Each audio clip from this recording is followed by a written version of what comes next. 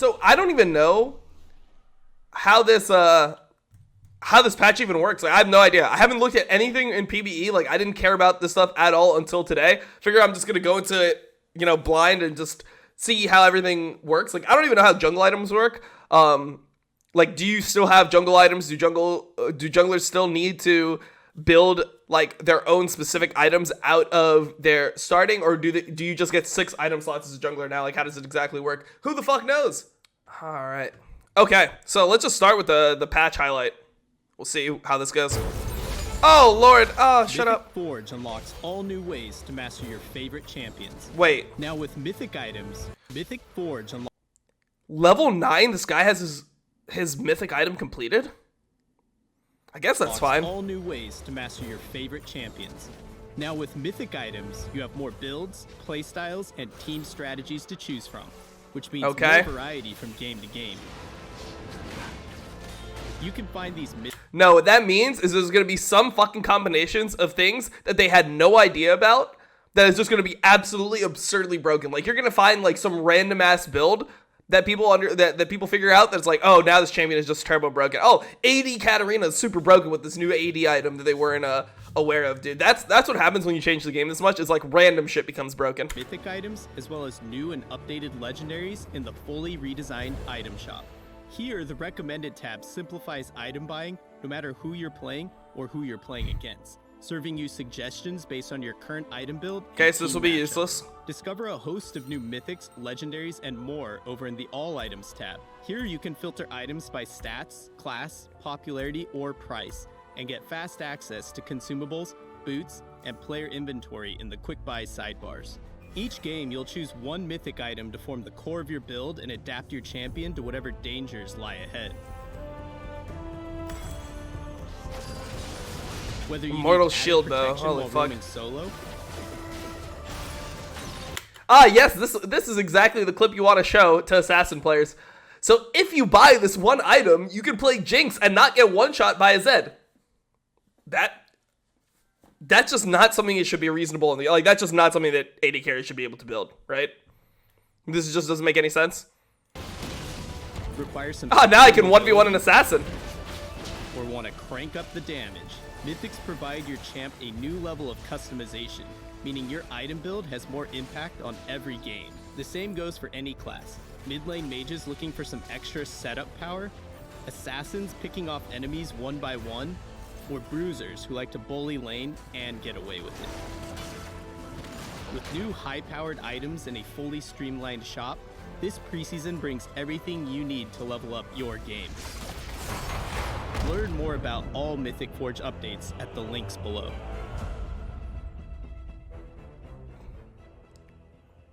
Alright, let's just get into it, dude. We should just get into it ourselves, right? Item updates, mythic items, we don't care about this. The fuck is this, man? What the fuck is this? ADC is so bad in Season 11. Well, I mean, the clips they're showing are probably just... So, either the items are completely broken, and now you're going to have AD carries 1v1ing assassins, which is what they're trying to, like, appeal to here with the thing. Or this is just grossly inaccurate for, like, what people should be able to do at different stages, and AD carries are just going to be worthless pieces of shit, and they're just debating all the AD carry players to try to, like, retain some of the players that went over to Valorant. Okay, let's see. New item shop. The item shop refresh was designed with different goals. We wanted to create a streamlined, data-based recommended item experience, improve the usability of all items view, maintain the ability to use and import item sets, and update visual look and feel to match League's evolving aesthetic. As always, we'll be keeping our ears to the ground, and we'll continue working with you all to make the item shop the best it can be. Okay, so here's the recommended item shop. Don't really care about this. No one's going to really use this in higher ranks. Wait, is the last chapter only 1100 gold now? That's kind of crazy. Okay, so I don't really care about the item shop. We won't really look at this too much. Like, it looks better. For what it's worth, it does look better.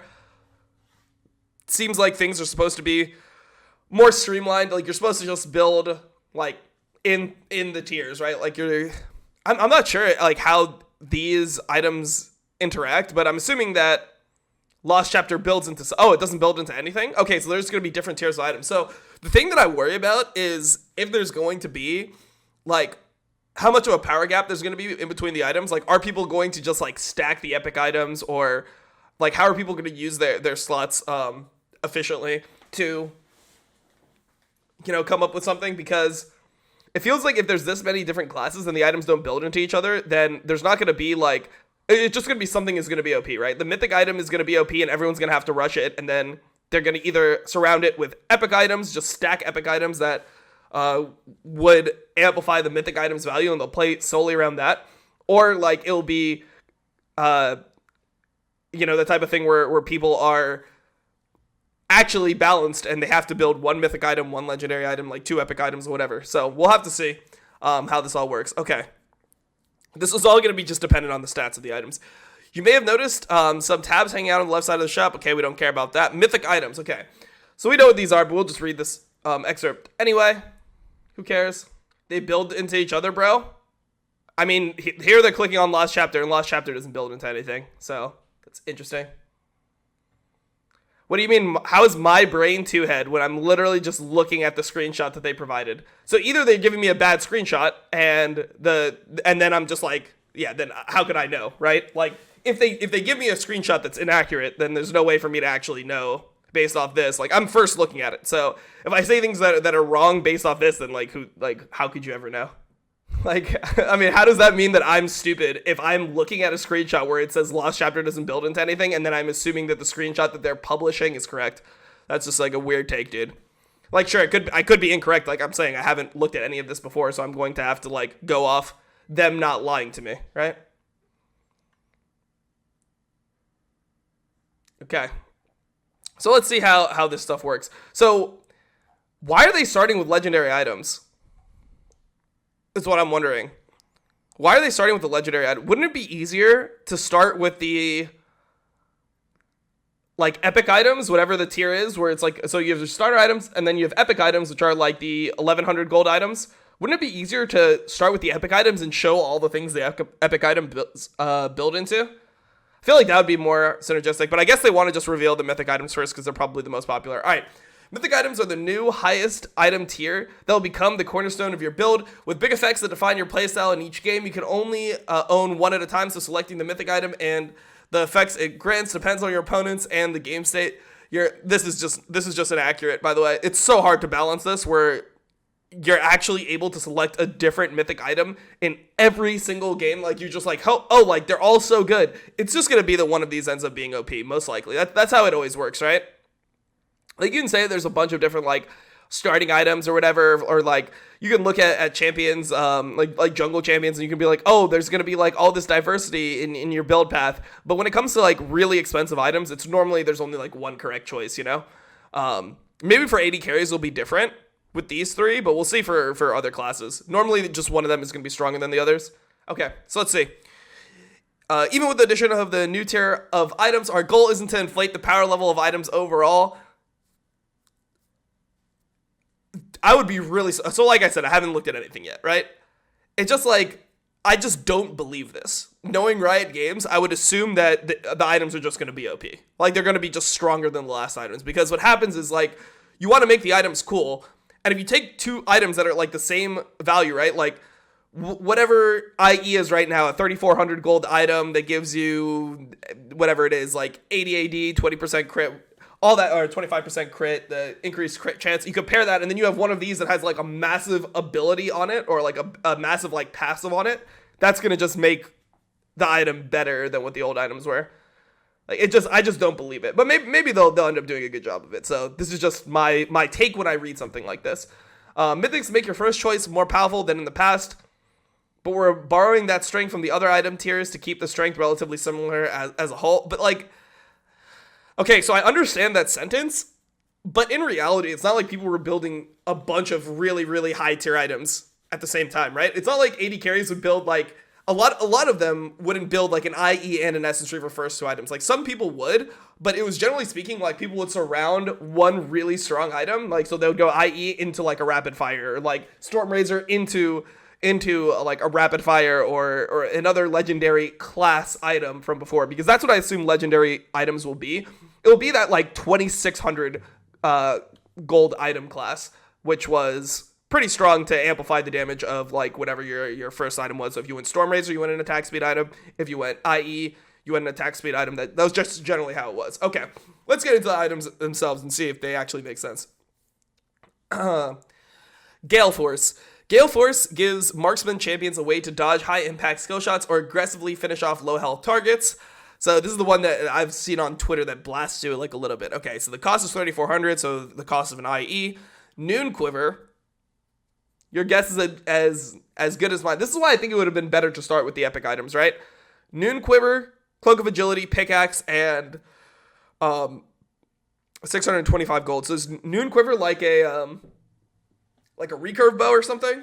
That type of stuff? Like, because it has to be the attack speed component, right? So this would be the crit component, this would be the AD component, and then Noon Quiver, I assume, is attack speed and AD? For this to make sense? It's kind of the new recurve bow? Okay. Yeah, it makes sense. Okay, so we understand that. Dash in target direction, firing 3 missiles at the lowest health enemy near your destination, prioritizing champions. Deal a total of 180 to 315 damage, which scales with your level from 10 to 18. Oh, so less than 10 to 18. Okay, but you're probably not going to have this item until like level 9, level 10 anyway, so shouldn't matter. Plus 45% bonus AD, which actually shouldn't matter that much based off what I'm seeing here, right? Because you're not going to have that much AD, bonus AD, as an AD carry. It's less bonus AD, or yeah, less attack damage that it gives you than like an IE or whatever you'd buy right now. Magic damage increased against the lowest star. So it is magic damage. That's actually pretty interesting. So it should like matter. Okay. Grant all other legendary items 3% movement speed. How many legendary items can you have? Is there a cap? I assume there's not, right?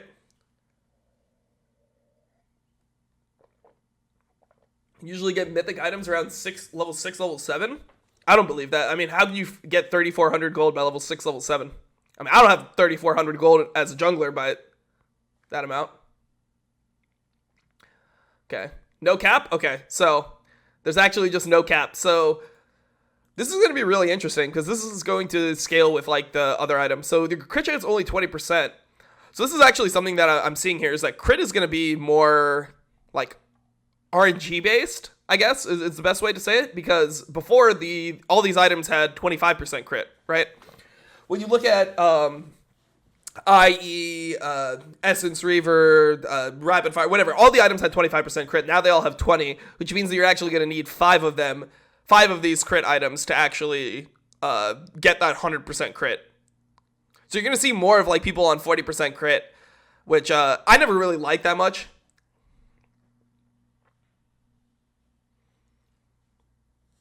There are more crit items, yeah, still, but like the amount of money you're going to need to get to the 100% crit is a lot more. Okay, so I wonder how good this actually is. Deal a total of 180 to 315 bonus magic damage increased against low health targets up to 50%. We'll have to compare this to the other ones, right? Like, it's looking at this in isolation isn't that good. What we should do is we should look at all the opportunities that you have to get different items and then compare them all to each other. Okay, so the next one is Kraken Slayer. So Kraken Slayer allows a free-firing marksman to cut even the beefiest enemies down to size. So this Noon Quiver, this has to be like a recurve bow. Okay, so the base stats of this are 60 damage, 25% attack speed, and 20% crit chance. Every third basic attack deals an additional 60 plus 30% AD true damage. Grants all other legendary items 10% attack speed. Okay, so this just has way better stats than the Gale Force. So this active, I don't know if it's going to compensate for all this. I feel like this will be just like the standard item on the AD carries that just want to sit there and just fire away. I'm not sure how good Gale Force will be on champions that don't rely on having like high amounts of movement speed. Like, for example, I saw people doing like a Caitlyn Gale Force combo, when I think about Caitlyn as a champion, how much do you really need the extra movement ability compared to just dealing way more damage? And this is going to give you 10% attack speed on all your legendary items. So by the time that you have 2 legendary items on top of this, you're just going to deal way more damage. It sucks. We'll have to see. We'll have to see. I mean, this looks way better than Gale Force, at least. Unless this active is really just that OP. Like, standalone, I guess it's comparable. This one has 5... So what are you sacking here? Okay, let's think about it like this. The third hit might be rough. I'm not sure who can actually use the third hit passive. That's the problem with this, is like, how many times are you actually going to be able to proc this? Probably once, right? Like, how often are you going to get 6 autos? And so, like, this will only be able to be procced once in, like, the early game, most likely. Or, like, when you're actually using it in fights, maybe twice. And this looks like it just outdamages it straight up. Vayne top. Well, I mean, obviously this is just like Vayne's passive, but I don't necessarily think that would mean it would be the best synergy. Because I feel like this one theoretically should be good for a champion like Vayne, like something that makes you like tankier, allows you to, you know, like 1v1 better. But let's see. This is like kind of interesting. I don't really think either of these items look super OP to me. Gale Force or Kraken Slayer. They just look like whatever. They look like they're more scaling with the passives. Okay. Immortal Shield Bow. Immortal Shield Bow helps marksman champions survive and fight their way back from the brink. Okay, so 3,400 gold. So all these things are pretty similar in their build. So these actually just build out of the same... These actually just have the complete same items. What the fuck? That's actually really weird. So there's going to be one of these that is just better than the other, and everyone's going to go at Gale Force versus Kraken Slayer. Because it's literally the same exact items that you need and the same exact combined cost. Okay. Immortal Shield Bow. Helps marksman champions survive burst and fight their way back from the brink. Okay, so 3,400 gold. Build path, Noon Quiver, Cloak of Agility, Vampiric Scepter, and 600 gold. 50 damage, 15% attack speed, 20% crit chance, 12% lifesteal. I mean, standalone, this is going to be way better, right? Like, standalone, like, when you're sitting on one item, this seems like it would be way better. Because you're sacrificing what? Compared to the first one, you're sacrificing 5 AD, 5% attack speed for 12% lifesteal, which is really nice. And you could probably, like, build in lane. You can build more for lane like this. So you can go, like, Noon Quiver plus Vampiric Scepter and probably be way better off than somebody who's sitting on, like, a Crit Cloak, for example. Alright, so let's look at the Mythic passive here. So, when taking damage that would reduce you below 30% health, gain a 250 to 700 shield, levels 10 to 18. For 3 seconds, additionally gain 15% lifesteal for 8 seconds. 90% cooldown. And to me, this just looks like the best one, man. Grants all legendary items 5 attack damage and 50 health. Like, you're just going to be tanky as fuck, which I feel like this is what people are going to want to be.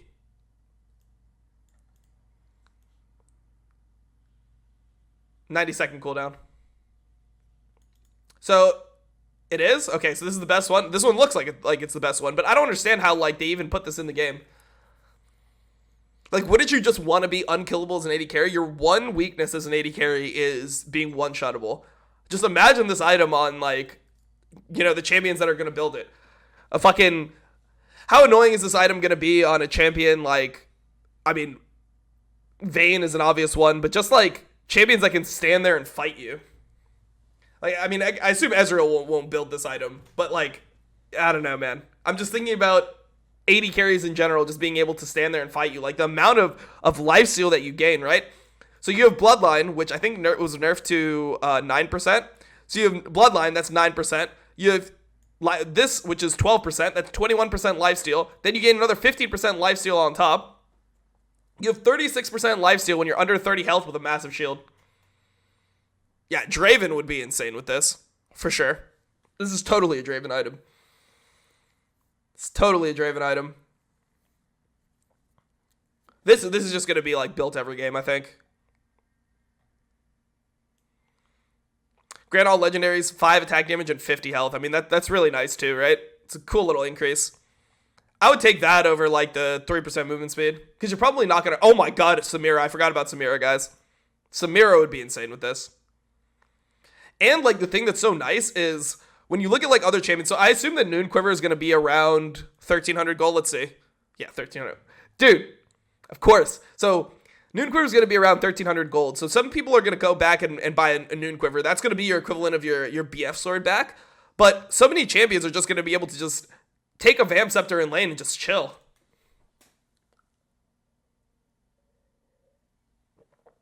I don't know. This one looks mega OP to me right now. This looks like by far the best one. I assume this would be built almost every game. Okay.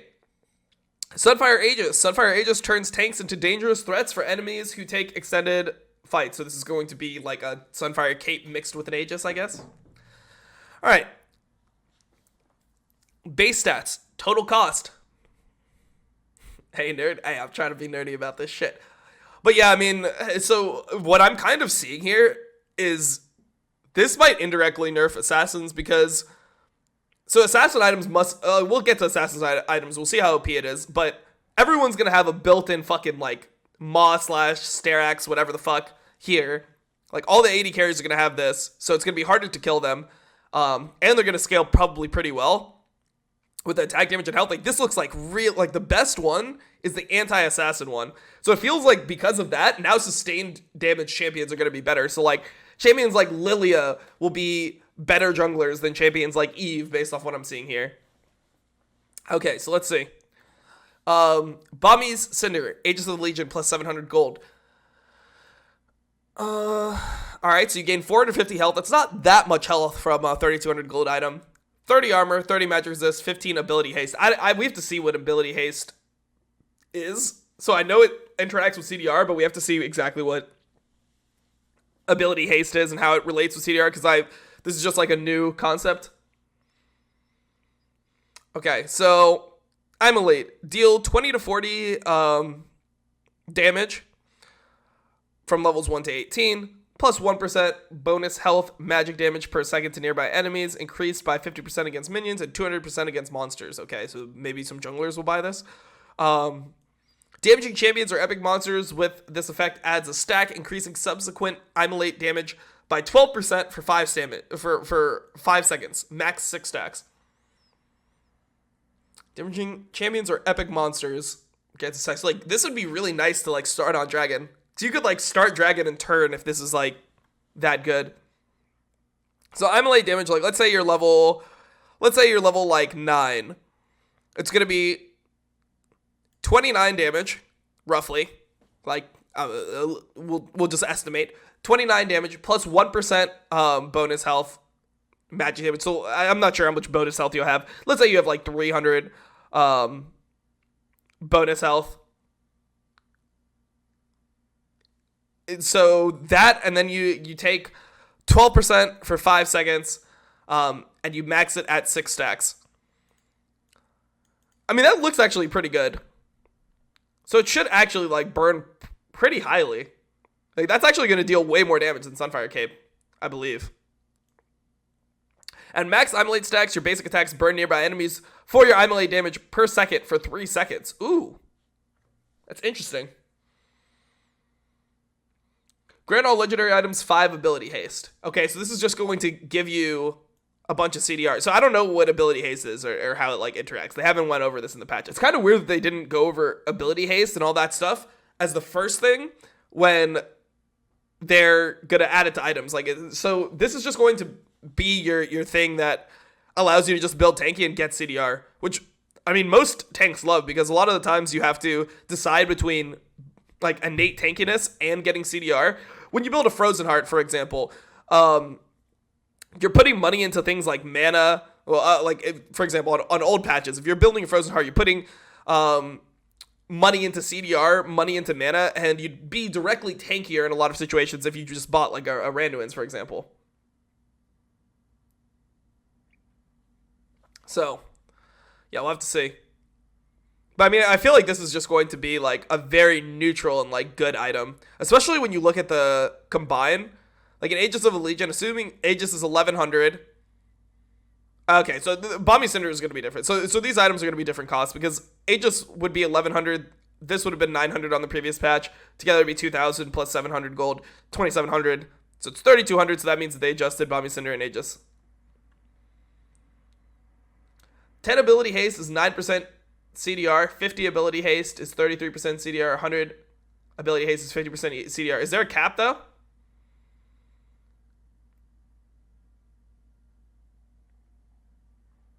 Okay, so that looks decent. I mean, the one thing that I'm worried about here is just the raw stats of the item.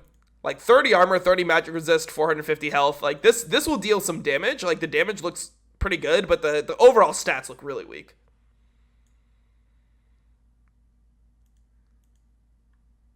The overall stats of this item look really weak. Okay. Frostfire Gauntlet. Also, if there's no like grievous wounds built in, and you're building something like a Sunfire Aegis, and somebody else is building an Immortal Shield Bow, and they get under this amount of health, they're gonna lifesteal tank you, bro. You're gonna get lifesteal tanked by this 27% lifesteal, and this shield if you're a tank. So it's kind of scary. Okay, Frostfire Gauntlet. Frostfire Gauntlet can turn any tank into an inescapable behemoth. 3,200 gold. Bombing Cinder and Null Magic Mantle Chain Vest. 950 gold. So for this, you gain 20 extra armor, you lose 100 health, you lose 5 magic resist, and you get the 50 ability haste. Deal 20 to... Okay, so this is the same passive. Basic attacks create a slow zone for 1.5 seconds. Enemies that can move across the zone are slowed by 30% plus 4% per 100 max health. 1,000 max health, rather. So... say you're at like 2,000 health when you build this. It's going to be an extra 8%, so they'll be slowed for 38%. It's not like a ridiculous slow. I guess it should be inescapable, but a lot of champions aren't going to care about this. The problem with persistent effects like this, like I would expect this item not to be good.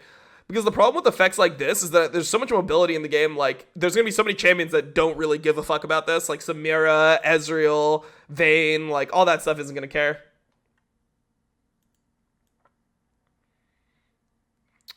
Grants all other legendary items 100 health and increases your champion model by 7.5%.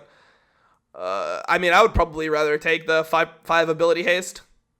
This seems like way better than who cares about like 100 health for every legendary item. 200 health when you have 2 compared to getting 9% CDR. I'll take 9% CDR over 200 health any day. Okay. I think this item looks shit to me. This item looks really bad to me, guys. Frostfire Gauntlet. Because Iceborne Gauntlet was super situational anyway, so who cares?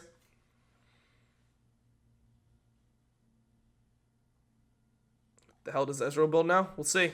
To get into all the items.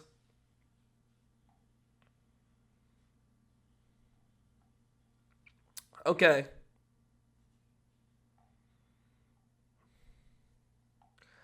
Turbo Chem Tank. For tanks who love starting fights, Turbo Chem Tank allows you to lead the charge into battle. 3,200 health, Bombing Cinder, Cloth Armor, Negatron Cloak, and 1,000 gold. Really high combined cost. Normally don't like this that much. Okay, so health is 350, so pretty low amount of health. Like, you're not getting many stats at all for this. 350 health, 25 armor, 50 magic resist, so it's just the MR version of the item. So Frostfire Gauntlet is better is the better armor item, and then this is supposed to be the MR item. The problem that I don't like about this is, like, I feel like they're just going to be very, like, champion dependent on what the people want to build. And, like, those champions, because of these items, the ones that synergize the best with the items are going to be the best champions, rather than, like, all champions being able to play and use both.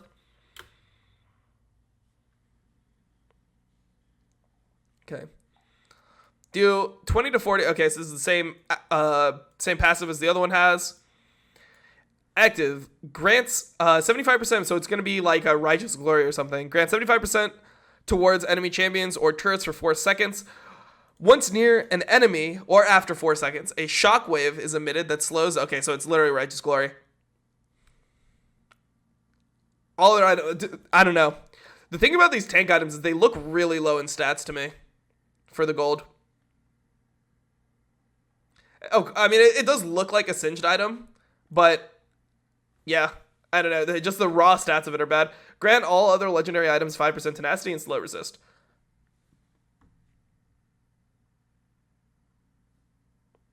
I don't like any of these items, to be honest. They just look very, very low in the stats. Like, the effects aren't bad, but the raw stats are rough.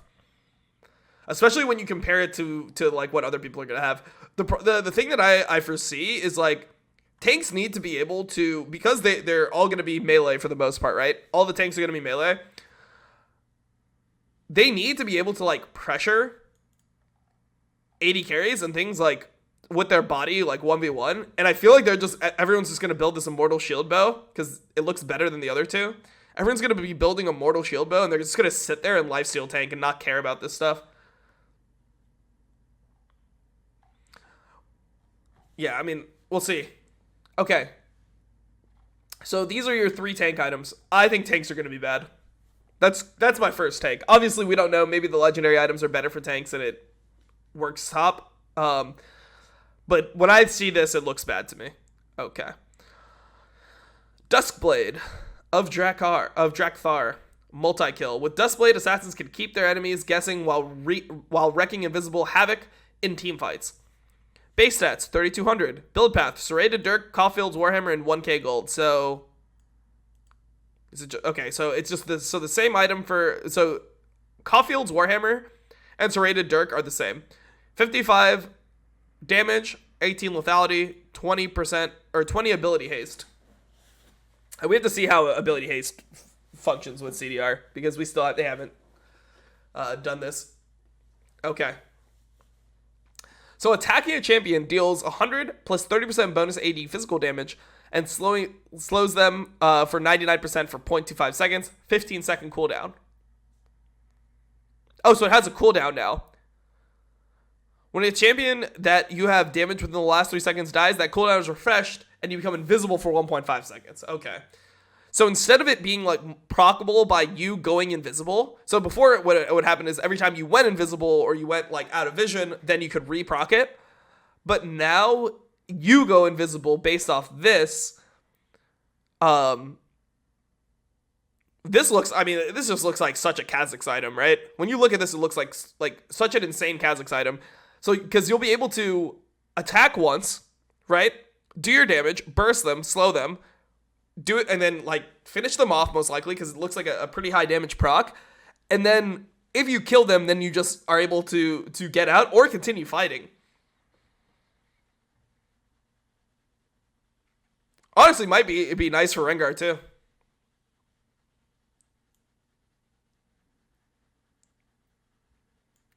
Udyr? Why are people saying Udyr?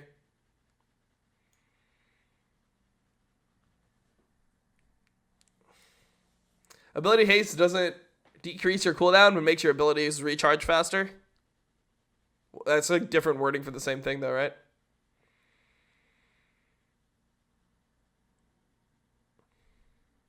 How does ability haste work? They haven't told us yet. We have no idea.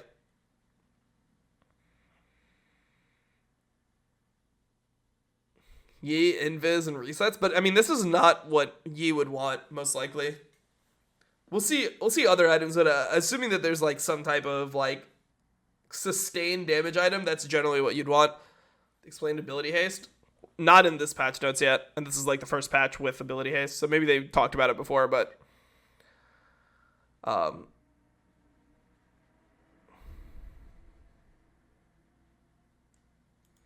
okay.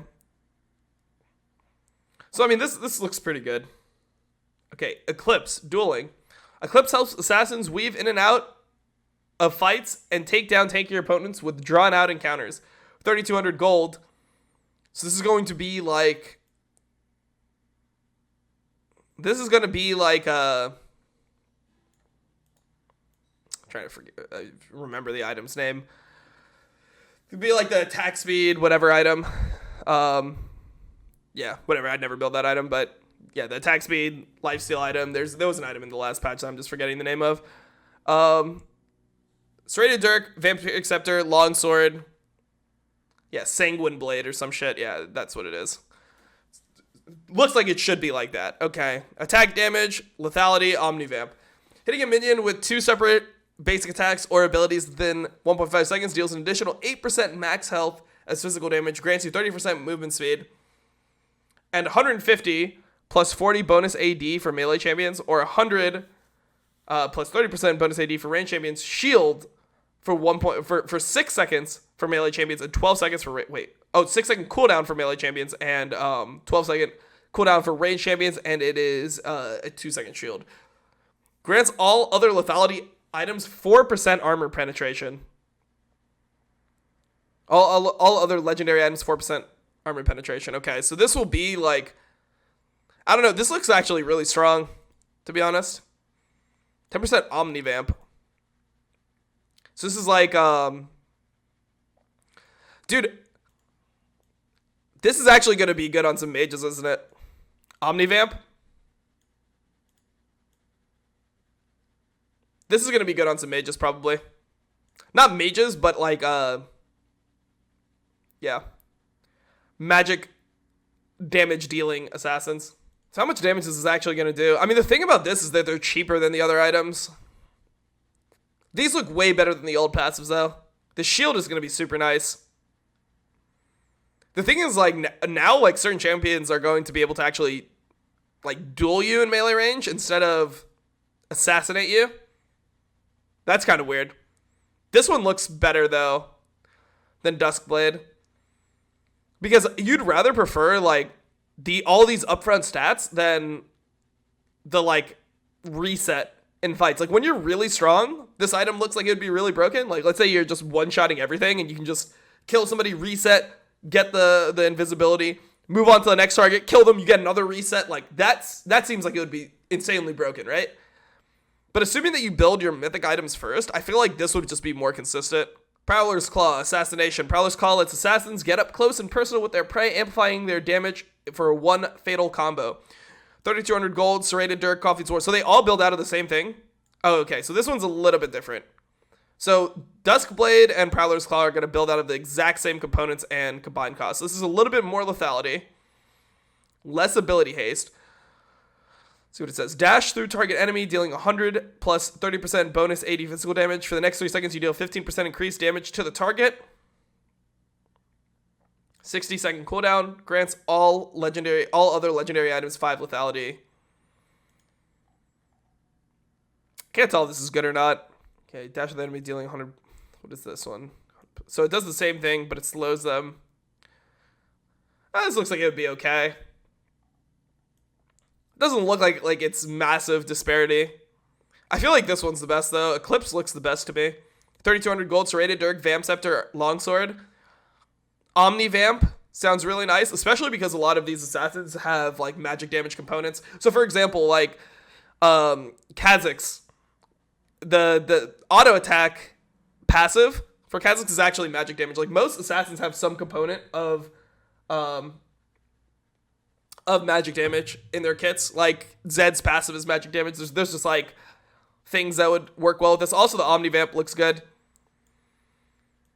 And this will be better at fighting multiple different types of classes, whereas Prowler's Claw and Duskblade will be really good at killing squishies, but they'll be pretty bad at killing other things.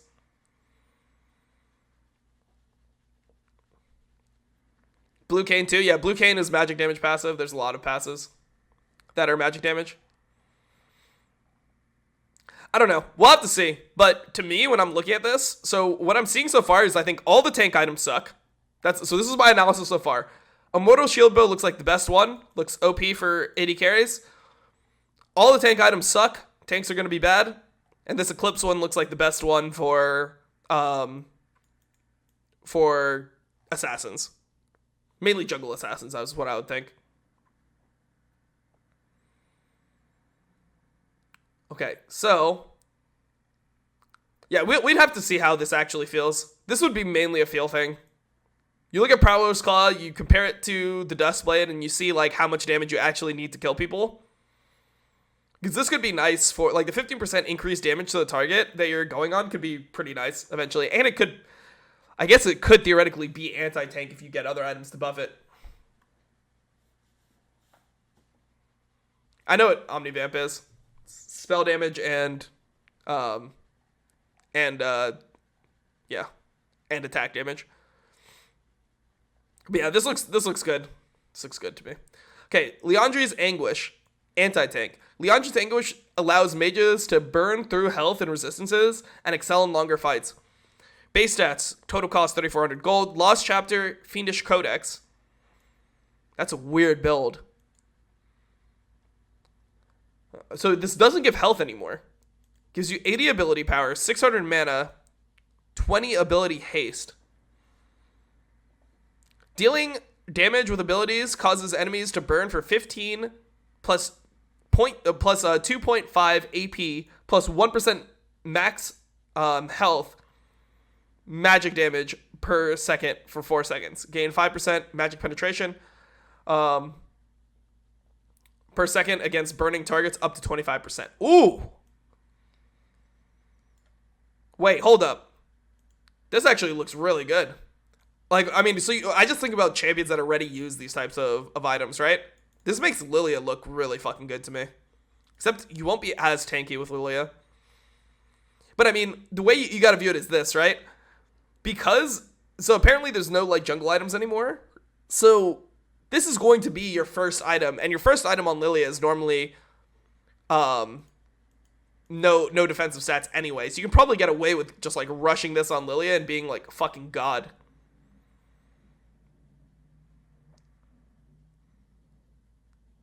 %20 ability haste looks nice too, and then 20 ability haste looks nice too. Grant all of the legendaries 5 ability haste as well, so you don't really care about the CDR as much on Lilia, but I just feel like this item is going to be really good from what I'm seeing on jungle.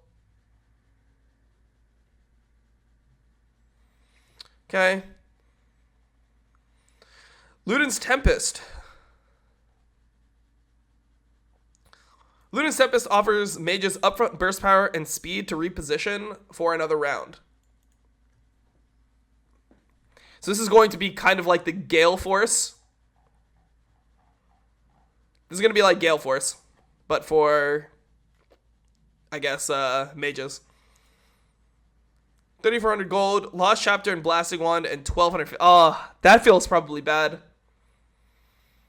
Having to save 1,250 gold in just upgrade costs, that's going to feel awful.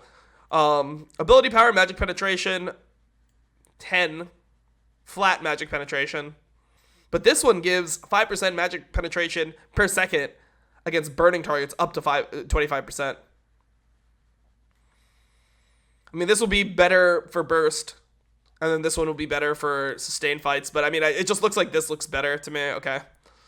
Damaging abilities deal an additional 100 plus 15% AP magic damage to the target and 3 nearby enemies and grant you 30% movement speed for 2 seconds, 10-second cooldown. So it's not going to be like the jump like Gale Force, but it will just give you some move speed. Grants all other legendary items 5% or 5 flat magic penetration. So this is going to be like, I'm surprised that this doesn't build out of Oblivion Orb, or what is Oblivion Orb's like point now, because the magic penetration, this is a flat magic pen and it gives everything else flat magic pen. So this will be like for early game champions. Maybe this will be like a LeBlanc item still, potentially a Zoe item. Looks like that to me. Okay, Everfrost. Slow enemies. With Everfrost, mages can control the battlefield and lock down their opponents in ice. This is especially useful for disengaging. Oblivion Orb is Grievous Wounds now? Oh, interesting. Okay. Lost Chapter, Blasting Wand, 1250. Man, these probably feel a lot worse than the jungle items to make. Like, this feels so much better, right? Serrated Dirk, Vamp Scepter, Longsword, 850 gold. I'll take that over having to sit on Lost Chapter, Blasting Wand, 1250. A Lost Chapter was what, 1100? And then Blasting Wand would be 815. That'd be okay. So no, that's not what Blasting Wand is anymore. So Blasting Wand has to cost more if Lost Chapter is only 1100 based on the screenshot we saw earlier. Okay, so Lost Chapter, Blasting Wand, ability, health, mana, and ability haste. Okay, so ability power is not bad. AP, 80 AP, pretty heavy.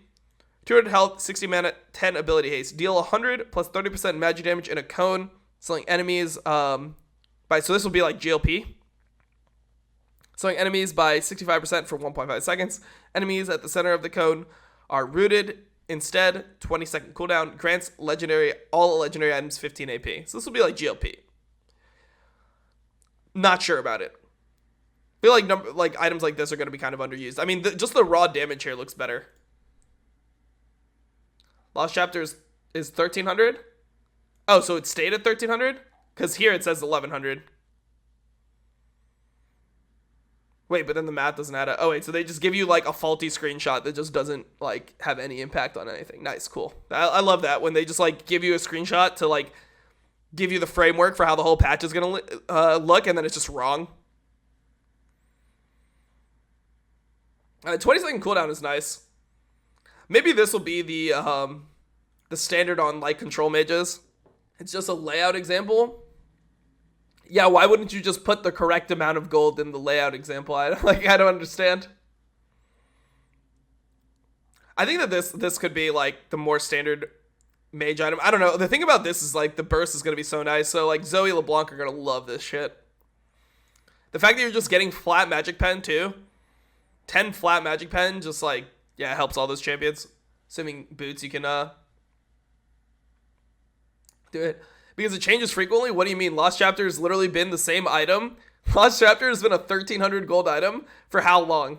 Like, it just say that it didn't change. Why randomly change it in the screenshot? All right, anyways. Hextech Rocket Belt. So this one's 200 gold cheaper. I assume it's similar to Proto Belt. Gives shorter range mages a way to blast onto the scene to get in range and destroy enemy champions. 3200 gold. Hextech Alternator, Ruby Crystal, Blasting Wand, and 900 gold. 700 more than Proto Belt, but you get more AP, 80 AP, health, and CDR. So it's literally the same as Proto Belt, just like an upgraded Proto Belt. Dash in the target direction. Unleashing, so yeah, it's the same thing as Proto Belt. They gain 75% to movement speed towards enemy champions for 2 seconds. Not bad, 40-second cooldown. Once again, similar to Proto Belt. Grants all legendary items 5% or 5 magic pen, 5 flat magic pen. We'll see. I mean, this is supposed to be like an echo item still.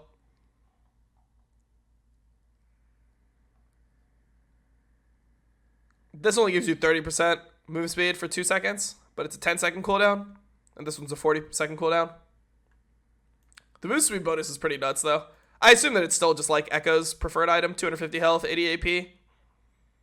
The thing about champions like Echo is they want their items earlier, so like the fact that this is a 3200 gold item compared to like a 2500 gold item, I think it makes a lot of difference.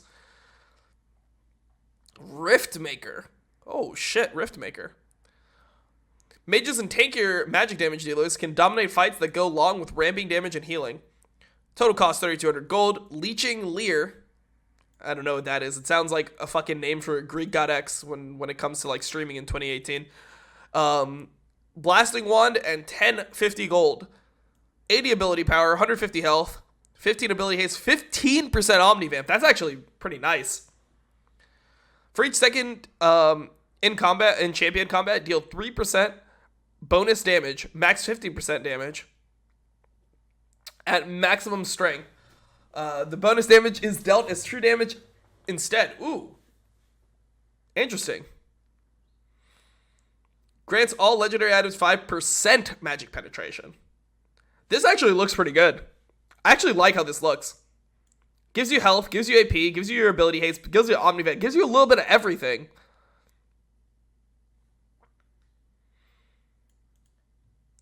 What would this be good on? This would be like a good Swain item. This would be a good Vlad item, right?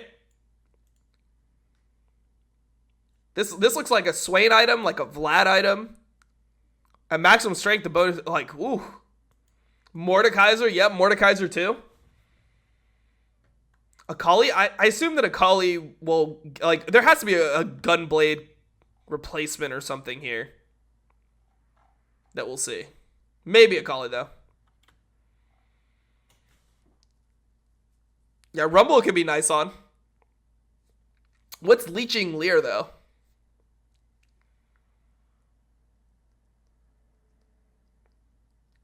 Udyr? Oh, honestly, that's actually a pretty nice AP Udyr item. It's not bad.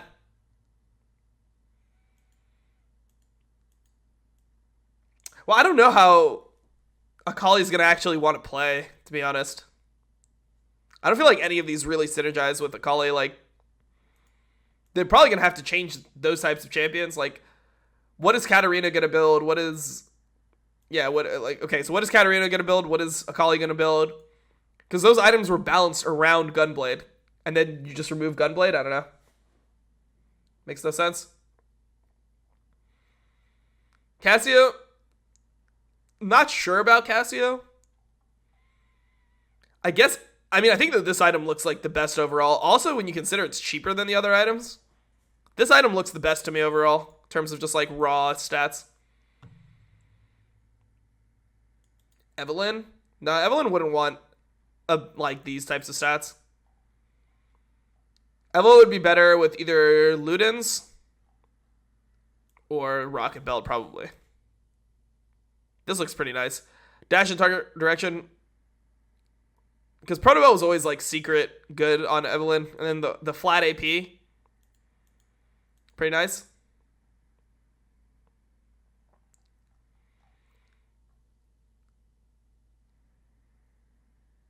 So the one downside of this is it doesn't have mana on it. But I assume that you'll be able to deal with mana other ways. I heard that Presence was removed, so maybe you don't have that anymore, but I don't know. Like, for a champion like Vlad, like, how is this not going to be just completely OP on Vlad?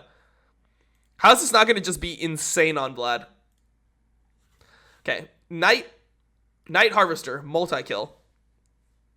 Night Harvester is a great tool for magic damage dealing assassins and bruisers who want to work their way through the entire enemy team rather than taking out one target and then bouncing out of the fight. 3,200 gold, Hextech Alternator, Ruby Crystal, Blasting Wand. Okay. Crystal Blasting Wand, 900 gold. Ability power is 80. Health 250. Ability haste 15.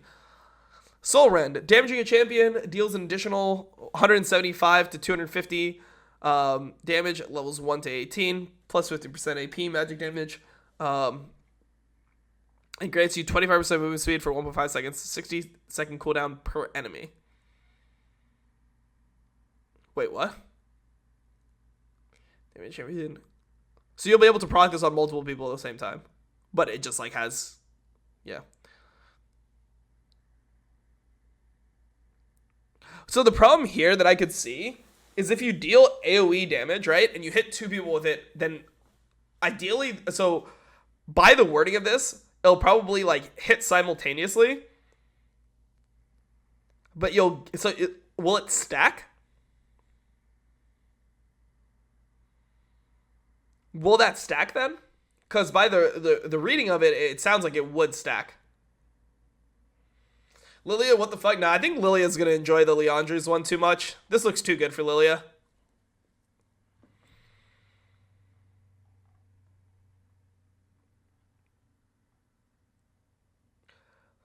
No, I'm not talking, like, I assume that it will happen simultaneously. I mean, it's hard to know, right? Like, you just have to test this type of stuff because the wording won't tell you exactly. But I assume that you would just get, like, double the movement speed, but still only for 1.5 seconds. What's that? Each champion will have a cooldown. Okay, so let's say you hit two champions at the same time, right? What happens? That's the question. What happens if you hit two champions at the same time with your Night Harvester? Oh, it extends the time. Interesting.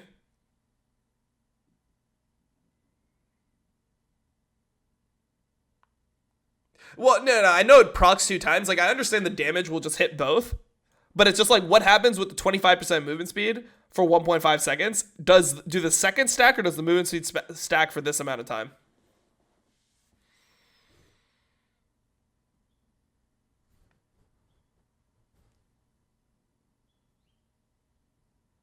Night Harvest for Karthus. Health AP. I mean, I wonder.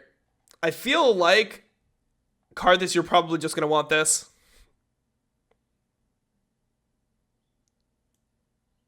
I feel like this looks too good for Karthus. No idea, no clue. Okay, well, we'll have to test that stuff out. That's like stuff where it's just not clear from the tooltip, or like from the effects, how it actually interacts. Okay. So you get CDR off this, or the equivalent of CDR. Okay. So Trinity Force. Trinity Force is 3/3/3. Okay, so they did this on purpose. Allow fighters to take over long fights with ramping attack damage and repeated bursts with Spellblade procs. Okay, so it's going to be similar to the old Triforce. 35 attack damage, 200 health, 35% attack speed, 10 ability haste. Basic attacks grant 25 movement speed for 3 seconds. If the target is a champion, increase your base attack damage by 6%, stacking up to 5 times. Still looks like a pretty good Jax item. I mean, if there's no Blade of the Ruined King anymore in legendary items, I guess that this is what people want. Spellblade, after using an ability, your next basic attack is enhanced with an additional 200% base attack damage, 1.5 second cooldown. Grants all legendary items 10% attack speed. I mean, it's just a Jax item, right? To me, this just looks like a Jax item. Jax are like, it's the same champions that were good with it before are going to be good with it again, but it's cheaper, which is one thing. The combined cost is more, which means that these items have to be less, right? So Kindle Gem, let's say this is 800, let's say this is 700, it's 1500. I don't know what this will be. Earthbound Axe, so let's say that would be 1100. Let's say it's 800, 700, 1100. That would make sense, right? So that would be 19, 26, 733, 333, something like that. Ezreal, I'm not sure about Ezreal.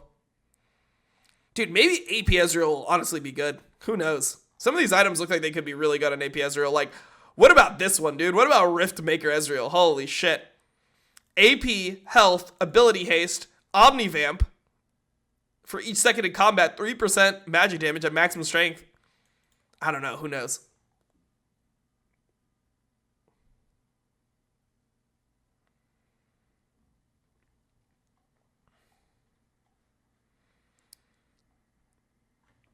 So one thing that's unique about this is it seems like part of the cost that was left out was like the mana not being there anymore.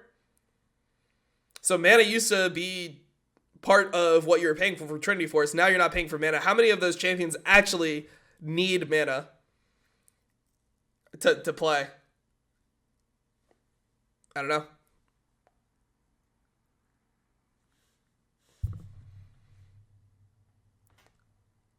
Probably not that many, honestly. The Mythic seems pretty good. Grant all legendary items 10% attack speed. Well, there was one that gave attack speed earlier. Which one was it? Okay, so it's the same passive as Kraken Slayer.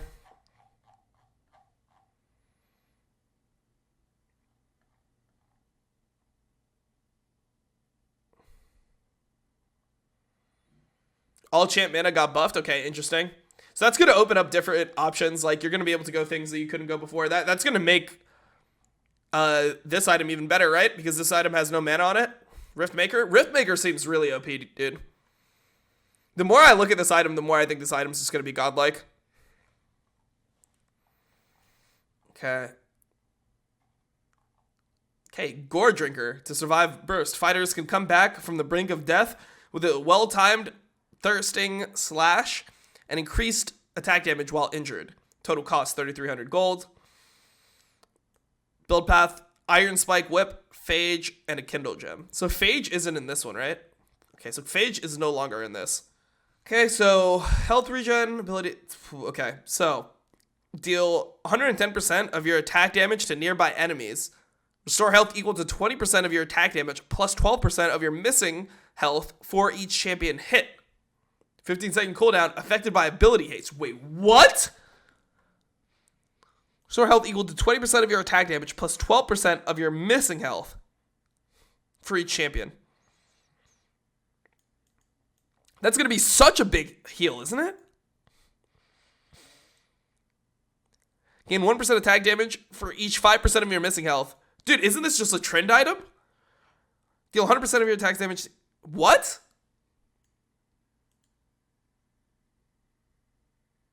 This is like insane health. This is literally going to be like people are going to heal from like 10% life to like 70% life or something.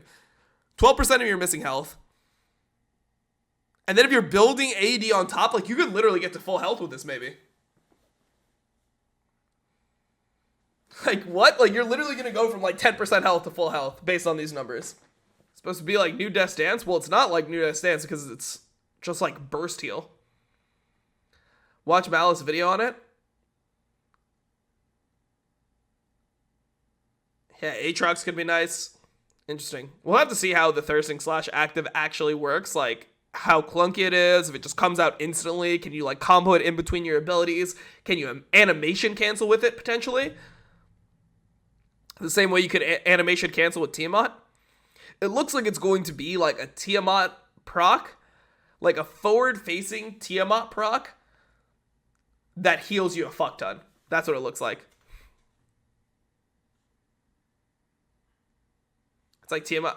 Okay. Yeah, that's how I'm looking at it right now. It's like a... Okay, interesting. That's going to be really good on a lot of different champions. Cool. Might be good on a champion like Riven. What, it gives you HP regen, which is nice for Riven. Health, attack damage, Renekton. All these champions are going to enjoy this.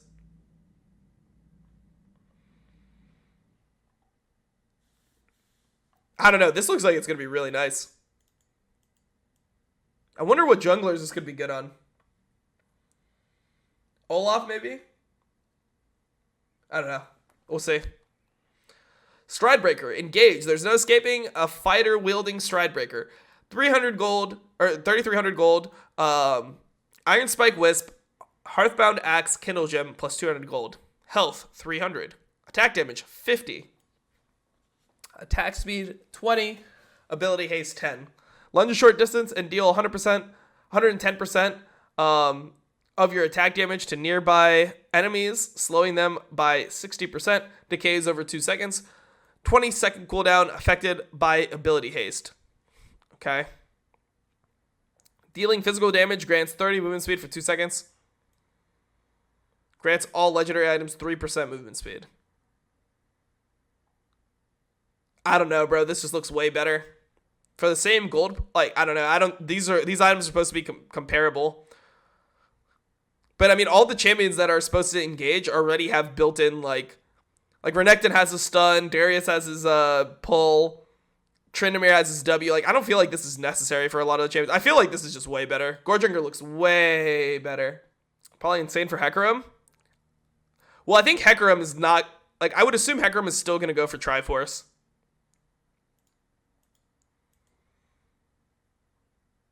This looks like it would still be the Hecarim item. Because you want, like, sustain damage, and you already have healing from your W. And, like, these are all mythic items, right? So you can only get one. I assume that this will still be a Hecarim item. But maybe Goredrinker is just so OP, you can just get it on everything. Who knows? I don't think this item looks that good, though. Stridebreaker, when you compare it to the other two, I don't know.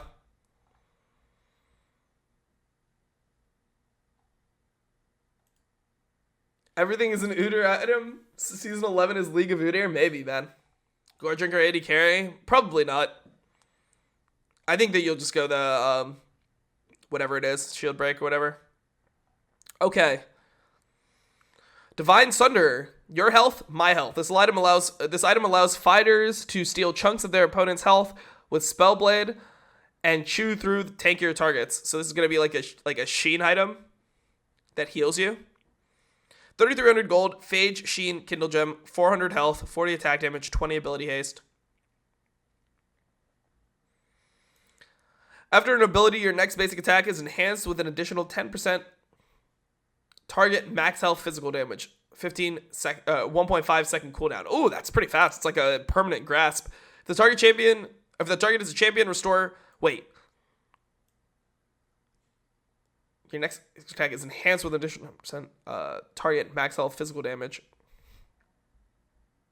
If the target is a champion, restore 50% of the damage amount, 30% for ranged users. Grants all legendary items 5% armor and 5% magic penetration. After abilities, your next base.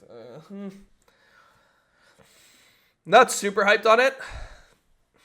It looks like grasp, pretty much. It looks like an extra grasp proc. This could be nice on potentially. This would be nice for champions that don't have like built-in healing reduction to their kit, so you could just like proc on them. I guess people are gonna have to buy like Grievous early. So this is like a really high sustain item. I'm not sure how I feel about this. I'm not sure how I feel about it. I feel like Gore Drinker looks really nice to me. I don't know. But this passive is actually not bad either. So tanks are just shit based off what I'm reading. Like, I just don't see how tanks are good at all. Okay. Now we're getting into the support items, I guess. Shirelia's Battle Song. Shirelia's lets supports orchestrate flawless quintets by boosting ally. Okay, whatever, man. Nice sentence, I guess. Total cost, 2,700 gold. Build path, Kindle Gem, Fairy Charm, Winged Moonplate, 850 gold. Okay, I don't know what a Winged Moonplate is. 350 health, 20 ability haste, 5% movement speed, 50% mana regen. Same Shirelia's passive. Oh, but it gives you magic damage too. Grants your ability in your nearby allies 40% decaying movement speed for 4 seconds, an additional 40 to 60 ally levels 1 to 18 magic damage for the next 3 basic attacks or ability hits each against champions. 90-second long cooldown though. Grants all other legendary items 2.5% movement speed. Oh, this actually looks not bad. So it's like a Shirelia's, but then it also gives your champions damage.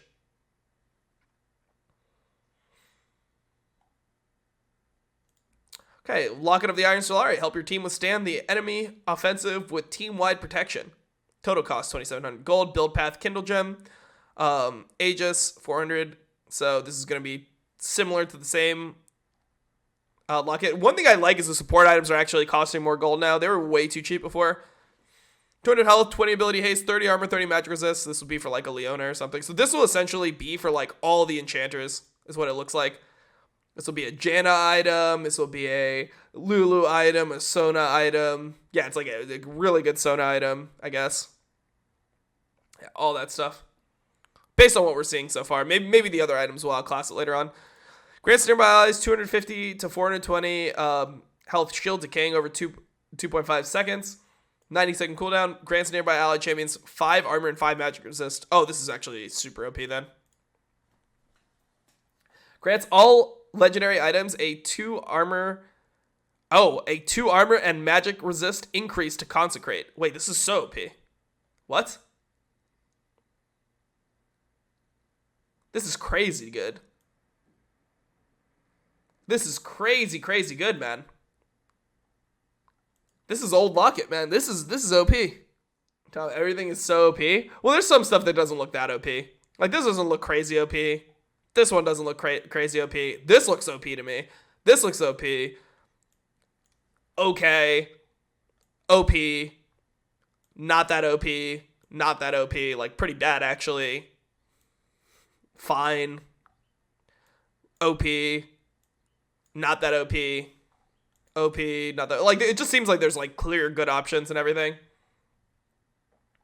Could tank tops not just build this? Honestly, this item looks better on tank tops than the other items. The thing is, like, I don't know how your damage is going to be. I don't know if you're going to be able to, like, deal enough damage, but this looks pretty good to me, man. This honestly looks better than the tank items. In terms of stats, they're pretty similar. Like, it's not much worse, and it's cheaper. Then you're granting nearby allied champions 5 magic armor and magic resist. This actually looks fine.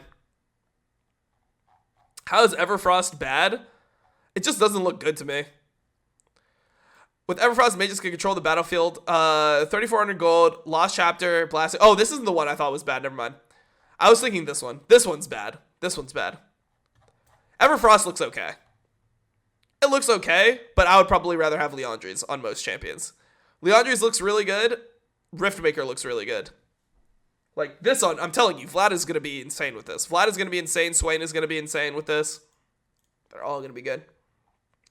Say Dustblade was bad? No, I think Dustblade's okay, but I think that this one is pretty good. Eclipse. Eclipse looks better to me. Just sustain damage and just being able to, like, a multi-use item is really good.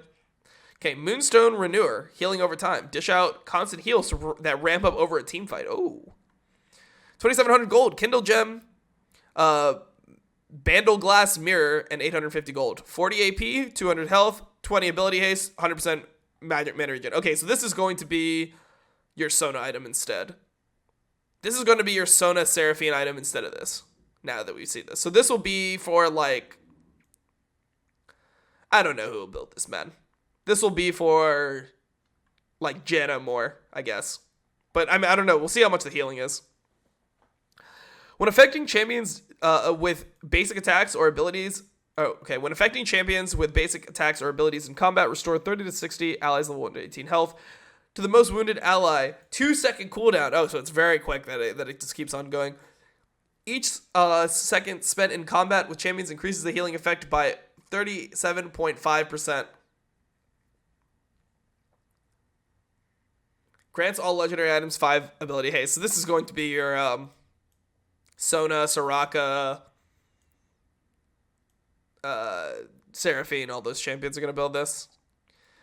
Damn. Yeah, Yumi. All of that shit is going to enjoy this.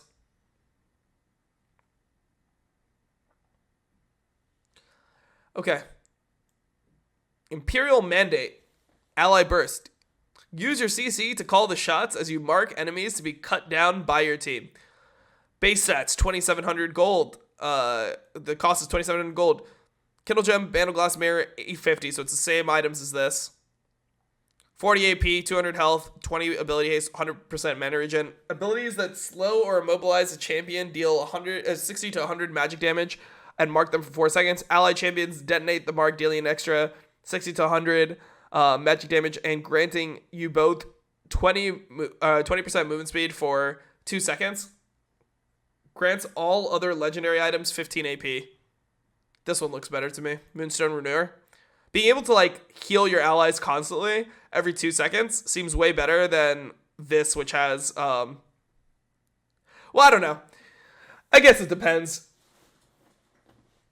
But with, like, I don't know, other people on your team having so much, like, healing, there's going to be so much fucking healing in the game now. I feel like this would just, like, healing is just going to be super OP.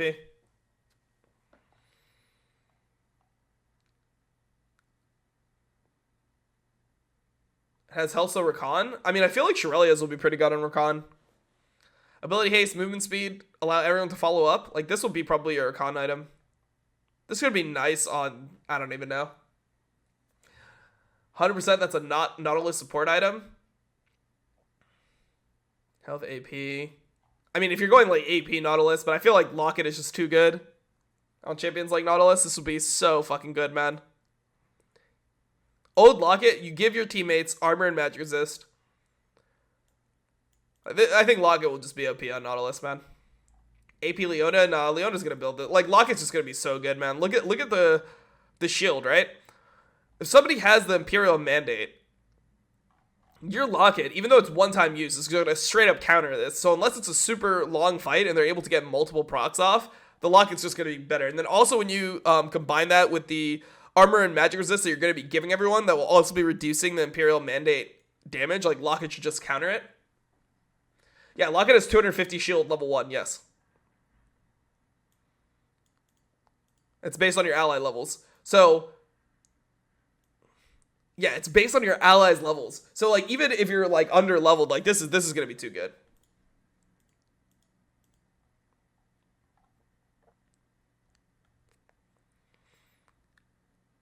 Okay. Stat updates. Ability haste. Okay, so this is where we get to learn about ability haste. So those are all the mythic items. How long did that take? An hour and a half to do all the mythic items? Interesting, man. I mean, there's some that look better than others. Like the Mortal Shield Bow I'm really interested in. All the tank items I'm not interested in at all. I think they all kind of suck. I want to try Eclipse. Leandri's on Lilia. Leandri's on... maybe even Karthus could be good. Like this I want to try a lot. Protobelt maybe on like an Eve could be nice. I want to try Riftmaker on a few different champions. This looks really good. Trinity Force still want to try. Gore Drinker is really exciting. Not huge on Stridebreaker. This is interesting. Unsure. Would have to really like theorycraft what champions will actually be good with this. And then Locket looks super OP. Moonstone Renewer looks like it'll be really annoying. So it seems like Locket will counter Imperial Mandate, and then Moonstone Renewer should be good against Locket. That's like kind of the interaction. So if you're playing against a Locket champion, you probably want to, instead of going Imperial Mandate, you probably want to go Moonstone Renewer instead.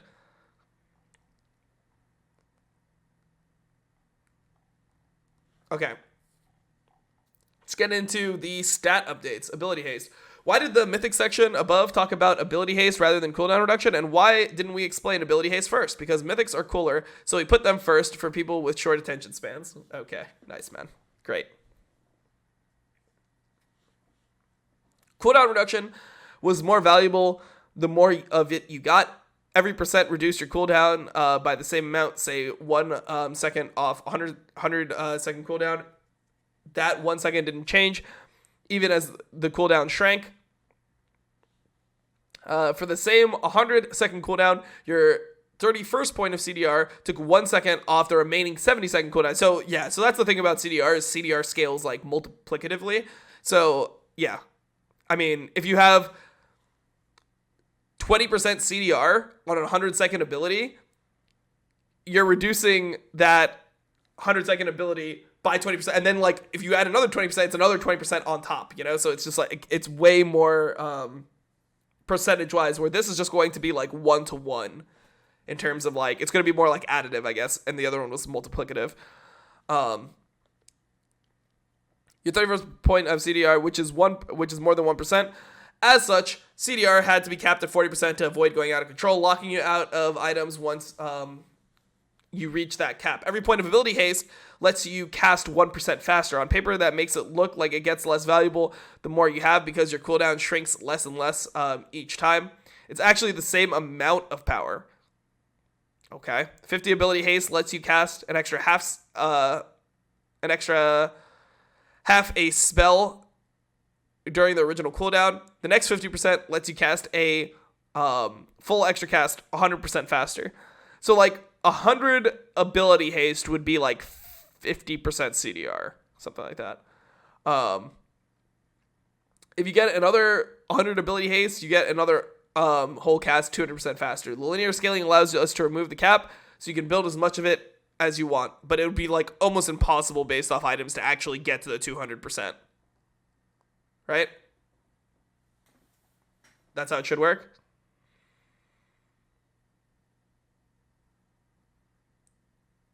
Crazy. Okay.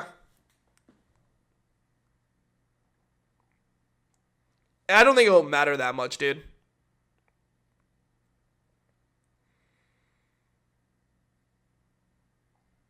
You'd think. Well, I mean, if you just look at like the ability haste, like so essentially you need 200 ability haste to get. Wait, hold on. Let me read this again. On paper, 50 ability haste. Let's cast an extra half a spell during the cooldown. So, yeah.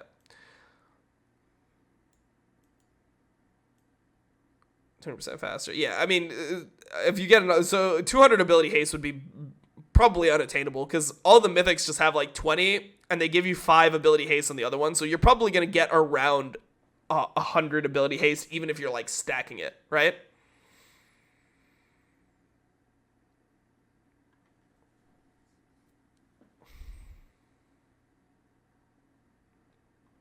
Okay, cool. Vamp effects. The big change here is that lifesteal now counts physical damage dealt by on-hit effects, since the idea of heal from your attacks. Effects since the idea is heal from your attacks. It's more understandable if we include the whole attack.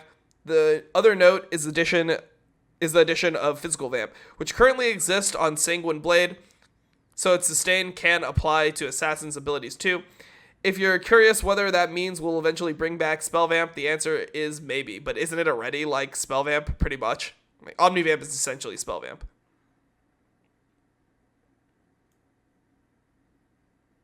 Oh, so Omni Vamp, you actually heal off true damage as well. Interesting. Okay. Lifesteal. Heal from physical damage dealt by basic attacks now include on-hit effects. Heal from your physical damage dealt by basic attacks and abilities. 33% effective for AoE and pet damage. Okay.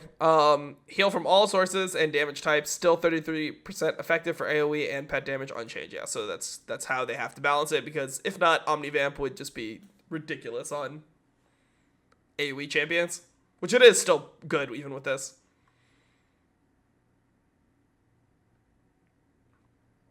Okay, that's fine. That's how we figured that would work. Critical Strike. Reducing the value of each point of Critical Strike and offering less of it per item allows us to smooth out marksman's build scaling and put more interesting and powerful unique effects on their items. They'll be stronger early and mid-game, and their late-game damage will be less unilaterally based on constant crits, since the other parts of the items will be more influential. Also, by spreading crit across 5 items, read every non-boot slot in marksman builds, we can put crit chance on more items because marksmen no longer run the risk of overcapping and losing access to items they otherwise would have wanted. Okay? So crit chance on legendary mythic items, 25%, 4 items max to 20%, or 25%, 4 items max to 20%, 5 items max. Yeah, this is exactly what we said. So essentially, every 80 item is going to have crit on it, and that's just going to change the way that marksmen are going to be, but the thing that I don't like about this is like, so they nerfed the basic critical strike damage, which I guess is good. I just don't like the RNG based of crit. Like, it's so weird to have crit in the game when they removed a lot of like the other things that were percentage based within the game, like dodge. One thing I just want to check is there's no crit on Immortal Shield Bow, right? Oh wait, no, there is. Okay, this item is just OP. The Immortal Shield Bow is just OP. I'm convinced that Immortal Shield Bow is going to be OP on every AD carry. Slide like the bounce. Watch this. What is this? Why is this not dark mode? Why is it not loading?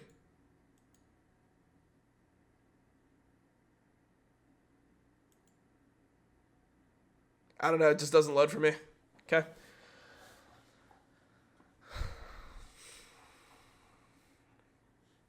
Okay, new legendary items. Legendary is the category of item that used to be the most powerful tier.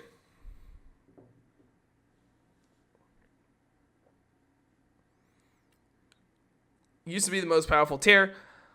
They're your completed non-boots items that don't build into anything else. We assessed different item classes to see which niches were most needed to create more meaningful choices.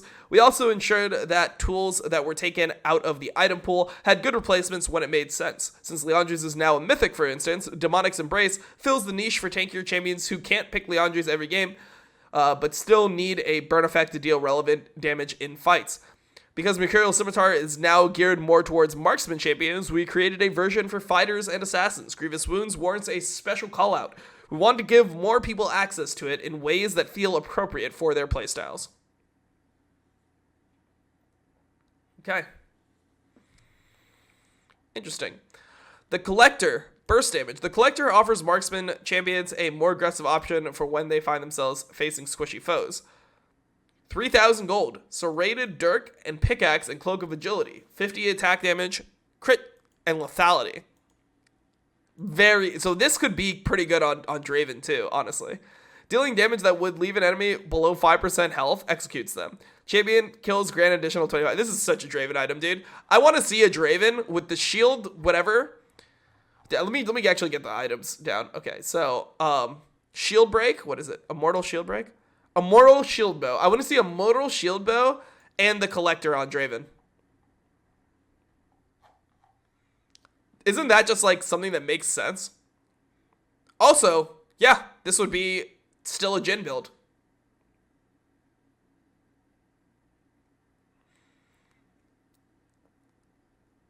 Okay. 3,000 gold, though. So the legendary items are more expensive than I thought.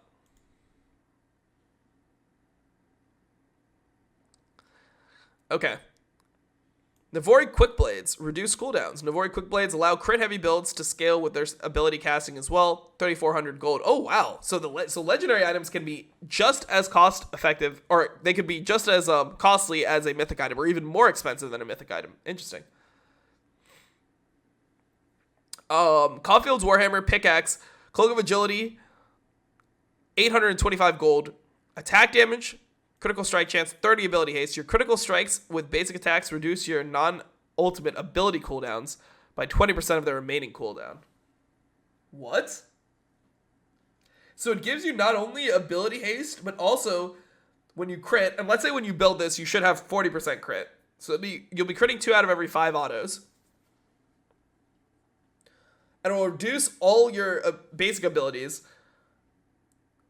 your non-ultimate ability cooldowns by 20% of the remaining cooldown. What? This looks broken.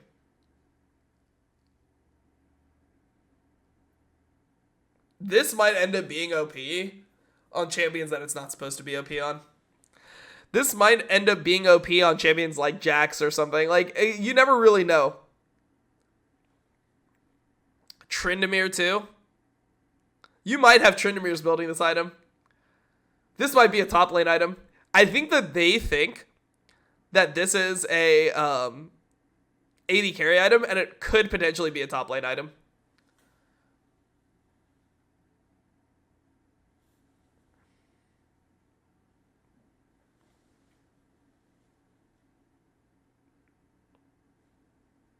I don't know what you select as your mythic item, though, from Master Yi. I wonder if there are going to be champions that just don't build a mythic item, though. Maybe these items are just too OP.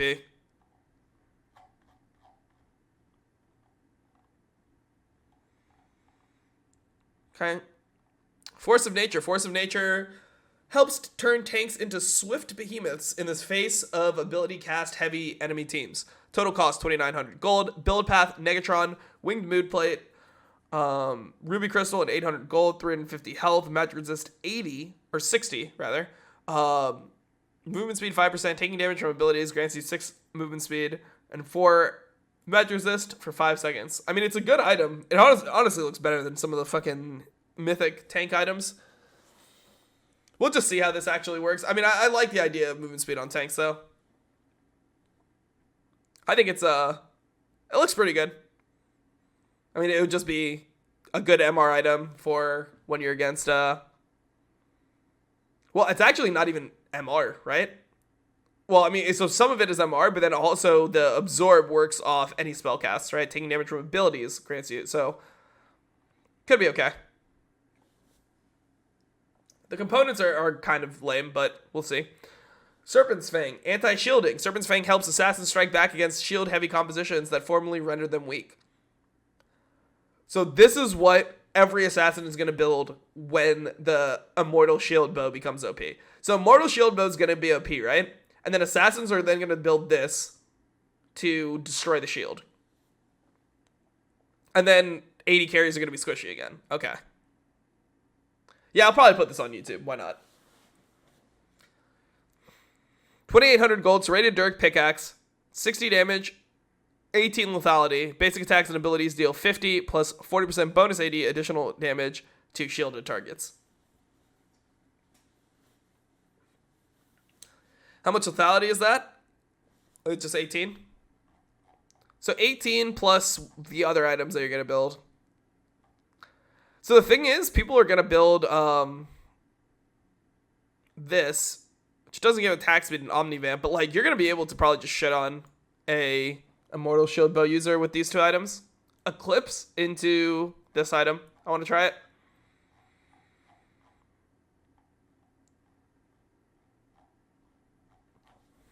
Serpent's Fang. Serpent's Fang Eclipse. I like it.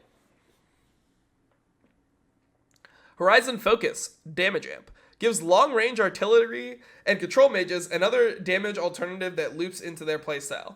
Base stats. 3,000 gold cost. Needlessly large rod. Hextech alternator. 700 gold. Okay.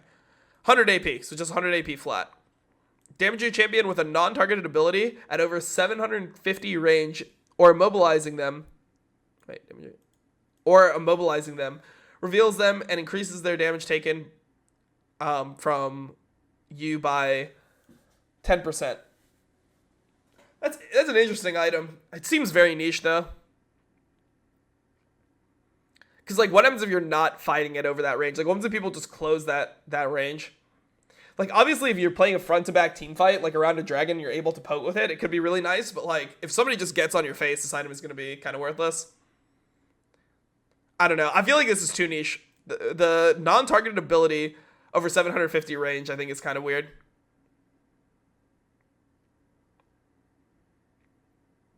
Karthus item? We'll see. I mean, I think Karthus will probably want other things.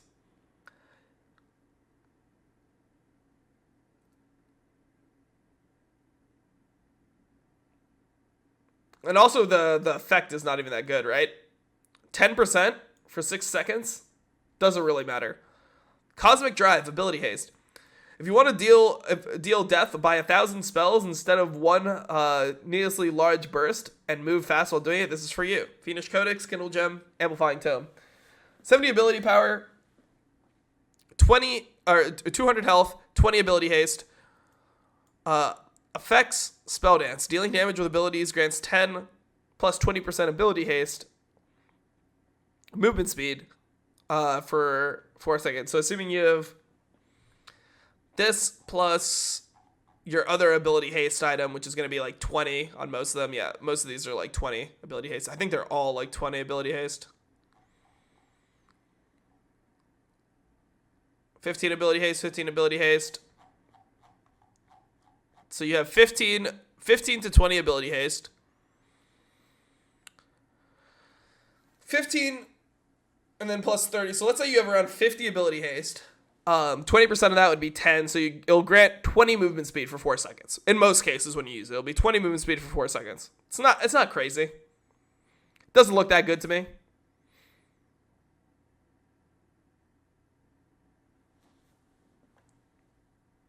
You get that on Ader? Nah, I don't think you want these items on Ader. I think you're going to want tank items after your first AP item.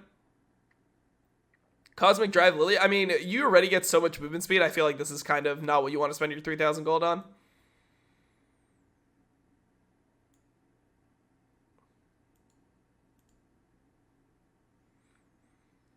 All right, let's see this. Demonic Embrace, sustain damage. A new helm for bruisers and battleground mages, and battle mages that want to get in the thick of things. Bulk up and deal excellent damage over time.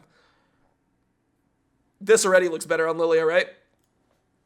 Because you can go Demonic Embrace on top of Liandry's. Probably.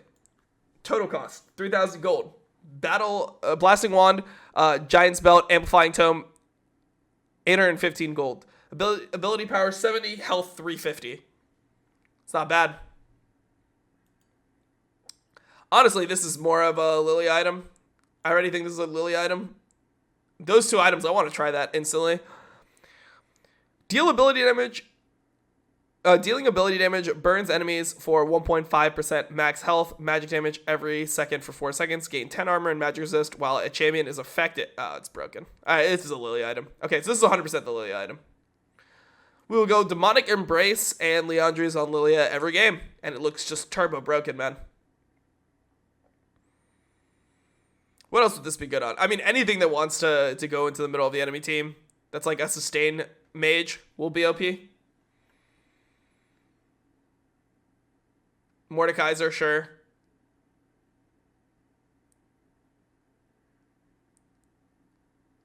Yeah. Ader, probably not. Swain, absolutely. Demonic Embrace, dude. Imagine Swain, the Omni whatever one. This item. Here. Boom. Rift Maker into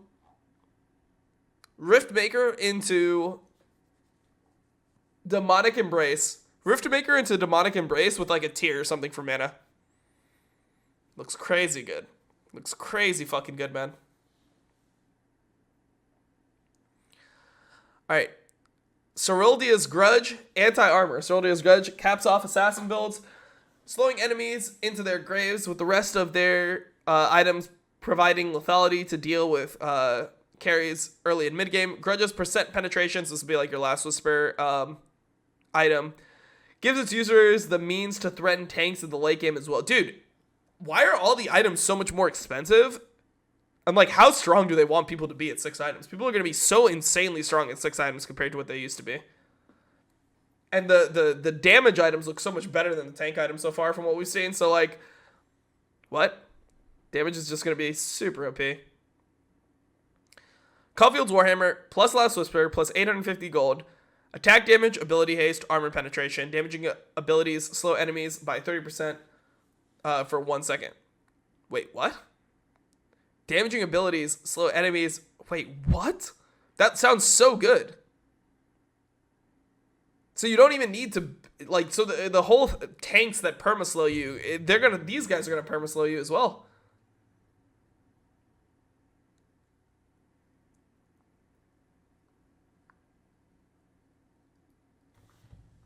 If people can perma-cast, which most of them can, like, imagine Kha'Zix with this item. You can't move.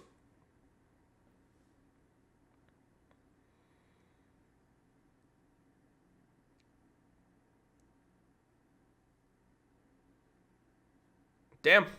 Okay. You can't move. Kha'Zix gets on you, can't move. Nice. Cool. Yeah, this item looks really good. Looks like it's going to be core. Silvermere Dawn. Remove crowd control. The CC cleansing option for fighters. As an alternative for Mercurial, which caters to crit users. 3,000 gold. Oh, okay. So now this is what like champions like Kha'Zix will build. Dude, I'm just thinking in the terms of that because I feel like a lot of these items just sound like Kha'Zix items for jungle. 3,000 gold, Quicksilver, Sash, Pickaxe, Ruby Crystal. Oh, nice. Health on it as well. 35 magic resist, 200 health, 35 attack damage. Remove all. Okay, so if you ever are not going crit and you want a Q assassin, you're an AD champion, you build this. If you're a Talon, if you're any assassin, this is what you build. Nice stats on it too. Compared to like how good it is. Yeah, this looks pretty straightforward. Chempunk Chainsword. Anti-heal. Dude, how long is this patch rundown going to be? Holy shit. We're 2 hours in. Chempunk Chainsword. Anti-healing. Grievous Wounds option for fighters and assassins that will help you finish off pesky healer comps when they're at low health. Total cost 2,700 gold. Executioner's Calling, Caulfield's Warhammer, and Ruby Crystal. Okay, so I wonder if there's an anti-healing penetration item anymore. Maybe not. Attack damage, health, ability haste. Dealing physical damage applies 40% grievous wounds to enemy champions for 2 seconds. If the target is below 50% health, this effect is increased to 60% grievous wounds. Okay. It's fine. It's better than it was before.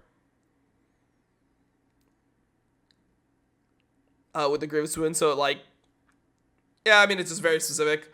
I think that this item is going to be, like, necessary to be built by someone, whoever, like, the team bitches, because of all the healing that's in the game now. There's so much healing. So much fucking healing, dude. So this is going to be the AP version, okay. Grieving Wounds option for support champions. Oh, for support champions, which is amplified by mobilizing enemy champions. Total cost, 2,300 gold. Oblivion Orb, Band of Glass Mirror.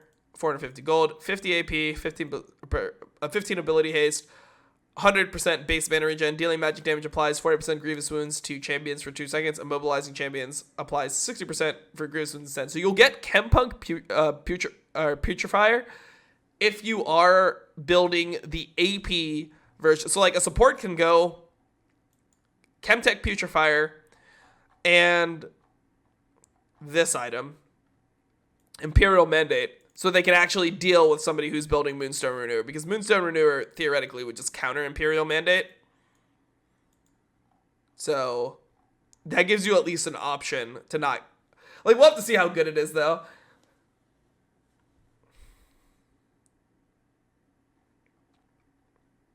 Okay, Staff of Flowing Water. Buff spellcasters. New item for enchanters that lets you support mage carries and zoom around alongside them. 2,300 gold. Forbidden Idol, Blasting Wand, 60 AP, 10% healed and shield power. And this is going to be what you build on the champions that are using the Moonstone Renewal item. Healing or shielding an ally grants you both 15% move speed and 20 to 40 ally levels of ability power. Okay, cool. Zoomers, yep, pretty much. So this is going to be... So, I mean, it looks like very defined, right? This is going to be your build when you're going for the AP support route. And then when you're going the healing support route, you're probably just going to build the Renewal, Moonstone Renewal, into Staff of Flowing Water. Almost every game I see that being the classic.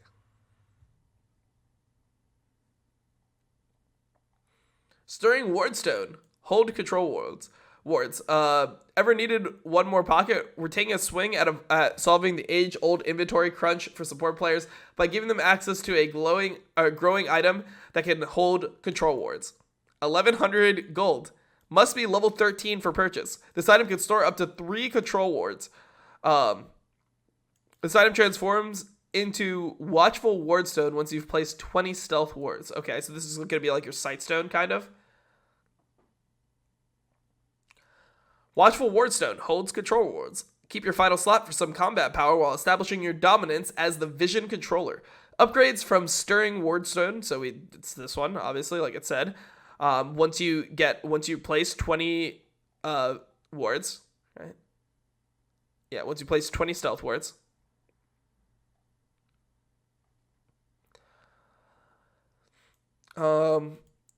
Just gives you CDR. This ability can store up to 3 purchased control wards. Increase your stealth ward and control ward placement caps by 1. Okay. So you could put 2 control wards instead of 1 now. And stealth wards you could put 4 instead of 3. Oh, interesting. So they're actually adding more vision into the game. I don't know if I like this, honestly. I feel like vision has always been, with items like this, now that supports can place 2 control wards instead of 1, it's going to make the game a lot slower, especially in competitive, in my opinion. That's actually crazy. I don't like these types of changes, generally speaking. I think that it's too much vision. It's either that or like just make no one else able, like delete trinkets and then have the supports just using this item. But think about that, right? Like 4 wards that they can place plus 2. They can place 6 wards now instead of a max 4. But I guess it's only in super late game. But that's actually when, like, you're gonna see some long ass games potentially. You're gonna see some games where it goes like 60, 70 minutes with just like how expensive all the items are, and then also like these stealth ward and control ward changes. It's hard, man. Korea again? Pretty much, dude. Vigilant Wars. Wait, so hold on. Junglers might buy this. Is there any reason that a jungler can't buy this? I can see junglers buying this, dude, in competitive. Is there anything that prevents junglers from buying this item? It's only 1,100 gold. It holds your control wards, and it translates into... I guess this is the problem. Placing 20 stealth wards.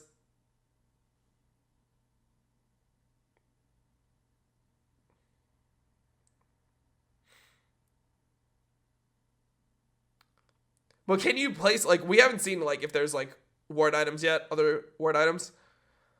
Vigilant Wardstone, hold control wards. Scale later into the game by turning your ward slot into a power slot. The 6-item fantasy is now a reality for supports. Base stats, 2,300 gold. Alright, base stats cost 2,300 gold. You need a watchful wardstone, so you need to place 20 wards. People are going to get this the second they can. Ability haste, 40. Movement speed, 10%. This item can store up to 3 purchase control wards. Increase your stealth and control wards placement caps by 1. Requires watchful wardstone and storing wardstone to cap. What? Oh wait, no, this is the same one, right? It's not. It doesn't increase it by another one. This is just so weird. So this is the same passive. It has the same name. So I assume that you can still only place 2 control wards and 4 normal wards. Even though it like reads like you'd potentially be able to place 3. No, I don't think it's 3 because it's the same passive name. All right, updated legendary items. Interesting. We'll read this anyway. Might as well. Just like with our goals for new legendaries, we wanted to ensure existing options all offer a clear, unique reason to buy them. And that the item shop as a whole gives champions the tools they need to bring their innate strengths to bear, play into their allies, and react to enemy threats. One trend you'll notice is that many active effects have been removed or changed into passives. We want Mythics to house the most exciting and complex item effects, which meant simplifying legendaries to ensure builds overall weren't becoming more complicated. For each item below that has its own section, functionality has changed enough that the usual before to after treatment felt like the wrong approach. We wanted to equip you with the ability to evaluate, when do I want to buy this item now, and provide a clean, comprehensive rundown of what each item does. Which item offers of what each item offers does that better. That just sounds weird, that sentence. There's a bucket at the bottom for items that are only getting small tuning adjustments. Those will have the before to after list since they'll still work the same. Okay, cool. That actually sounds so weird. And providing a clean, comprehensive rundown of what each item offers does that better. Doesn't that sound like a weird sentence? Or maybe it's just me. Okay. Moon subs. Interesting. Previously, Mortal Reminder % penetration no longer grants armor penetration. Let's read this first. Now builds from Zeal offers improved grievous wounds. Okay, so Mortal Reminder is a completely different item. There's no longer a Last Whisper grievous wounds item.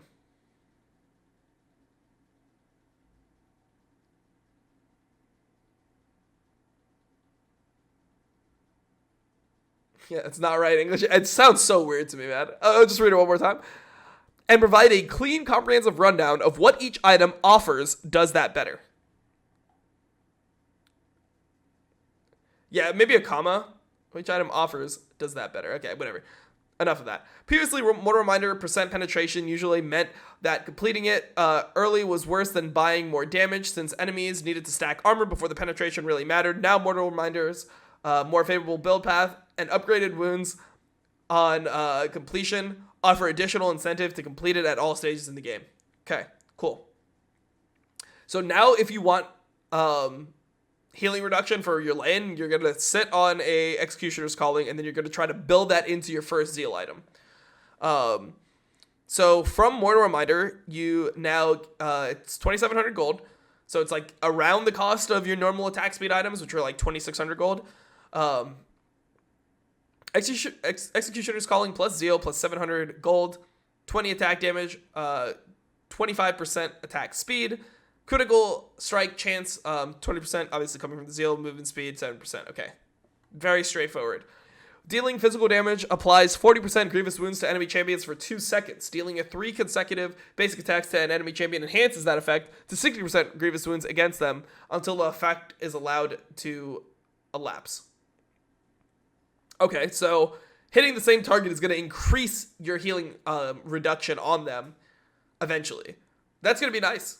I like that. I like that. It's a nerf to healers. Okay, so this makes all the healing in the game maybe not as crazy effective. So if like a Darius, for example, runs into the middle of the team, he has that slash item, whatever it's called, the one that heals you a fuck ton. If you hit him 3 times before he gets it off, he's not gonna like get to full health.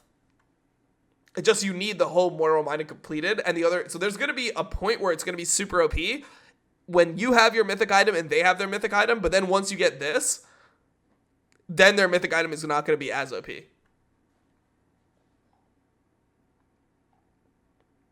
Okay. Makes sense. Ginsu's Rage Blade now grants on hit damage on critical strikes, based on critical strikes, but you can't crit. No longer grants stacking attack speed, no longer grants attack damage, ability power, or penetration. Okay, so it's a completely different item.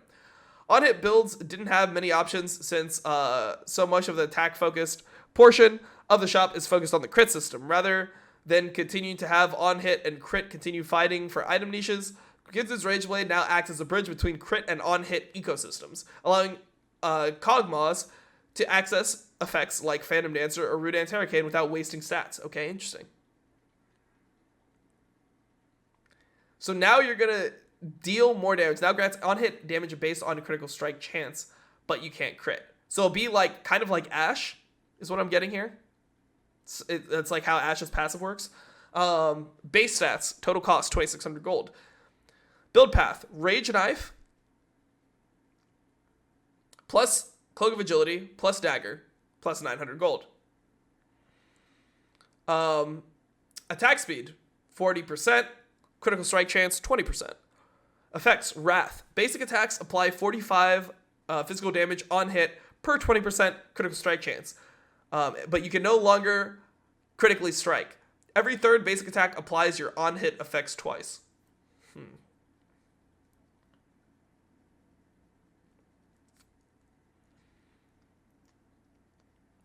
I'm thinking about the Immortal Shield Bow into this item. How good would that be? Because your on-hit effects would be the lifesteal. Like, you could lifesteal tank like a motherfucker with this. Obviously, the counter to this would then be if people build Mortal Reminder, you wouldn't be that crazy. But like Ginsu's Rage Blade and Immortal Longbow seem pretty good, honestly.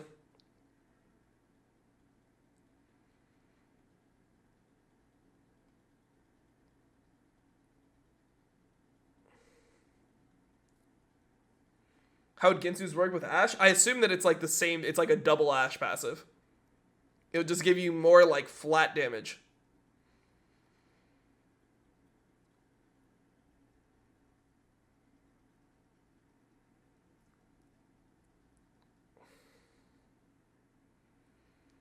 But wouldn't it be Kraken Slayer? So the Kraken Slayer would be like fine, but I just think that the attacks, so like the Kraken Slayer would allow for like more damage, but I feel like the healing is going to be too good on Immortal Longbow.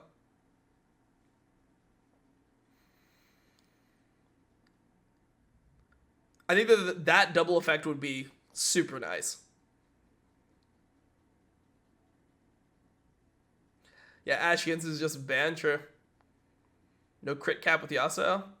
Yeah. It takes away the extra slow on Ashe. This would be interesting, man. So Dog said subbed, and he said, 5 months of amazing content. Can wait for all the off-season content. Hey, thank you, man. Appreciate it. I think the Shield Bow is going to be really good. Immortal Shield Bow into Ginsu's Rage Blade. I wanted to see how that works out. Phantom Dancer is different. No longer has Lifeline because of the fact that that's on Immortal Shield Bow. Yeah, so no longer has Lifeline. Grants Ghosting, move speed, and bonus attack speed after consecutive attacks. Phantom Dancer's defensive niche has been claimed by Immortal Shield Bow. Okay, we get it, man. You can just copy what I say. So we're returning Phantom Dancer to its previous purpose as the highest attack and movement speed of all Zeal items. Its new passive emphasizes that Phantom Dancer is a top-tier choice when you stand and fire in extended fights. 2,900 gold, so it's more expensive than the other items. 2,900 gold, Dagger, Zeal, Dagger, and 1,100 gold. Kind of a shitty path, man. Kind of a shitty path. Like, the combined cost hurts on this one. Attack speed, 40%. Critical strike chance 20%. Movement speed 7%. Basic attacks grant ghosting and 7% movement speed for 2 seconds. In addition, attacking 5 times causes Spectral Waltz to also gain 40% attack speed for the same duration. Attacking 5 times. Maybe. I just feel like this is going to be like so niche to like stack it up compared to like just a Mortal Reminder that will be good all the time. I'm not sure how I feel about this. I don't think it doesn't jump out to me as being super OP. Maybe attacking 5 times is not as hard as I think though.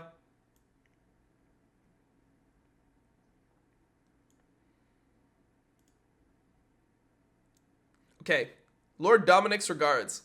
Now has critical strike chance, deals additional damage against high health targets.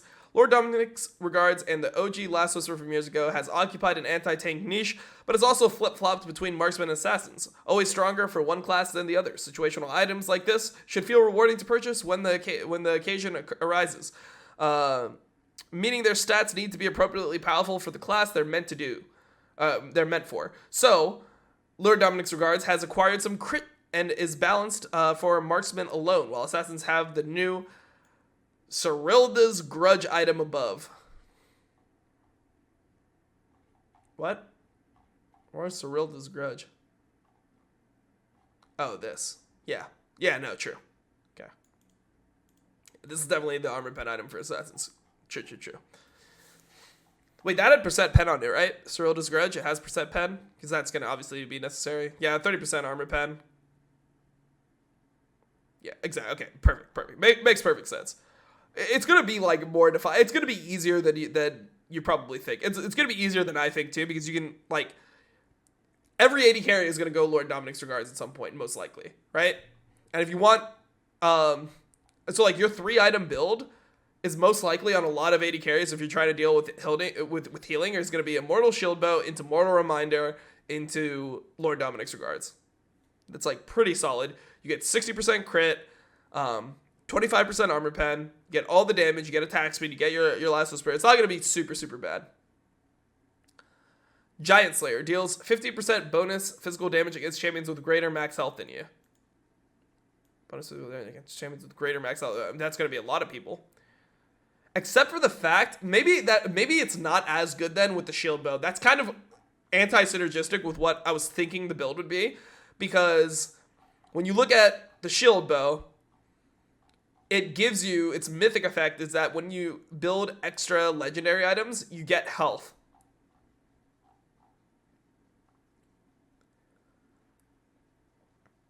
So you get 55 attack damage. You should still have lower health than everyone, though. It should still be fine. That build should still make sense, I think.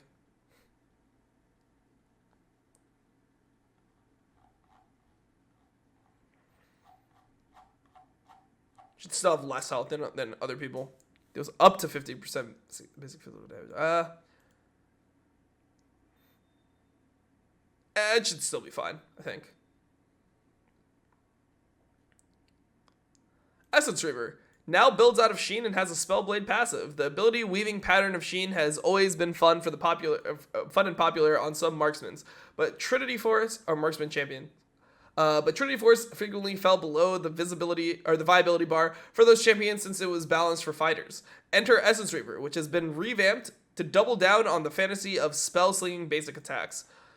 2,900 gold, Caulfield's Warhammer, Sheen, Cloak of Agility, and 500 gold, 40 attack damage, 20% critical strike, 20 ability haste. After using an ability, your next attack deals an additional 100% base AD plus 40% bonus 80 physical damage and restores 3% mana for. I don't like this item.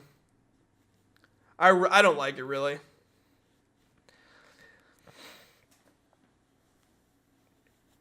Yeah, it's like an Ezreal item, I guess, because Triforce doesn't have the Spellblade Pro. I'm not sure. We'll have to see how this item goes. I think this item is just whatever, though, compared to the other things that I've been seeing. Okay. Next item. Infinity Edge. Increased critical strike damage now scales with critical strike chance. Infinity Edge is an iconic and valuable part of the marksman ecosystem, but buying it first most every game, left little room for anything else to compete. We've re-envisioned Infinity Edge in a Death Cap-esque form that increases the value as a crit build progresses. So you're going to try to build this like third or fourth item now, right? That's the idea. Allowing it to remain a stable power spike in crit builds without defining the marksman build early game and its awkward build path and lack of utility. Total cost 3,400 gold. Oh, same cost. BF sword, pickaxe, cloak of agility 625. Similar. 70 attack damage, 20% critical strike chance. Gain an additional 8% critical strike damage per 20% critical strike chance, max 40%. Wait. Okay, so that max, okay, that makes sense. So it's, if you buy 5, because ideally every single 80 carry build, you're going to have 5 20% critical strike chance items in it, right? Let's say you go, the build that I was talking about earlier, you go your shield bow, mortal reminder, Lord Dominic's regards, Infinity Edge, and then one more item. So your last item will probably end up being a PD in there. So you get a PD like in there as well. That's going to be your 40% increased critical strike damage, which will be from having your 20% critical strike chance 5 times over. So that means that your max crit damage, which was like 200% I think before, which is now 175, will go up to 415 or 215. I don't know. I said 415. 215 once you have the 5 items. Okay. So it'll be a little bit stronger than before, or well, weaker than before because of what I used to do. But it'll be your overall crit damage will be more than it was before IE. I guess that's the best way to say it. Okay.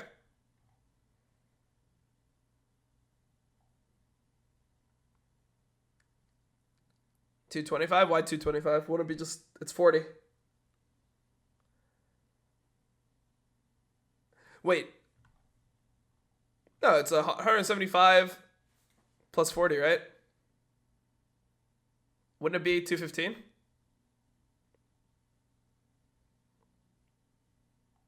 Okay, 215. All right. It's fine. Okay. Mana Moon now provides ability haste. Spending mana without hitting a target no longer grants stacks. Okay, so you can't just stack it all over the place. Mana per stack and transformation threshold reduced. Mana Moon should be a valuable purchase to AD spellcasters who enjoy mana as well as AD ability haste. In addition to mer mana changes, should broaden the list of champions who can use this item. Wait, what? But why do you want to broaden the amount of champions that use this item when, like, it was already too broad? I feel like Mana Moon went from being a unique niche item that would work on, like, specific champions to being, like, everyone was building Mana Moon all the time for 80 carries. I don't know. I'm not super big on this.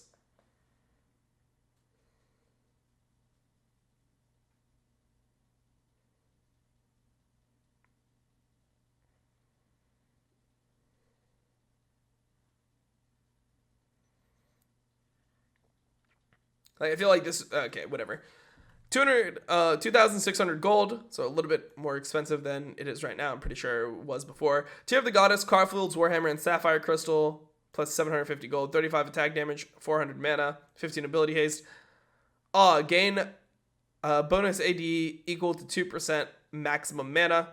Strike a target with an attack or an ability to consume a charge and gain 3 bonus mana. Bonus mana gain doubled if the target is a champion. This item transforms into mer mana once 450 bonus mana has been granted. Gain a new mana charge every 8 seconds. Max 4. Okay. Makes sense. It's pretty similar. Mer mana bonus damage now applies to abilities in addition to attacks. No longer consumes mana on proc. Following the Mana Moon change, allowing Mana Moon following the Mana Moon change, allowing mer mana to proc on abilities, further encourages AD spellcasters to consider a new addition to their item builds. Removing the mana consumption increases clarity and lets users focus more on letting their spells fly. Upgraded mer mana, 35 attack damage, 850 mana, 15 ability haste.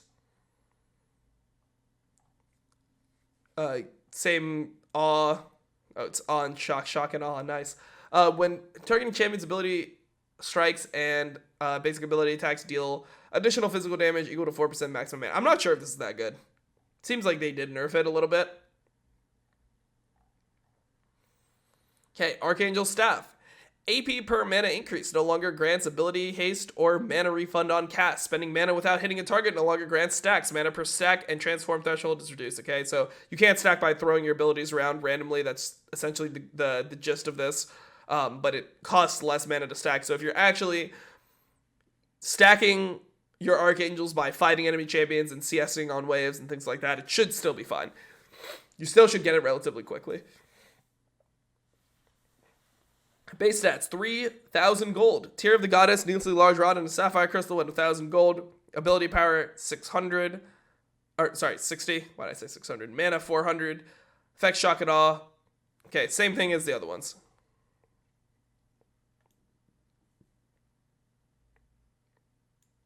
Yeah, okay, cool.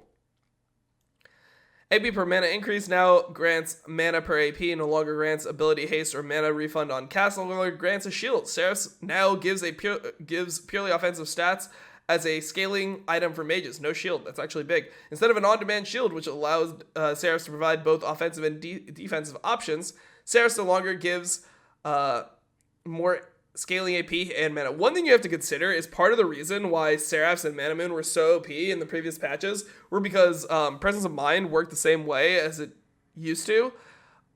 Presence of Mind gave you free mana, which would translate into AP, which would translate into damage. But now that that doesn't exist anymore, it's going to be like a slight nerf to these things. I don't think that this looks super great to me. So Awe is gain bonus ability power equal to 5% of your mana. Increase your total mana by 5%. Okay, it doesn't look crazy to me. It looks reasonable, not insane.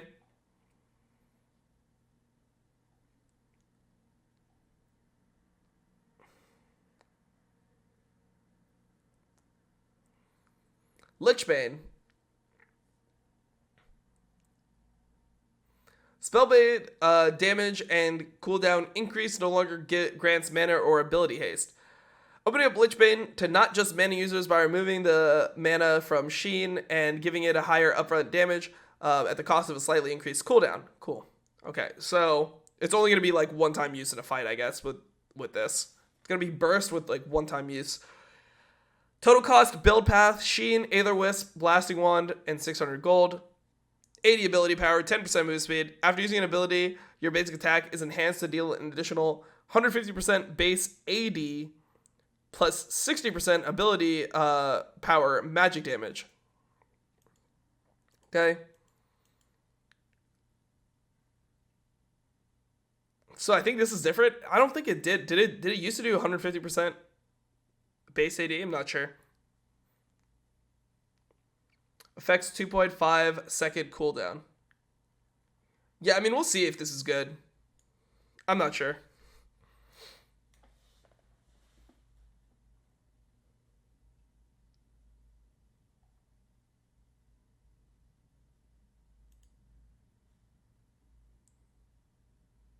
I used to be 75. Okay. It seems okay. I'm not sure if this is a good item.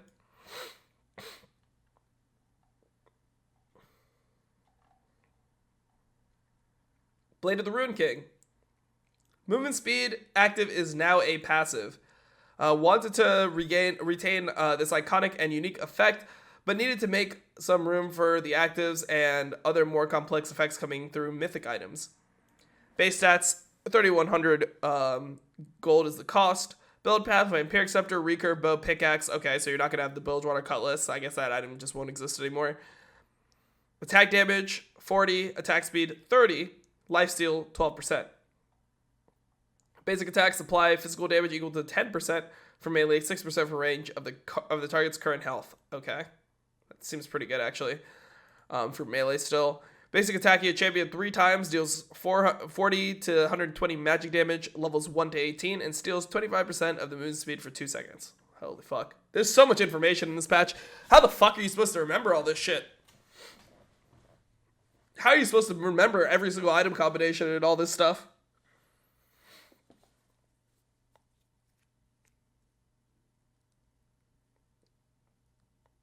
So you don't have the active portion. Yeah, I'm not sure how good this is, actually. No cooldown board. Yeah, but I mean, you don't actually have an active portion, so it sucks.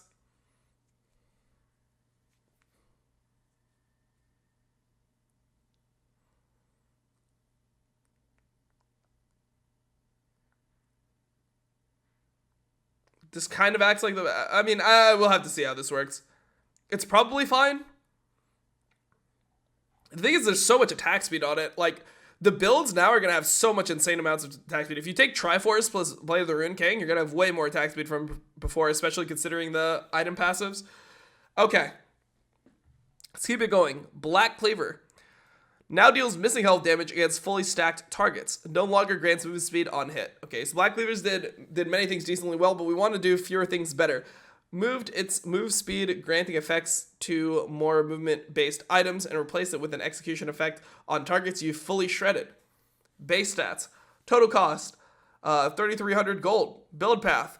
Caulfield's Warhammer, Kindle Gem, and a longsword. So it's going to give you 25 ability haste, which is going to be roughly like the same thing as like 20% CDR, so it's going to be close to what it was before. Actually, not really, but whatever. You get the point. It's still going to give you some CDR. Attack damage, health 300. Carve, dealing physical damage to an enemy, to a champion, applies a stack of 4% armor reduction for 6 seconds. Stacks up to 6 times. Damaging attacks and abilities grant against fully, dealing physical damage. Champion applies, okay, so damaging attacks and abilities against fully shredded enemies deal an additional 5% of the target's missing health in physical damage. Damage over time effects deal 2% of the missing health instead, 0.5 second cooldown.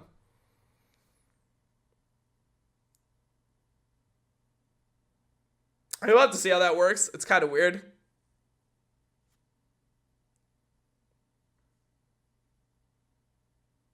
It's kind of weird. I wonder who's going to really make use of this item. Because, like, before... I mean, I don't know. We'll have to see. I'm just wondering, like, what champions are going to really use this. Like, tanks are just going to suck. So I don't even think that many people will be building will be playing tanks.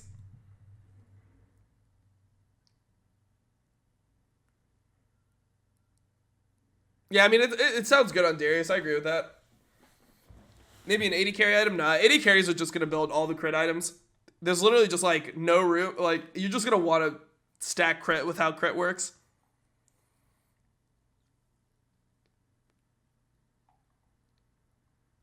Okay, Ravenous Hydra. Cleave now also procs on abilities and ranged attacks.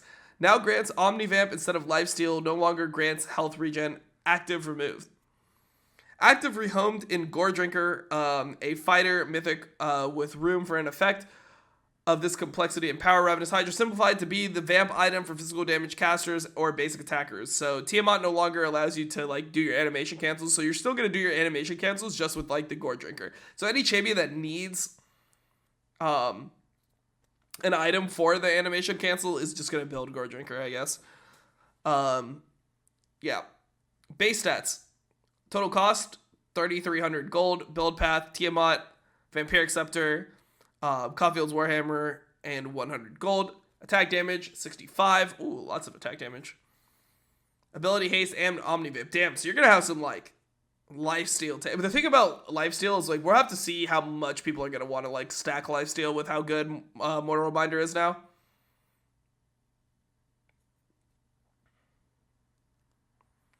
Matt Stat, thank you for the 7 months, man. Appreciate it. Co-stream scouting grounds? I don't think they'll let me. Basic attacks and abilities deal up to 60% of your attack damage to other enemies near the target. Yeah, same thing as before. We'll see. We'll see. It could be okay, but I feel like people are just going to want to go like the Omnivamp item into Black Cleaver, so they don't get completely fucked by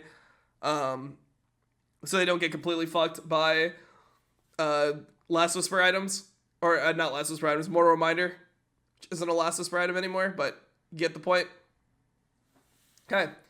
Titanic Hydra now grants AD based on health. Cleave now also procs on abilities and basic and ranged basic attacks. No longer grants health regen, active removed. Shaping Titanic Hydra to be a bridge between heavy tank builds and fighter builds.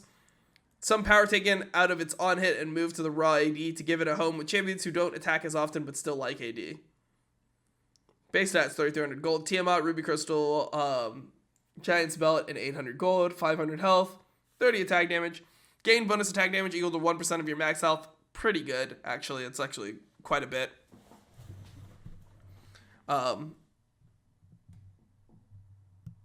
Yeah. Basic attacks deal additional physical damage equal to 4 plus 1.5% of your max health to the target and 40 plus 3% of your max health to enemies behind the target. Okay, so works kind of the same as before, but it's just like it's not an active anymore. I mean, I think that this will be like... I feel like most people are going to want to go Goredrinker into Cleaver. Goredrinker into Cleaver sounds better for those types of champions. Oh, God. Why am I here? What? Don't tell me it won't load. Okay, loaded. All right, Wit's End now grants movement speed on hit instead of healing.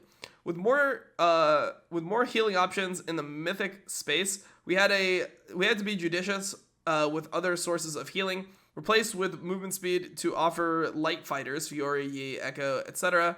Echo, with an other powerful form of utility. Now with more AD to broaden the appeal amongst fighters. Yeah, Echo's definitely gonna want this item, guys, for sure.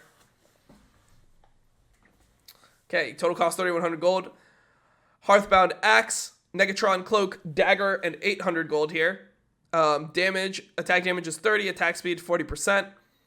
Magic resist 50. So it's going to be your MR AD attack speed item. Cool. Basic attacks apply 15 to 80 magic damage on hit and grant 20 movement speed for 2 seconds.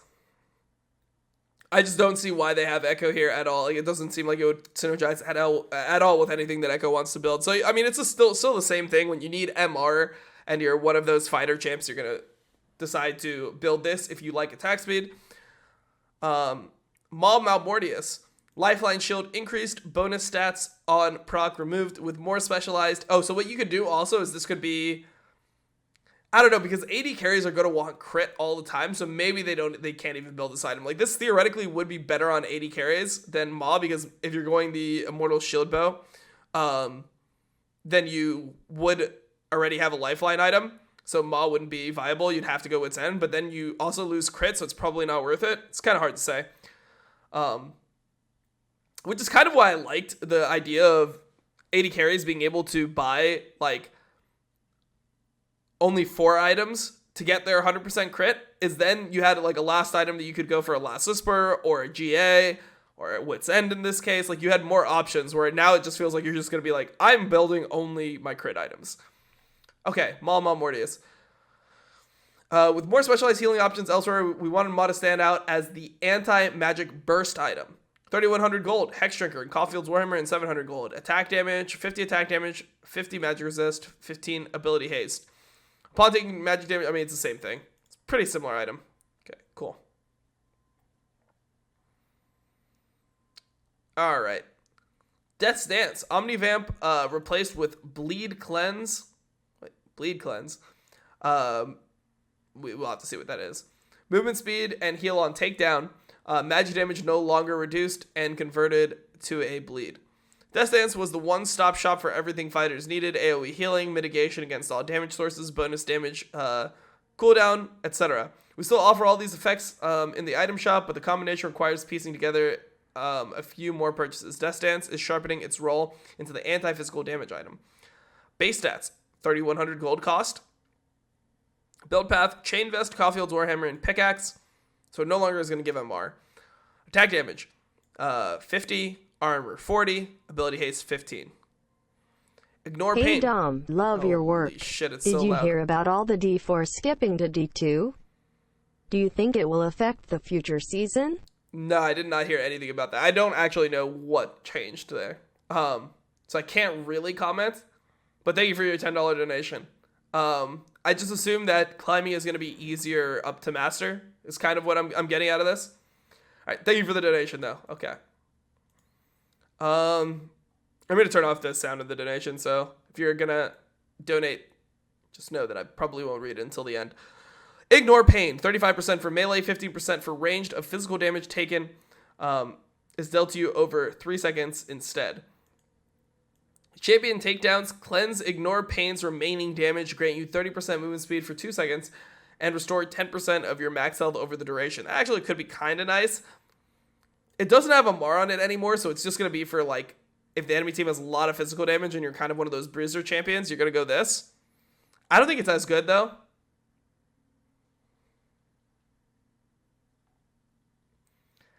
Sterax gauge. Base shield decreased, but now scales with number of enemies in combat. Now grants healing based on enemies in combat. Tenacity removed. No longer melee only. Sterax is your go-to optimal purchase for constant team fighting. If you're dueling or in small skirmishes, though, Death Dance or Maw will outshine it in physical and magic damage, respectively. Okay, cool.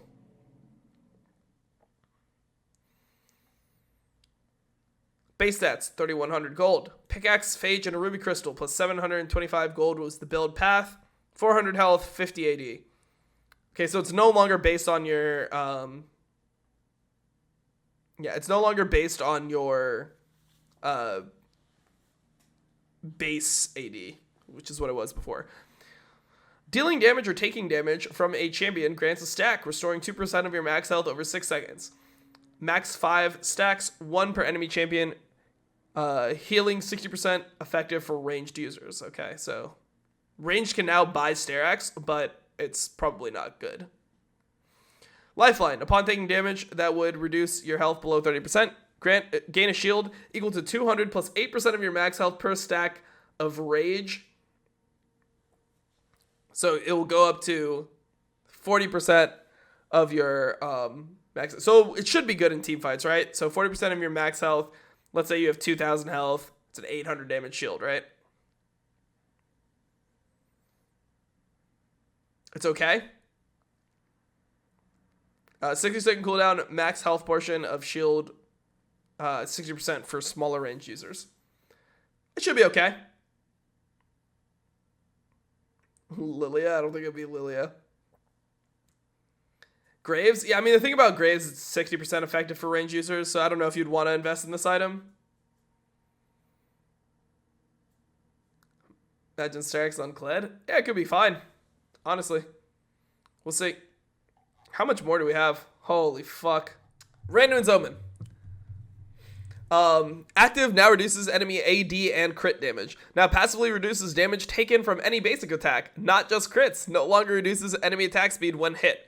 Retooling Randuin's to better identify its effectiveness as a powerful tool against all physical damage and specifically crit-based attacks. Base stats. 2,700 gold is the cost. Build path, Warden's Mail, Cloth Armor, Kindle Gem. Okay, so it builds on a Kindle Gem, so it has a little bit of ability haste on it.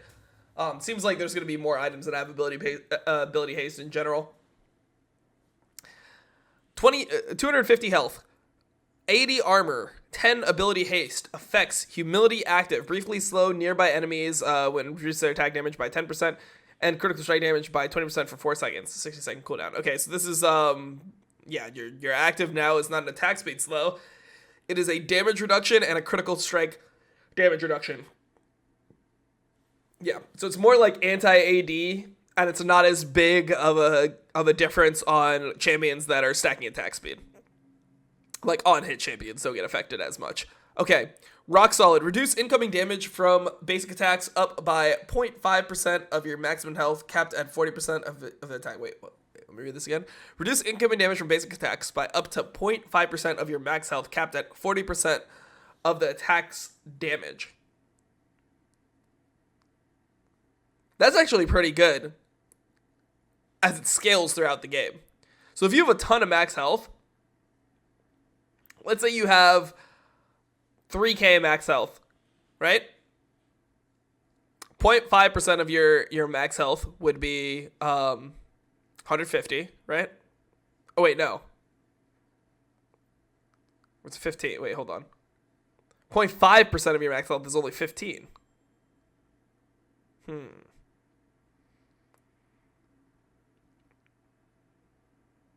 it'd be 50. So, okay, so you have 3K, it's 15. So you're probably never going to hit the 40%, correct?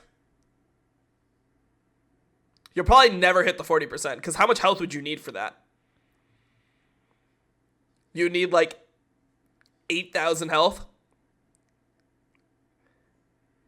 If you have 8,000 health, then 0.5% of your max health would be 40. Yeah. So 8,000 would be the cap.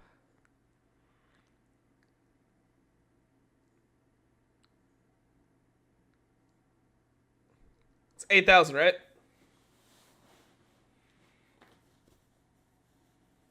I guess that's fine. Well, it's percent, right? So it wouldn't be only blocking 50 damage. It'd be 40% of the attack's damage. So if somebody's hitting you for 500 damage, you'd be reducing each one by 200 with just the item. I mean, I guess it's fine.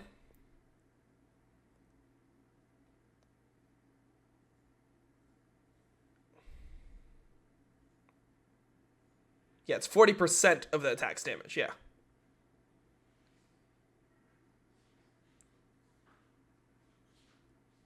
Yeah, so if you get hit for 500, I think it was correct what I said, right? So if the attacks hit you, so if you have 8,000 health and the attacks hit you for 500 damage apiece, you're blocking 200 damage.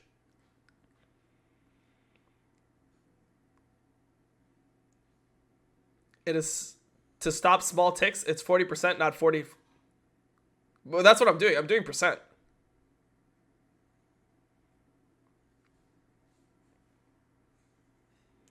No, you're building 40. What do you mean? Building 40? Don't understand what that means. The 0.5% max health caps before the 40% of attacks?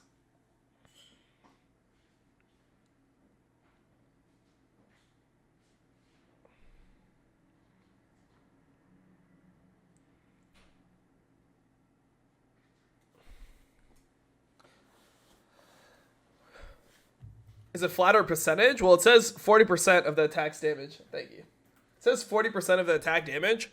So I would assume that would be, yeah. Yeah, I think that's what it I think it was correct. 8,000 health equals 40 damage reduction. So if you're hit by 100, you reduce 40. But if you're hit by 50, you only reduce 20. Sure.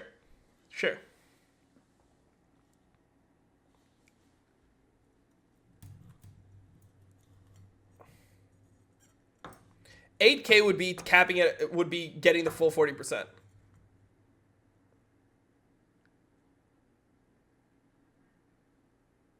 Wait, what was wrong with what I said? If you have 8,000 health, then you'd be getting the full 40%. Because 0.5 of your maximum, 0.5% of your maximum health, right? So, if you have 8,000 health, you get hit for 500, it reduces it by 200. Only if your max health is 0.5% of 200. What? Hold on. I don't understand what everyone's saying.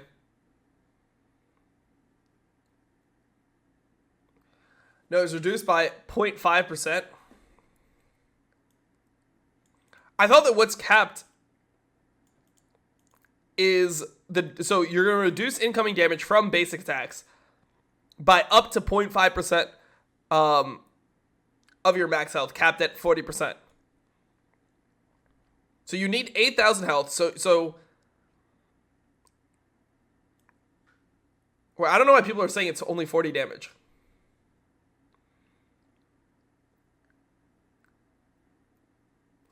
.5% of 8,000 is 40. Since it is so that would be the 40% of the attack's damage that you're reducing.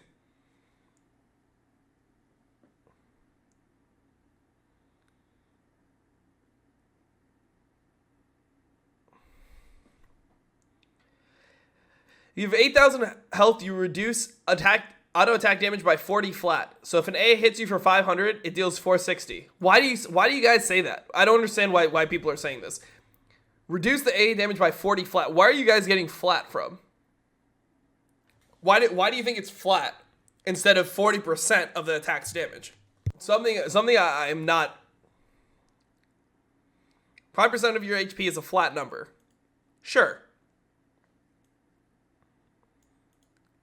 Oh, it's capped at 4. Oh, maybe this is different. Maybe what it is it's not. Okay, so reduce damage from incoming attacks by up to 0.5% of your max health, capped at 40% of the attack's damage. Okay, so this is actually weird how it's reading. So it's not actually. So the max it can block is 40% of the attack's damage. So you'd reduce the incoming damage from the basic. Okay, so now I understand what people are saying. So if you have 8,000 health, that's.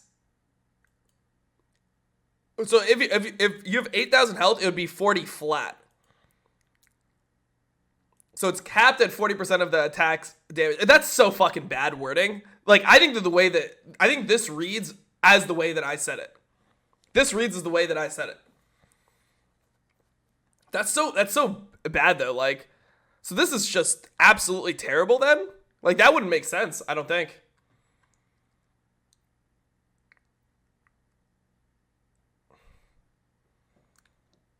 So the most you can ever block is 40 then.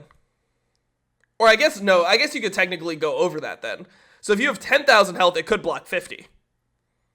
Potentially. And if you have 20,000 health, it could potentially block like 100. So this is actually, so it's not capped. The only thing that's capped is the percentage of the attack's damage.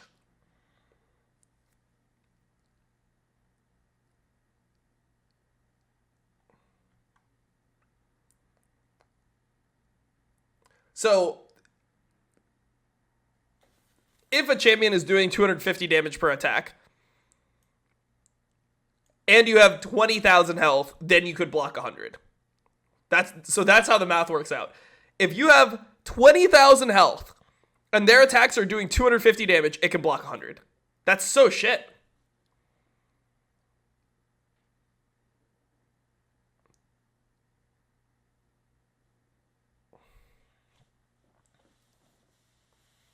So if you have 40,000 health, if you have 40,000 health, and the attacks are doing like 600, you could block 200. That's so bad. Wow, that's like nothing. That doesn't even make sense.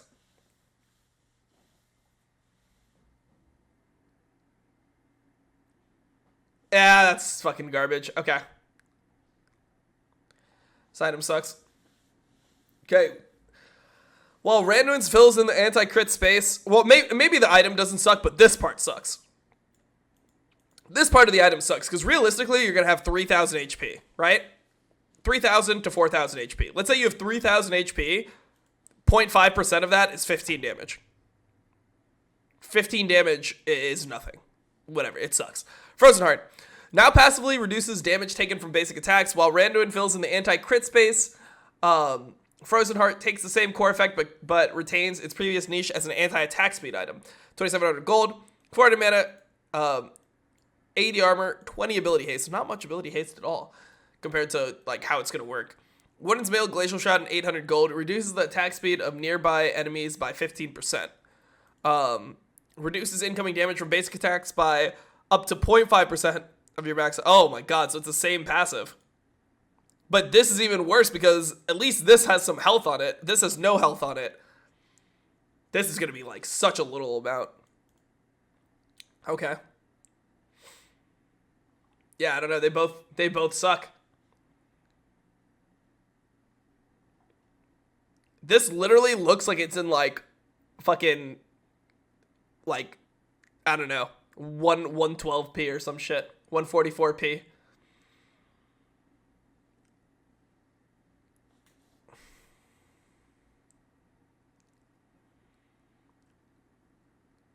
Dude, tanks fucking suck, I think. I mean, all the items just suck on tanks compared to, like, what other champions have. Gargoyle Stone Plate. Active converted to Decaying Shield. Passive grants resistances on taking damage. Reinforcing Gargoyle's Stoneplate as the ideal item for players who love to team fight and tank entire teams. Base stats, 3,300 gold. Aids of the Legion, Cloth Armor, No Magic Mantle, and 1.5k, or 1,050 gold. 60 armor, 60 MR, 15 ability haste. Gain 100 plus 100% bonus health shield. That decays over 2.5 seconds, 90-second cooldown. Taking damage from a champion grants 3% bonus armor and 3% bonus magic resist for 6 seconds once per chance. So it's like the same thing as before. It's pretty much the same thing as before. Guys, it's not 5%. 3,000, 5%, okay, 10% of 3,000, this is how I do it at least. 10% of 3,000 is 300. 5% of 3,000 is 150. 0.5% of 3,000 is 15. That's what we're going. That's what we're going to. All right, Abyssal Mask. Abyssal Mask now has more streamlined use cases and has broadened to increase all damage to the target, not just magic. Okay, so now all damage is increased from Abyssal Mask, so it's more like all-purpose. Base stats, 2,700 gold. Build path, Giant Spell, Negatron, Cloak, and 900 gold. Health, 350. Magic resist, 60. Effects, immobilizing a champion causes them to take 10% increased damage for 4 seconds. Okay. So it's not that they just, it's not that everyone at AoE just takes more magic damage from you. It's that immobilizing a champion now causes them to take the increased damage. So this will be really good on champions that can immobilize multiple targets at the same time.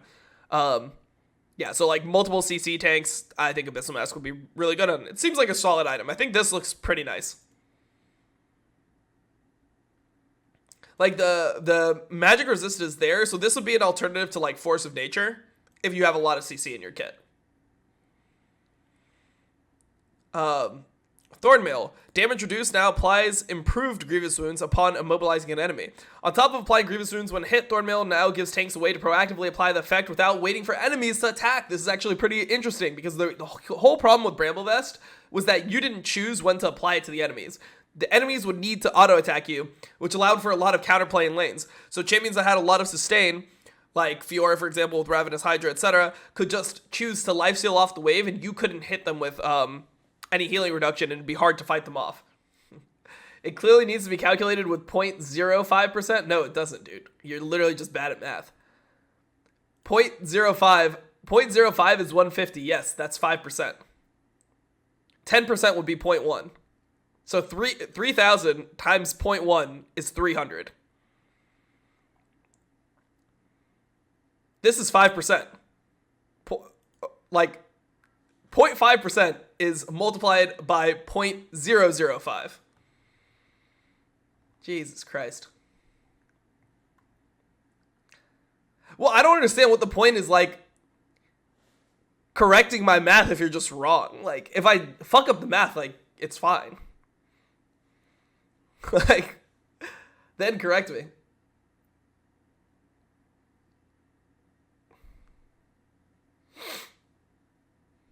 I think he's baiting. I don't think he's baiting. To find 5%, you do times 0.00, or he's saying 0.05, yeah.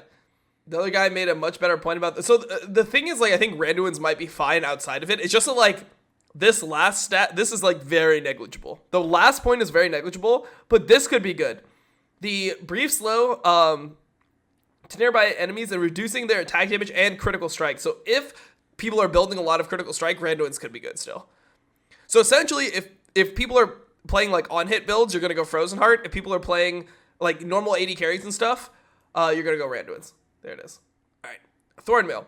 So when struck by an attack, deal 10 plus 10% bonus armor magic damage. Okay, this is what it already is. To the attacker and apply 40% grievous wounds for 4 seconds if they're a champion. Immobilizing enemy champions also applies 60% grievous wounds for 2 seconds. This is really fucking good.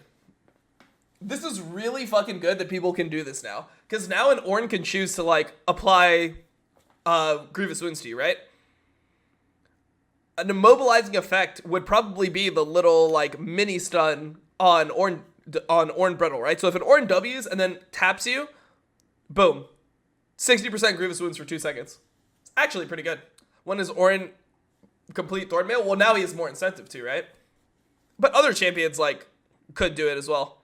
Did it say it would block 0.5% or 0.5% would come through? It said that, I mean, you can just read it yourself, but it says that it's 0.5%. It will block damage equal to 0.5% of your HP. Of your total HP, and the cap is 40% of the attack's damage. Okay. Zeke's Convergence, which you're never going to hit the 40%, really. Okay. Zeke's Convergence now grants bonus on-hit damage to your linked ally on targets you have immobilized. Zeke's previous effect was extremely powerful, but limited to small windows and was very hard to appreciate. Updated the effect to be more easily accessible for beefier supports who want to lock down and protect their carries. Base stats, 2,400 gold, so pretty cheap. This will be a support item still, obviously. Kindle Gem, Glacial Shroud, and 700 gold, 20 ability haste, 30 armor, 250 health, or 250 mana, 300 health. Okay. Effects. Designate an accomplice, 60-second cooldown. Okay, so now it actually has a cooldown on the link, right? Because before you could just link like a bunch of different people. Convergence. For 40 seconds after you immobilize an enemy, your accomplice's attacks and abilities hits apply an additional 25 to 50 plus 1.5% of your max health plus 7.5% of your AP magic damage to that enemy. Interesting. So this will still be a Rakan item, so you'll probably go Shirelia's Zeke's on Rakan, but you'll get a little bit of AP from that, plus you get some AP from your, like, ward item. Actually won't be bad. Because, like, let's say you have 100 AP on Rakan from, like, your ward item and the other stuff as well. Let's say you have that 100 AP. It's an extra 7.5 damage. Then you, with your health, you probably have, like, 2,000 health. So 2,000 health, 1.5% of your 2,000 health would be, like, 30, right? So it'd be 30, plus like another 7.5. Okay, so the AP is pretty negligible. It's mainly the health. The health will matter more. But either way, I think it'll actually be pretty noticeable. And then for 4 seconds after you immobilize an enemy, I think this is actually pretty good. Wow. People are still arguing over whether I'm correct on 0.5% of 3,000 being 15. Nice. I mean, dude, it's really easy if you just do things times 100. What is 30 times 100? That's the easiest one, right? That's 3,000. So if 30 times 100 is 3,000, then if you have 0.5, aka 15 times 200 would be 3,000. It should be very easy, right? What, you need me to get a calculator up in here? I didn't mean to start this. I read the passive as 5%, not 0.5%. Okay, but then what about when I corrected you like 3 different times where you just kept on arguing? Like, what? Whatever. Knight's Vow. Damage redirect increased. Ooh. SOFM is happy. Now grants move speed towards low health partners. No longer grants armor. Passive movement speed. Oh, okay. So it's going to be really a support item then. Or heals from partner damage, moving Knight's Vow into the Warden niche by increasing the health and damage redirection on the item. A sharper movement speed effect should also help allies swoop in and save the day for the allies for their allies in peril. Okay. Base stats: 2,300 gold, Crystalline Bracer. It's just a straight support item now. 400 health, 300% base health regen, 10 ability haste. Designate an ally who is worthy. Well, assuming I have teammates in solo queue, no one will be worthy. While your worthy ally is nearby, redirect 15% of the damage they take to you. And if they have less than 50% health, gain 35% movement speed towards them. Like, I don't really know if this is good, because I feel like the thing that made Knight's Vow so good was, like, the redirect was good, but then the fact that they would heal you at the same time was nice. I feel like this is just pretty shit. Like, it looks really bad, because it's just going to redirect damage, and it's not going to heal you for anything. And it's expensive, and you only get health. You don't get any armor or anything. It seems really shit. Okay. Morello's. No longer grants access to improved grievous wounds. Oh, now grants access to improved grievous wounds. No longer grants magic penetration. Making Morello a pure anti-healing item rather than a mixed-purpose confusing item, so that you won't have to use your advanced math degree to determine optimal damage. God bless, because based off some of the math that I'm seeing in this chat, it would be a catastrophe if that actually needed to occur. Base stats, 2,500 gold, Blasting Wand, Oblivion Orb, and Ruby Crystal, 70 ability power, 250 health. So this is just straight up, like, they made it the same thing that it was, like, what it was supposed to be before. Where you only buy it now. There's literally only one purpose to buy it. You only buy it when you need healing reduction. That's it. That's the only purpose of the item. So now you don't have to compare, like, Leandri's to this. It's like, Leandri's is a mythic item. So you can get Leandri's, and then if you need to apply Grievous Wounds to the enemies, then you buy Morello. That's it. Dealing magic damage applies 40% Grievous Wounds, because before, like, you have to, like, look at flat penetration, right? You'd be like, okay, how much is flat penetration compared to, like, how much damage I'm going to do based on your AP? So, like, even though Leandri's and Morello's kind of became, like, a meme, it was actually fairly difficult to do the calculations in-game for how much damage you would be increasing based on the flat penetration and, like, reducing their magic resist compared to the burn damage that would happen that would increase for Leandri's. Eventually, it got to the point where Leandri's is just a better item, so then you just go that almost every single time. But in the early stages, it wasn't that easy. Dealing magic damage, yeah, okay, so whatever. So this is the same effect. So this is how all Grievous Wounds works. It's pretty much, for the tank item, the tank Grievous Wounds, so Thorn Mail, it's when you immobilize them that the Grievous Wounds is increased from 40 to 60. And then for the AD Grievous Wounds, the Grievous Wounds is increased from 40 to 60% when you attack them 3 times. And then for the AP Grievous Wounds, which is Morello, if they're below 50% health, if you deal damage to them and the target is below 50% health, then it's increased to 60% Grievous Wounds. So they all kind of operate differently, but those are all the credentials that change you from 40% Grievous Wounds to 60% Grievous Wounds. Okay, Sanguine Blade. I don't think I've ever put this much time into a patch before in my entire life, guys. Just being honest. I don't know if I've ever done it. Sanguine Blade now provides physical vamp instead of lifesteal.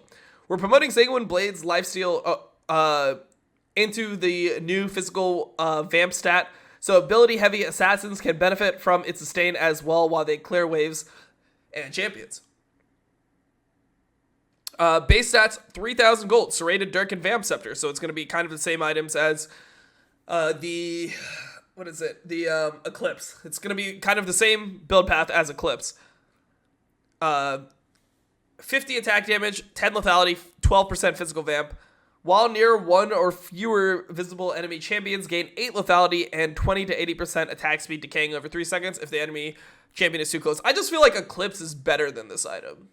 I mean, that's why it's mythic and this item's not, but if you're going, like, if you wanted this type of item and you're going to build your mythic item first, you'd probably just want to go Eclipse and then fill your, like, next items in with other lethality items that would just be straight better, right? So, like, let's say you get Eclipse, then you probably want to look at some of, wait, are these legendary items? Yeah.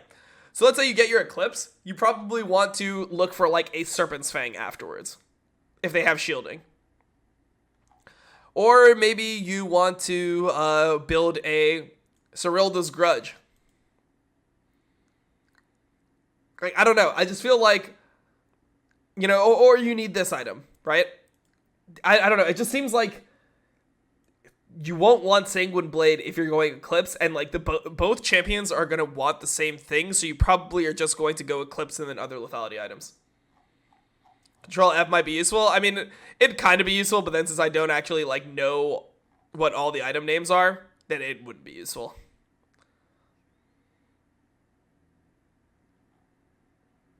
Okay, legendary items balance changes. Some items, oh wait, and that's it. Okay, cool. Legendary items balance changes. Some items are only being returned to fit into the preseason biggest changes. Biggest change you'll find in any of the sections below is the addition or removal of stat types, but not entire unique effects with Mikhail's regen granting harmony passive as the exception.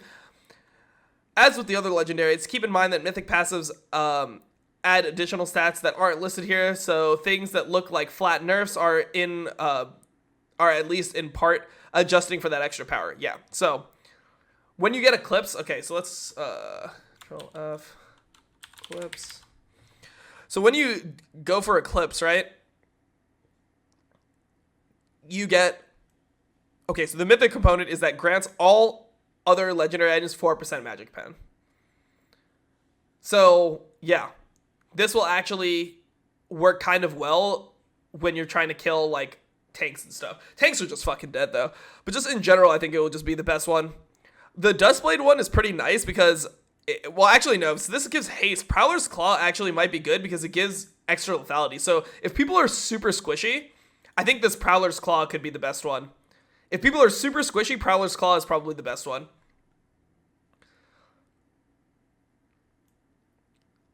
15% bonus increased damage grants all the other legendary, and Prowler's Claw has the most raw lethality on it, where the other ones are 18, this one is 21.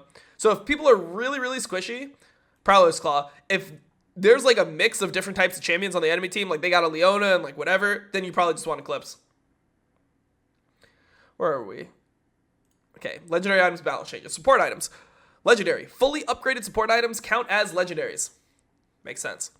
Rapid fire cannon, they increased it to 2,700 gold.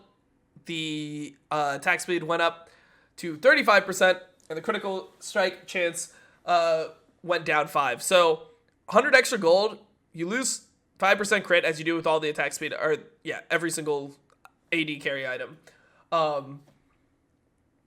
Attack speed went up, and then you also have to add in the other things for mythic items, right? So for this, like, you would get 5 attack damage and 50 health if you have Immortal Shield Bow. Or you'd get 10% extra attack speed, which would be pretty nice. Or you get movement speed. So, actually not bad. Storm Razor, 2,700 gold. Okay, so they changed it a lot. 40 attack damage, 15% attack speed. Critical strike chance is only 20%. Interesting how this will work. I actually like this because the utility of Storm Razor is kind of what people like about the item so much. So if you go like Shield Bow into Storm Razor, it seems like a pretty nice combo, honestly. I want to try that. Like Kindred with Shield Bow into Storm Razor. Sounds good to me, honestly. Mercurial Scimitar, now 2,900 gold. Quicksilver Sash, Cloak of Agility, Pickaxe, and 125 gold. Attack damage, 30 attack damage. Mercurial Scimitar, 30 MR, so they reduced the AD pretty heavily. Critical strike chance is 20%, so now this is like pretty much if you're an AD carry, you have to build this. Lifesteal, there's no lifesteal on it anymore. But like, so if you're going like the Shield Bow item, which I think most people are going to go, then Mercurial Scimitar will still feel relatively similar. Removes all disables excluding airborne, unchanged, but now called out. Can't be used while affected by airborne effects. Yeah, that's fine.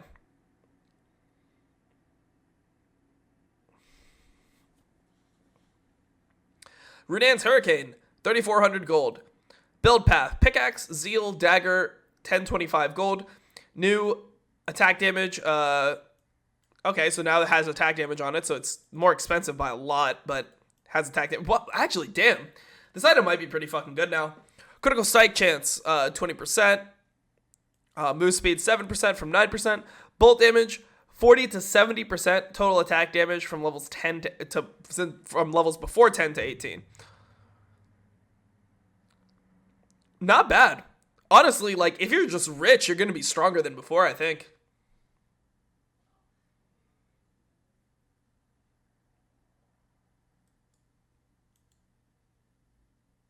This item is really expensive, but I can see some synergies potentially here. Okay, Riley's Crystal Scepter, 3,000 gold, Blasting Wand, Giant's Belt, and Amplifying Tome. I always liked when it was built like that more anyway. 90 AP, 350 health, 30% slow. Interesting. Okay, Nashor's Tooth. Recurve Bow, Blasting Wand, Amplifying Tome, and 715 gold. Ability power is 100 now, from 80. Attack speed 50%. No CDR in it, obviously, at all. No haste on it either. On hit damage, 15 plus 0.25 AP. So normally when you complete this item, you'll have around 200 AP. 250 AP. So yeah, 250 AP. You take 0.25 of that. You're gonna end up with quick math. Why did I choose 250 as the number? It'd be it'd be like, okay, that's a horrible number I picked. Let's do 300 AP so that you can just do 75. Yeah. 75 plus 15 is 90. Fuck that shit. I don't want to do that. Like, I'm not doing 250. We did 300. That makes it a much nicer number. Bloodthirster. 3,500 gold to 3,400 gold. BF Sword, Cloak of Agility, Vampiric Scepter. Now it obviously has crit. Lose the attack speed. And so, wait, why did they not talk about lifesteal here for the item? Yeah, 80 to 55 is big, but now it has the crit strike chance, which should, like, kind of fix it in the build. The thing is, like, now it won't be as good until you have, like, your 5 items. You kind of need it.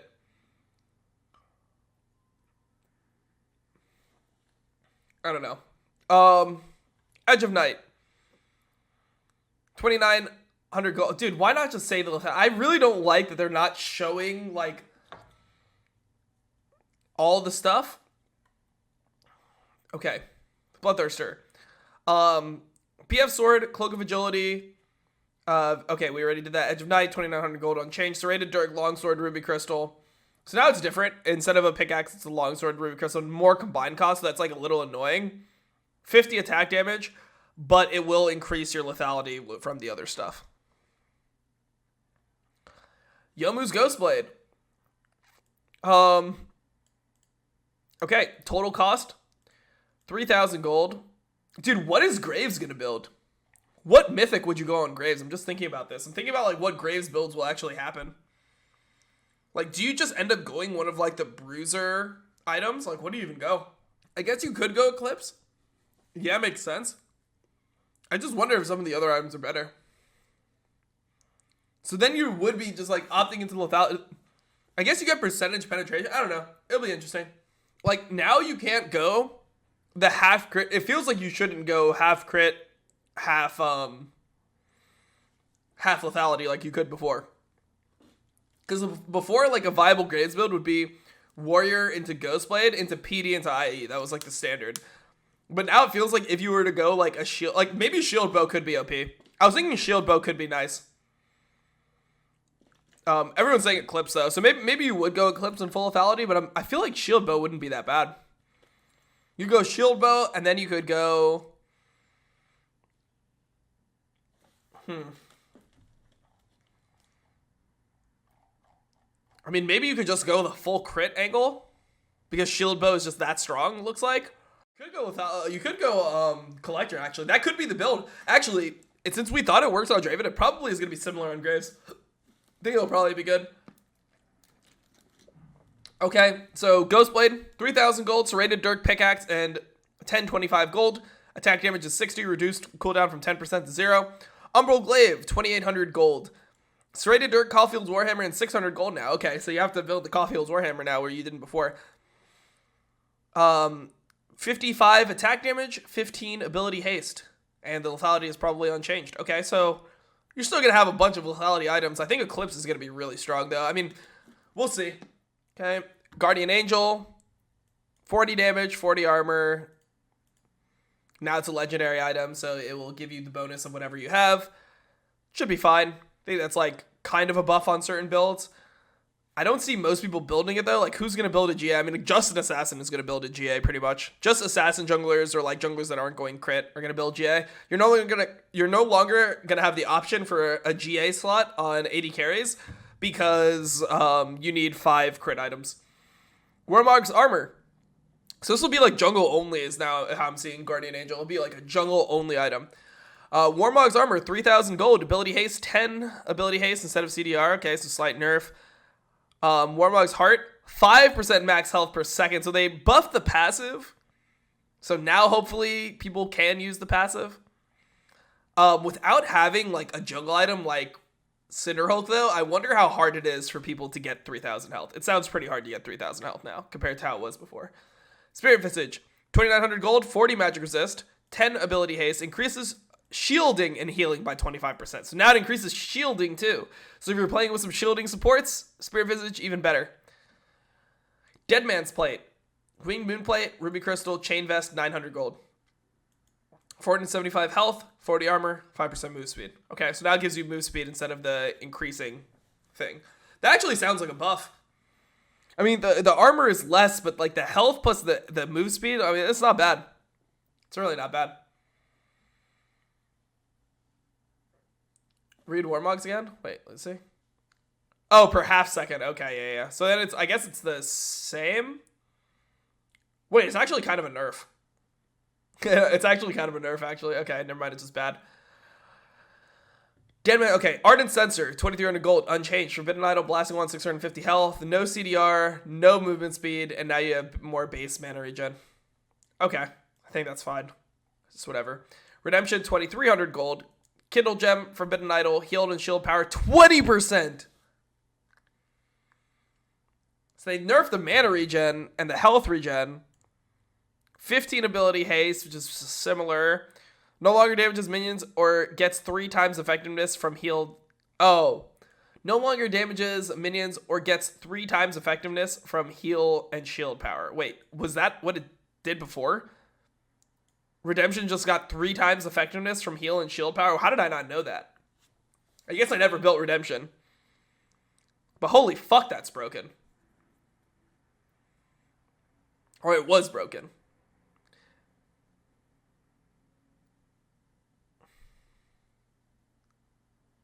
Did it say that? My God. I feel like no one knew that. Like, no one probably knew that. Okay. Mikhail's Blessing, which is the Crucible. 2,300 gold. Forbidden Idol, Negatron Cloak, and 600 gold. Magic Resist, 50. Ability Haste, 15 Ability Haste. Remove all crowd control debuffs except Airborne and Suppression from allied champion. And restore 100 to 200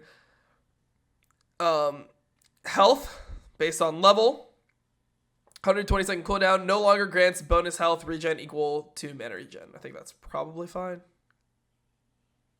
I think it's fine. Same thing. Same exact time that you'd buy it before you buy it now.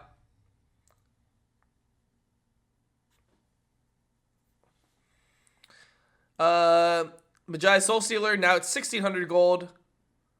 Removed the mana from 200 to 0. Now it gives you 100 health. Okay, interesting. Zanya's Hourglass, 2,500 gold. They buffed Zanya's. Zanya's is gonna be so OP, guys. What? Why would they buff Zanya's like this? The whole thing that was so OP about Zanya's was the active. You reduce the stats, but you keep the active. The fucking thing is broken, guys. It's 100% broken. Yeah, Magi's Manic is built out as Darksteel. It's so OP. They didn't even, like, increase the active. So, it's less effective, right? The thing is, it's just better than it was because... Okay, so let's say think about it like this. Okay, so ability haste, so it's a little bit less good in terms of CDR. No one cared about the CDR. Ability power. Ability power, 65. So you look at 65 AP, but then you compare it with the mythic items that it's gonna be paired with, right? So let's say you go Leandri's into Zanya's. Well, now you just get enough CDR that it's equal to what it used to be in terms of relative CDR. Oh, you have a Ludens? Well, then now it has 5 magic penetration, 5 flat magic penetration on top. You compare it with the Everfrost. Oh, now you have an extra 15 AP. So now it's literally just better than it was before if you have an Everfrost. And Everfrost is an active, so what you can do is you can go Everfrost and Zanya's with Ingenious Hunter, and you can have them all like super low cooldown. Now there's like just so much there. Think about these champions. People that like Proto Belt, so champions like Echo, champions like Silas, whatever. All these champions that like Proto Belt now get 5 magic penetration. Like, why is Zanya so OP? What? That's just cringe. Why is it like this? Genius Hunter? Dude. But, like, why don't they know that? Why are they buffing Zanyas? That is so absurd to me, dude. The fact that they're buffing Zanyas is just crazy. Okay. Banshee's Veil. 2,500 gold cost. Fiendish Codex, Verdant Banner, 400 gold. 65 AP, 45 magic resist, ability haste, or the ability haste is now 10 instead of CDR. I mean, I guess this one, see, this looks like more of a nerf. Because they didn't even reduce the armor of Zanya. Zanya's is just OP. For this, they reduced this by 10. And they reduced the defensive stat by 15. Zanya's was a better item than Banshee's Veil anyway. Like, what? This is actually so fucking crazy. This is actually so crazy. Zanya's was a better item than Banshee's. And then Banshee's got nerfed harder than Zanya's. Because Assassins are a huge threat now. Dude. Assassins are a threat, whatever. People are going to buy this shit on champions that aren't even Assassins, man. And then think about, like, the other champions that also got buffed. Think about how good Vlad is going to be. With the Omnivamp bullshit. Whatever this item was. I can't even look for... Okay. Riftmaker into Zanya's on Vlad. Like, come on, dude. You can't play the game. It's crazy. It's crazy. It's crazy. It's crazy. It's crazy. Banshee's way too good. Jungle items and changes. We want junglers to be able to engage with the item system instead of being forced to purchase the same dull item every game, especially with the mythic item system making your first item so important. We're taking cues from last year's well-received update to support items and letting junglers progress towards their smite without having to spend more money. That puts them on even footing with the other 4 positions in terms of being able to start on their mythic item right away. Also, we snuck some jungle camp changes into this section so junglers can process everything specific to the role in one place. You're welcome, or we're sorry, depending on whether that helped or confused you personally. I mean, the wording of half this shit confused me more than, like, the order of stuff. But yeah, order of stuff didn't make sense either. They tell you about haste after they tell you about a bunch of items that have haste on it. Okay. Hailblade, the blue one. 350 gold, 12% Omnivamp. Damaging monsters, burn them for 60 plus 10% AP plus 2% bonus health plus 5% bonus AT. Magic damage over 5 seconds. Smiting 5 times consumes this item and upgrades your smite to Chilling Smite. Killing large monsters grants bonus experience. Regen up to 8 to 18 mana, levels 1 to 18 per second when in the jungle or river. Okay, cool. When smiting champions, Chilling Smite deals 20 to 156 true damage and steals 20% of the move speed of champions, so it's just the same Chilling Smite. Okay, here's the question I had. Here's the question I had when I looked at this. When it consumes this item, do all these stats go away? Do you no longer get any of this once the item is consumed? That's my question.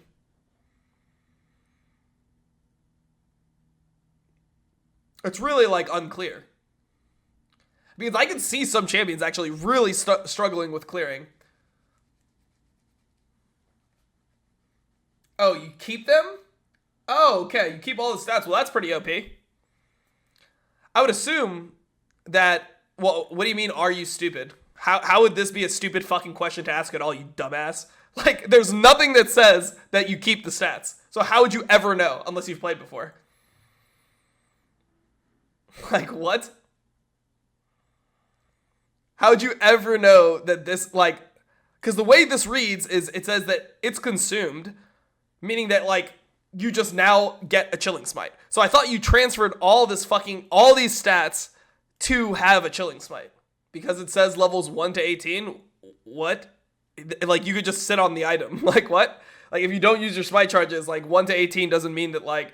There's things that scale 1 to 18 that don't actually matter at level 18.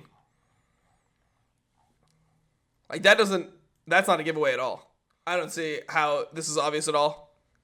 Because what I thought was, since this consumes, that you would end up, like, really being far behind in terms of clear. Like they were kind of trying to like limit how many champions could jungle because you wouldn't be able to get like all these stats. Like if it consumes, then it's just gonna be really OP. I think.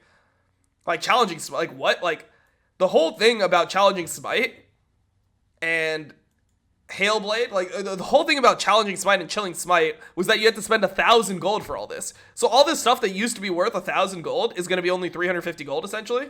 Yeah, this is a hard buff to jungle. Hey, after playing jungle in solo queue the last couple days, I was climbing, but this role you need some type of compensation for playing this role because people are just horrible at the game, and you have to fucking deal with it. This is a big buff for jungle. So I'm gonna probably go Ember Knife almost every game. When smiting champions, challenging smite marks them for 4 seconds. During this time, you just get this for free now. But jungle items were cheap for what they gave? Sure, but like now the mythic items are OP and you have more choices when it comes to jungle items. You could go Hailblade into like a Proto Belt if it's good on your champion, like Echo for example.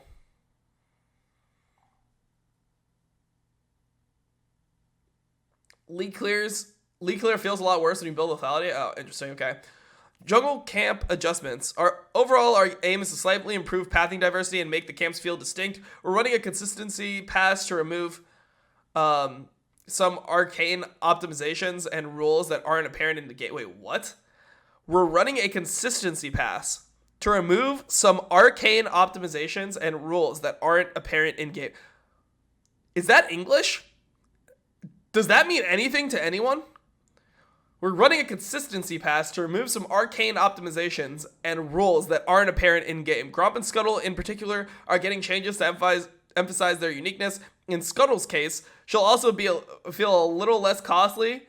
She'll also feel a little less costly to lose since you're not losing a chunk of sustain. Oh, okay. Okay, alright, interesting. So you used to be able to like sustain off the crab, and now you won't be able to sustain off the crab as much, is what they're saying.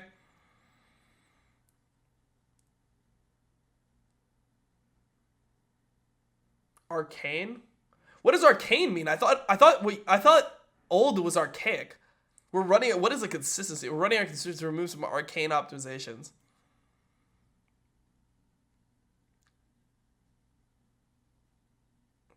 Like, okay, I don't know. I feel like that's such a weird fucking way to make that sentence, man. I didn't say archaic. I know what archaic means, but I mean, this just, like, what's a consistency pass? Like, okay, I guess, whatever, man. Grump. Magic resist is 20 at all levels. Health, 1650 to 2460, so it's actually weaker. So it's easier to kill. Especially early game for magic damage dealing champions. Like Karthus, for example. Gromp's first 3 attacks no longer have increased attack speed or deal 50% increased damage. Killing Gromp restores 50 plus 10 times average champion level health and 30 plus 6 times average champion level mana, increased by up to 100% based on the killer's missing health and mana respectively. Okay, that's fine. Attack damage 80 to 253. Wait, so it's way easier to kill? So wait, this just makes champions like Karthus clear way better. And it heals you. But you take more damage from it. But it heals you. Wait, what? Okay. Blue Sentinel. Armor, 20 at all levels. Magic resist, 20 at all levels. So this is actually... Alright, I mean, I guess... So it's like... I'm pretty sure that the 5 magic resist buff early... is... Well, I'm 100% sure that it's not going to be as much as the 450 health that it's going to be off of it. You'll still kill that shit fast as hell. Yeah. Blue Sentinel, move speed, 180 to 275. Greater Merkwolf, 20 at all levels, armor. So that now, okay, so they added magic resist to camps that didn't have magic resist before. Oh, wait, hold on. So the Greater Merkwolf had 0 magic resist before. Now it has 20 magic resist. But it has less health starting. And then the small wolves have 0 magic resist at all levels, so they're going to die fast as hell compared to the big ones. The big one's going to take more time. Okay. Crimson Raptor. Armor 20 at all levels, magic resist 20. Oh, so Raptors are way easy to kill for it. This is a buff to AP jugglers, correct? That's what I'm getting from this. Dude, Lilia is going to be insane.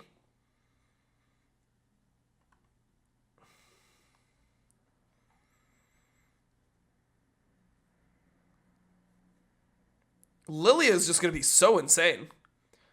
Lesser Raptor has less health. Red Brambleback. Okay. They're buffing the magic resist of Red Brambleback. Increasing the armor slightly. But the health is less. Okay. Ancient Krug. 20 armor at all levels. Magic resist, so it's a little bit tankier. Less health. More movement speed, though, so they'll chase you down and actually murder you. Krug, 350 movement speed, experience 10 to 13. Okay, so less experience and less gold. And the lesser Krug,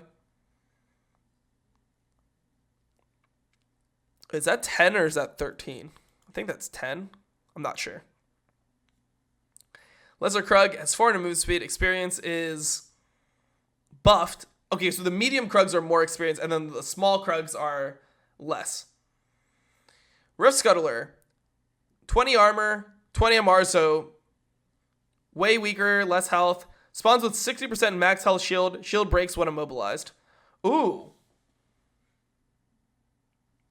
Rift Scuttler no longer loses 50 or 50 armor magic resist and takes 25. Okay, so certain champions are just going to do Scuttle a lot faster than others. Like champions like Lilia are actually going to do Scuttle way slower than a champion that can just one-shot the shield off. So, for example, Elise will do this way faster. Epic items.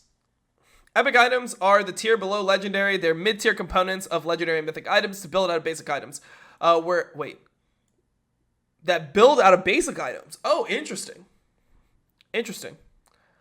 Oh, wait, no. Okay, I thought I read that differently. When I was thinking basic, I was thinking starter. Okay, basic items make sense. Never mind.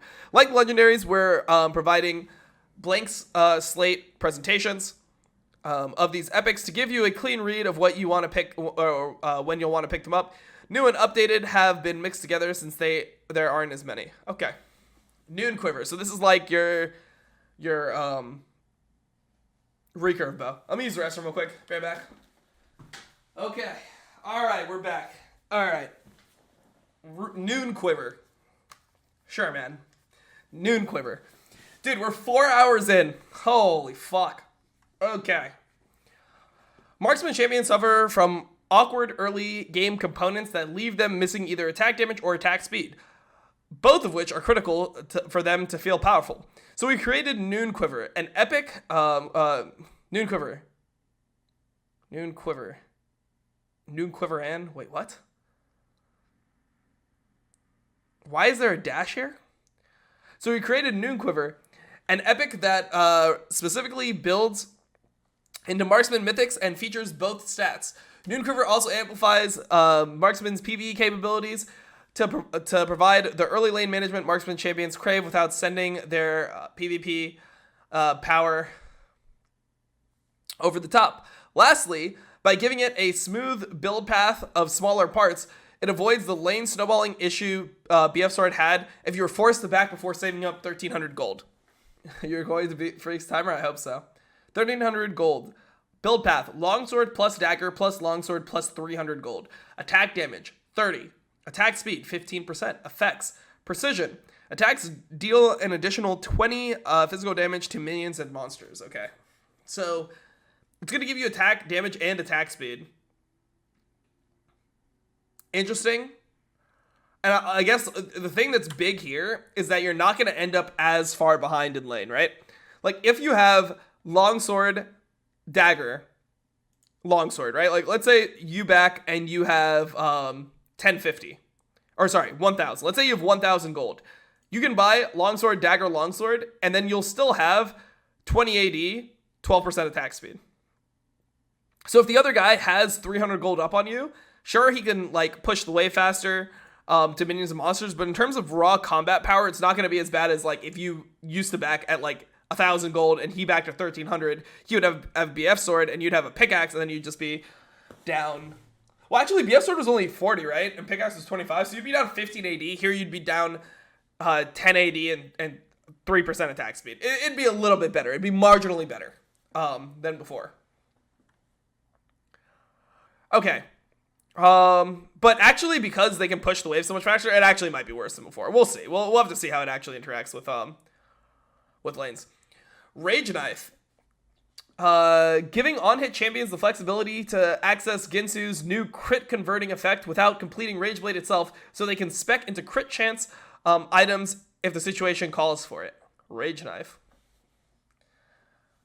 Okay. Giving on-hit champions the flexibility to access Ginsu's new crit converting effect without completing Rage Blade. Okay, so interesting. So now this is 2 daggers, 200 gold. Attack speed 25%. Attacks apply 35 physical damage on hit per 20% of your critical strike chance, but you can no longer critically strike. So this would be good right after your mythic, I guess. It's like an 800 gold item, but you wouldn't want it until you already have a mythic item, I guess. That's at least how I see it. Because if not, then if you don't have a mythic item, then why do you care about the 20% critical strike chance converting? Unless you go a shroud, or like not a shroud, the crit cloak into it. Does it build into a mythic? No, it shouldn't build into a mythic, right? Ginsu's is not a mythic. Ginsu's should be legendary. I don't know. It's interesting. We'll have to see.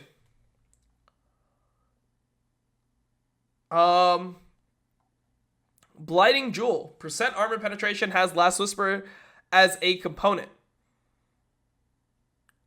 Wait, what? Percent armor penetration has Last Whisper as a component. Adding Blighting Jewel to establish build path parity for percent magic penetration. Ah, okay. So when you're building like Void Staff and things like that. Wait, is Void Staff still in the game? Void Staff is still in the game, right? It's unchanged? Wait, did we even talk about Void Staff? What happened to Void Staff, guys? I didn't see it here. Does Void Staff not exist anymore? Where is Void Staff?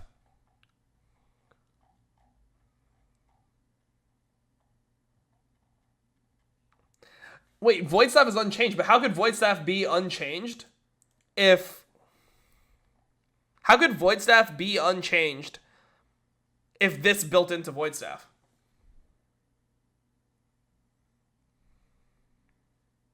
That's what I don't understand. Because I feel like it would have changed because this would have to be a component of the Void Staff, but maybe not. Maybe not. All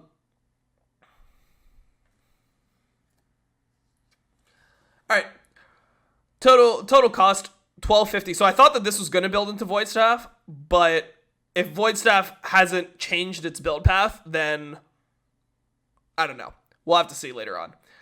Build path amplifying tone plus 815 gold, ability power 25, magic penetration 15%. So if for some reason you wanted percent magic penetration, you could buy this as the component before you get a Void Staff to like amp your AP a little bit.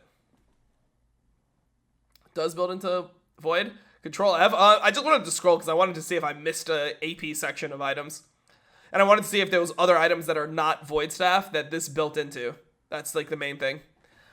Control F doesn't do anything if I'm looking visually for items that are percent magic penetration that I don't know the name of. Leeching Leer. One of the new building blocks of the system for mages who want to deal and heal. So this is going to be your Omnivamp component that's going to build into that insane item for Vlad. So like Vlad is going to love this shit. Swain's going to love this shit. Ruby Crystal Amplifying Tome, 465 gold. It gives you health, it gives you AP, and it gives you Omnivamp. Super nice.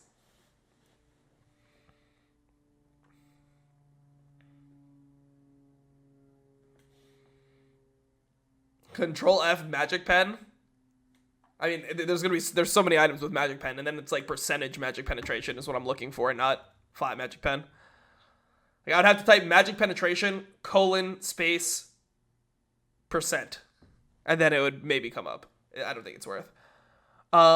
This item looks really good, by the way. Looks really fucking good. Oblivion Orb. Giving mages early... Oh, what's the item? Hold on. What's the item? This is why you can't control F, because you have to... Okay, Demonic Embrace. Does this have... This is going to be so... So, people are going to build the Omnivamp item, probably, whatever that is. So, people are going to build on Mordekaiser. They're probably going to go...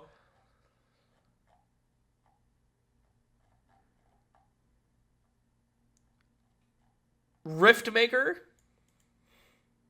People are going to go Riftmaker into Demonic Embrace. Okay, cool.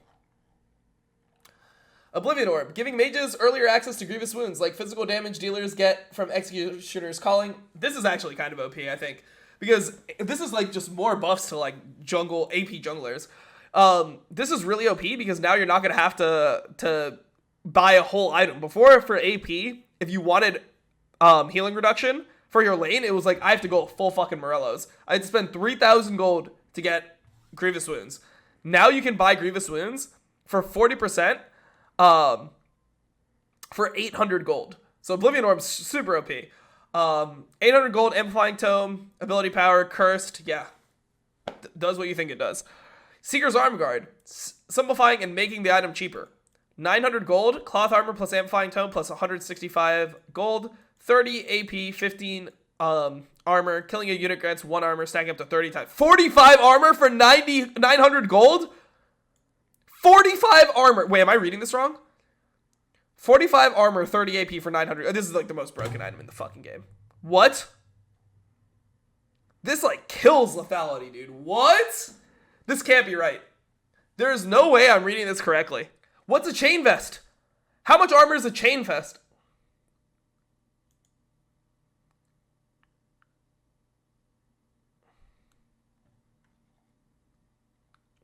Is chain vest still the same? Is it still 40 armor for 800 gold?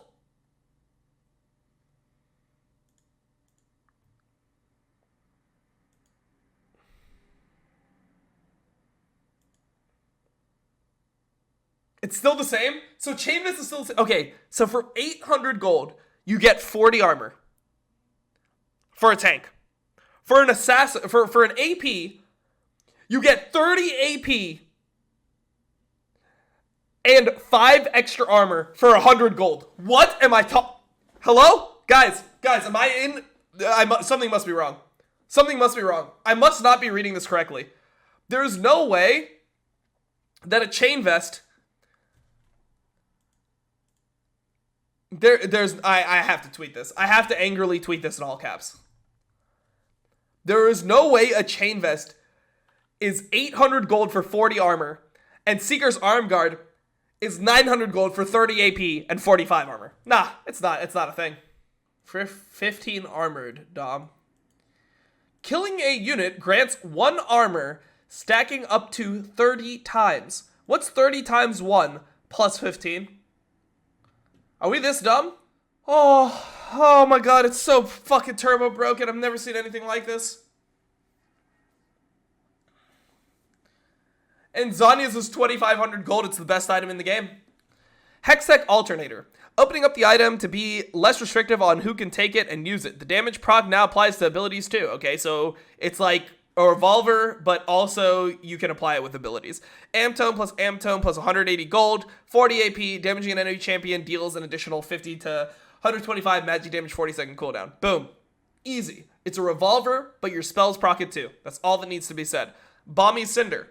The center point of tank and mythics now scales better early, though it loses its bursty immobilized proc in exchange.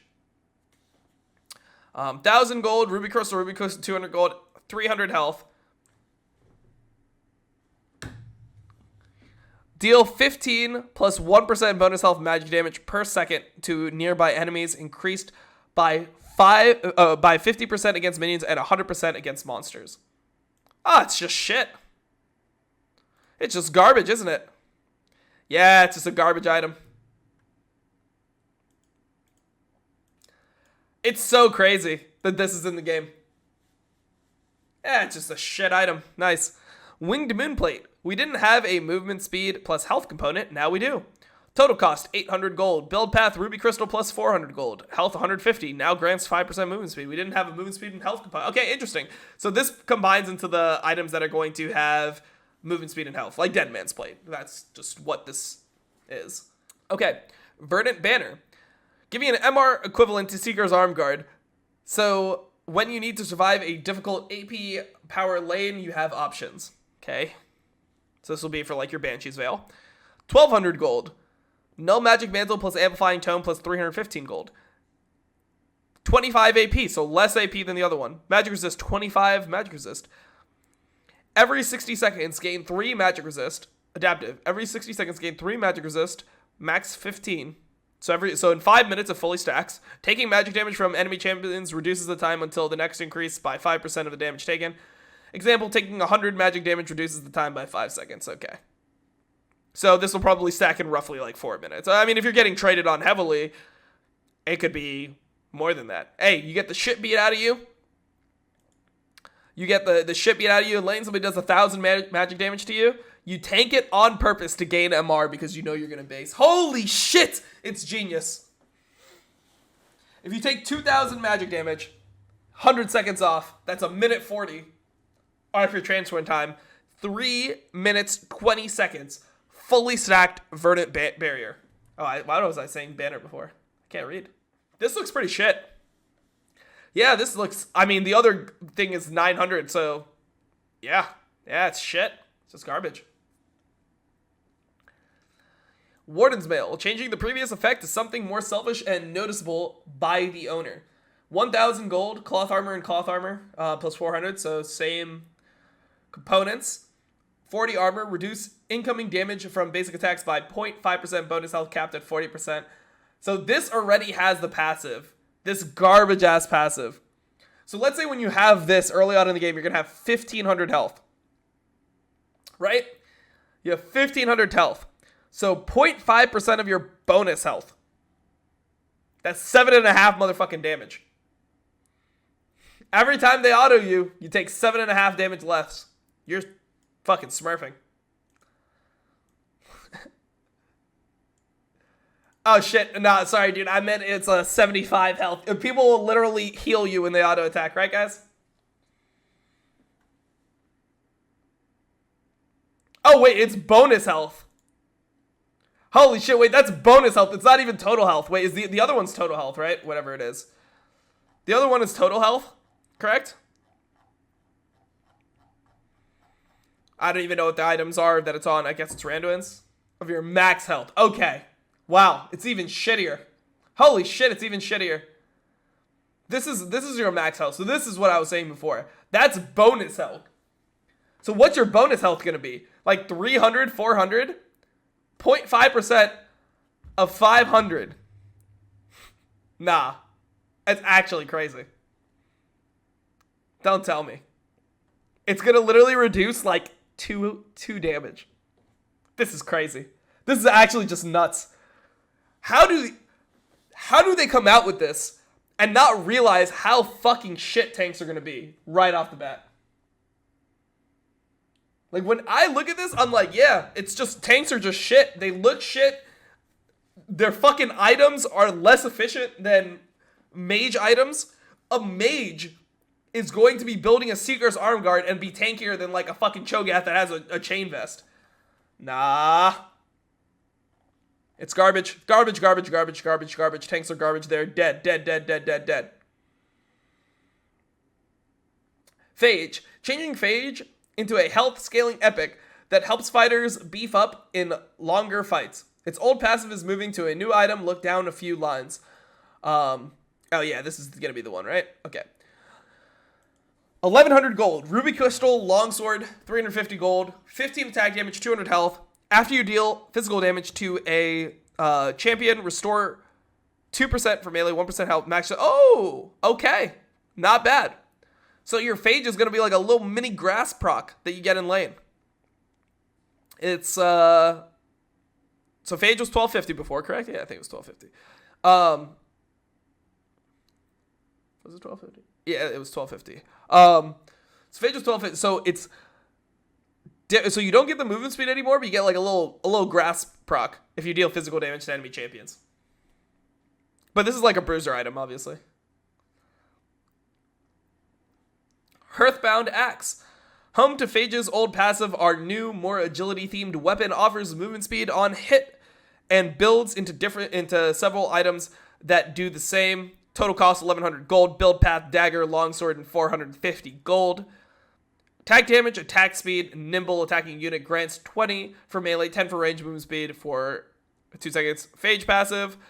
Now, the old Phage passive is not on a health and armor item, or a health and AD item.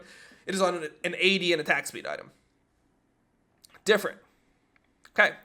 Tiamat. We're splitting up Tiamat's passive and active to let each take on more of a center stage role as separate components. Tiamat is keeping the passive. The active is moving to a new item just below. Total cost 1200 gold, pickaxe and 325, 25 AD. That's it. Attacks deal up to 60% total. This looks like shit. Attacks deal up to 60% total attack damage, physical damage to other enemies. Like, this looks really bad because people were mainly buying Tiamat for the active. I mean, it went down to 125 in cost, but the fact that you can't like use your you can't use the Tiamat active to break apart your combos or like animation cancel, I think is a huge nerf. I guess it works on ranged, but like, what ranged champions want to buy this shit? Maybe it'll work on like Graves or some shit. I think it looks pretty bad. Forgot, we'd have to see what it builds into.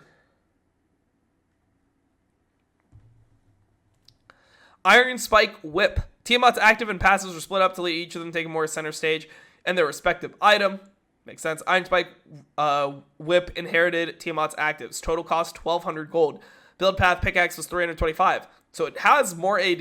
Deals 75% total attack damage, total attack damage, physical damage to nearby enemies. What?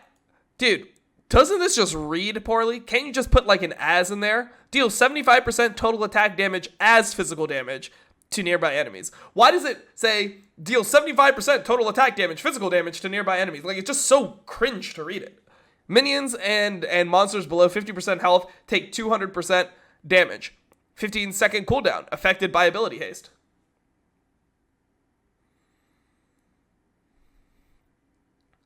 So this is going to be the thing that, this is going to be the thing that, just a typo. I mean, is it a typo or did they just not? Dude, and also, how are there typos in this, man? They don't have anyone that can do what I'm doing and just read it? Like, come on, man. You can't buy this if you have a mythic? Oh, interesting. Wait, so only if you have that one mythic?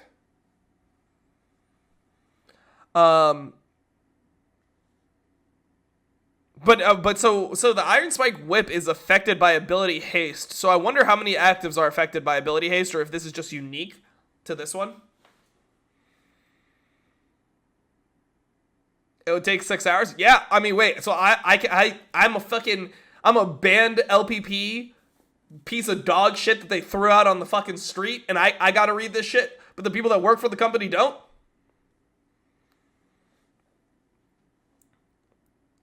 And plus, like, I'm reading for comprehension, right? Like, we're, like, discussing everything. Like, I'm not just reading it for fucking typos. If I just had to read it like a fucking book, I would be able to, like, proofread it way easier.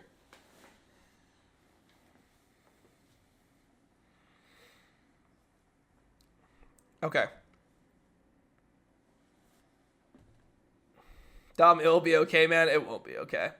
Bandle Glass Mirror, filling a hole in the system so that mana regen items with ability haste aren't 100% bound to heal and shield power. So this is so that forbidden idol bullshit is not as like necessary for everything. Okay. 1,050 gold, Fairy Charm, Amplifying Tome. So this is a AP mana regen item that also has ability haste, because Fiendish Codex used to be that item, but it no longer has mana regen on it. So that's what Vandal Glass Mirror is for. Epic item balance changes. Like legendary, some epics are getting simple tuning passes based on how we want to build into the new and updated legendary and mythics. Zeal, total cost 1200 gold. Attack speed 18%. Interesting. Critical strike chance down from dude, it wasn't even 20. Do they not even know what the items were in their own game? Wasn't Zeal only 20%? And then when you upgrade it into items, it got 25%? Or actually, no. Never mind. This is right. It was Crit Cloak that used to be 25%, and then it was 20%. After it was nerfed. I got confused. I thought people were stacking Zeals. They're actually stacking Crit Cloaks. But that's actually pretty good, I think. The 15% critical strike chance for more attack speed, like earlier, this is fine. Executioner's Calling. Grievous Wounds duration. 3 seconds to 2 seconds. It's fine. Doesn't change much. Sheen. Now only 700 gold. Now you just buy for 700 gold. It has no mana on it. No CDR either. So it's just, you buy this shit only for the Spellblade proc. You don't care about the mana. You don't care about the CDR. Makes sense. Giant's Belt. 900 gold only. 380 to 350 gold. So that's efficient, right? Yeah, that's worth it. That's worth it. That's worth it.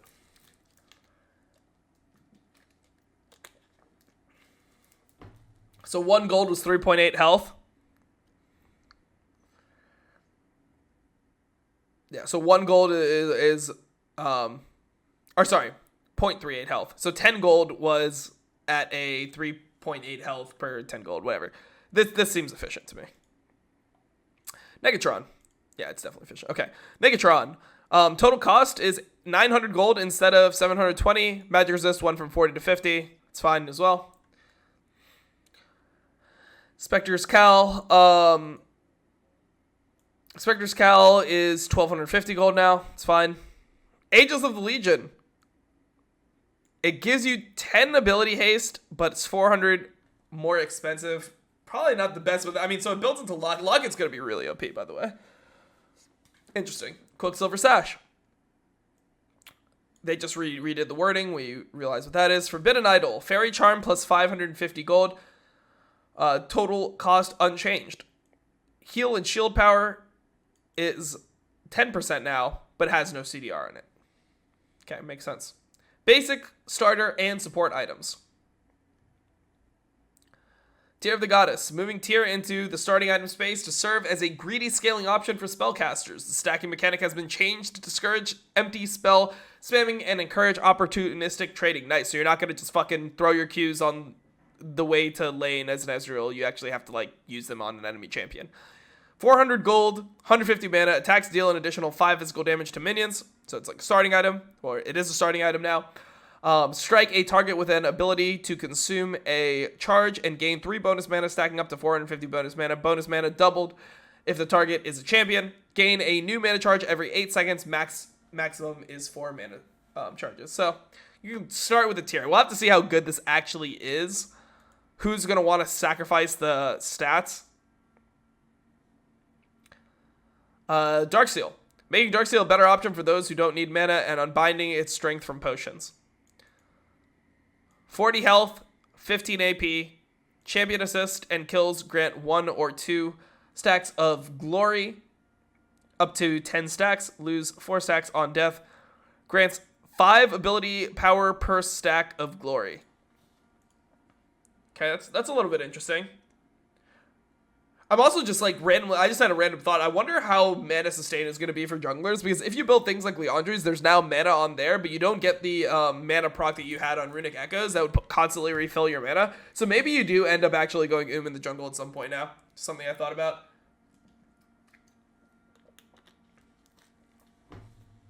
This is still 350 gold, I guess. They didn't mention anything about the gold change. Doran's Blade. Slightly broadening our starting item options so they're more favorable to those who use spells and have mixed damage types. Attack damage, 8. Health, 80. Grants 2.5% Omnivamp. Where before it was 3% lifesteal. That seems better.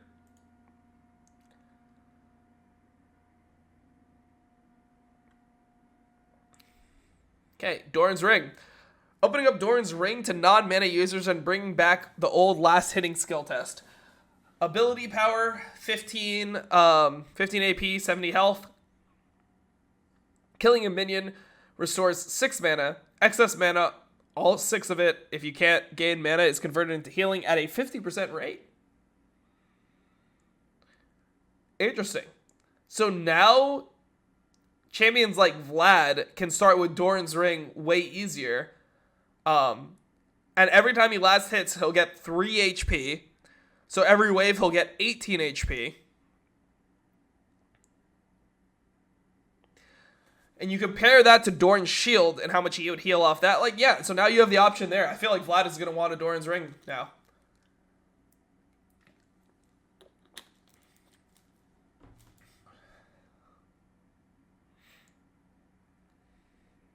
Okay. Basic starter item balance changes. Cloak of Agility. 800 gold was the old cost. Now it's only 600 gold and 50% crit. Cool. Fairy Charm. 250 gold. 50% mana regen. Alright, so you won't need 2 Fairy Charms. You can only just buy 1 now. I wonder if the resale cost will still be just as good.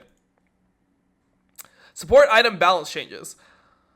To ensure support builds are influenced similarly by their mythic passives, as other roles, we're counting the fully upgraded forms as legendaries but reducing their innate stats so they don't become more powerful in the process. We're also buffing Spoils of War and Tribute so supports can bring their mythics online closer to everyone else. No!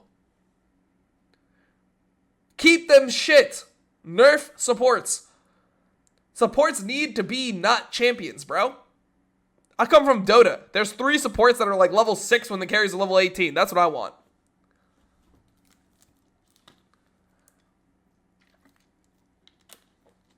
Alright. Pauldrons of White Rock. 250 health now. Bulwark of the Mountain. 250 health. So now the Spoils of War is just going to be OP. Gain a charge every 35 seconds. Tribute. 20 gold per proc. 20 gold per proc? What? Oh, you're kidding me. So you get like triple proc by one of those champions that can proc all 3. And they just make 60 gold and buy an extra health potion level 1. That's so much. What? The support carry just says Peppa leave. Alright, nice, man. This is so OP. Because before, if you full proc your tribute, you couldn't buy a health potion. Now, if you full proc your tribute, people are going to just be suiciding for this shit, bro. You're going to have your support running into the enemy jungle, getting his triple proc, getting 60 gold, getting that extra health potion. They're going to win or lose the game both based off this shit. This is fucked up. Spoils of War. Okay, so they barely nerfed all the support items, and they made you gain way more gold. Plated steel caps. A long time ago, Ninja Tabby granted dodge chance, allowing users to sometimes avoid basic attacks entirely. That stopped being the case in Chex Notes 2012.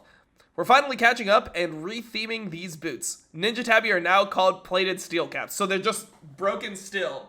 They're literally just broken as fuck, just like they were before, but they just changed the name so people won't complain about Ninja Tabby.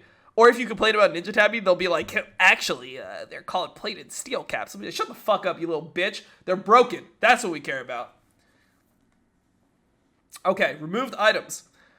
Last on our list for our items world tour is paying respects to the items leaving the shop. Hextech GLP, which is now the other fucking item. It's now item. Okay, it's now Everfrost. This one's not as much as a one-to-one mythification as mythicification. Dude, it should be a mythification. It shouldn't be a mythicification. Like the others, since Everfrost active is more defensive and less pick-oriented. If you're looking for a slow code, though, you'll find a familiar toy here. With some extra use cases. Luden's Echo is now Luden's Tempest. Leandri's Torment is now Leandri's Anguish. Proto Belt is the Rocket Belt. Sunfire Cape is the Sunfire Aegis. Righteous Glory is the Turbo Chem Tank. Iceborne Gauntlet is the Frostfire Gauntlet. It sucks, don't buy it. Dustblade of Dragthar is now a mythic item. Trinity Force, mythic item. Shirelia's Revelry, mythic item. Or Shirelia's Battle Song, mythic item. Locket of the Iron Solare is a mythic item. Adaptive Helm, Helm was too niche, only countering a few champions, but to a major degree. Also didn't feel powerful even when it was. True, it's kind of a shit item. You only buy it against like Cassiopeia and shit like that. Athene's and Holy Grail. Athene's is a constant mandatory item for certain champions in game. Thank God they fucking took Athene's out of this game. It was broken. Frozen Mallet. Mallet was either too niche when balanced or way too strong when purchased by more than one or two champions. Hextech Gunblade. Completely overwhelmed build options for a small pool of champions, but saw very little use outside of that pool. It was also one of the more frustrating items in the shop. Spellbinder was hard to use as well, and hard to know whether you used it well. It's kind of true, but it was pretty OP when people figured it out. Rod of Aegis, rest in peace. Static Shiv, yeah, it's kind of shit. Twin Shadows, always hated the item. Jorm's Fist, horrible item. Chalice of Harmony, outdated. Bilgewater Cutlass, you still get a Bork, but you don't have the active. They don't want that many actives in the game anymore, so it's easier to play. Catalyst of Aeons is nerfed as well. Goodbye. Okay. Conquer. Streamlining Conqueror's role as a damage-oriented rune by shifting its power from sustain to adaptive force. Adaptive force per stack, 2 to 5, from levels 1 to 18, 24 to 60 at max stacks. Healing at max stacks is 9%, down from 15%. Wait, down force percent. Let me read this again. Okay, so now you deal more damage and you heal less. That's it. I wasn't even I wasn't even listening to myself while I was reading it there because my mind is elsewhere, dude. You start reading patch notes for 4 hours and 40 minutes, it changes you as a man. Legend Bloodline. Toning back the overall sustain of Legend Bloodline as its lifesteal was dominating the choice structure within the precision tree and having a bigger impact on rune and item builds than a minor rune should, allowing champions to delay or altogether forego sustained purchases. This shouldn't be that big of a deal if everyone's building lifesteal anyway, though, which it looks like it's easier to access lifesteal with the mythic item, the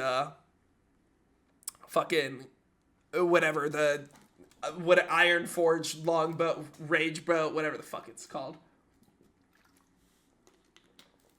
Okay. Ravenous Hunter.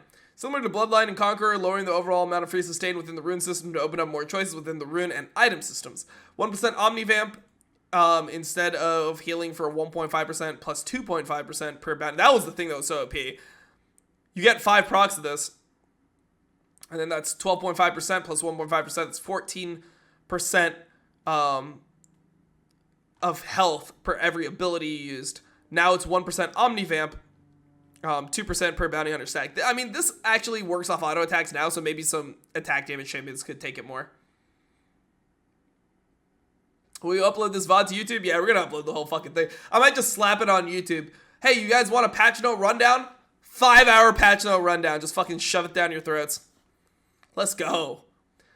Presence of Mind. This rune is super OP. Presence of Mind's permanent stats. We're single-handedly solving resource issues. We're reworking the rune to be more in line with other minor runes and tailored towards champions who prefer sustained content. Damaging an enemy champion increases your mana regeneration by 1.5 to 11. Levels 1 to 18. 80% for range mana per second for 4 seconds. Energy users gain 1.5 energy per second instead.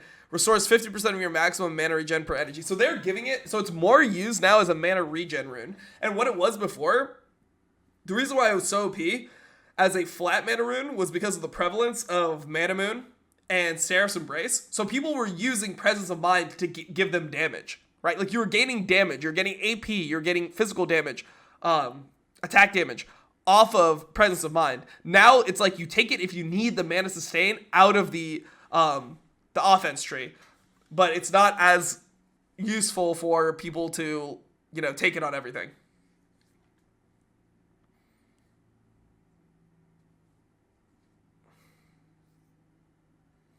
Energy users gain 1.5 energy per second instead. Takedowns restore. Okay.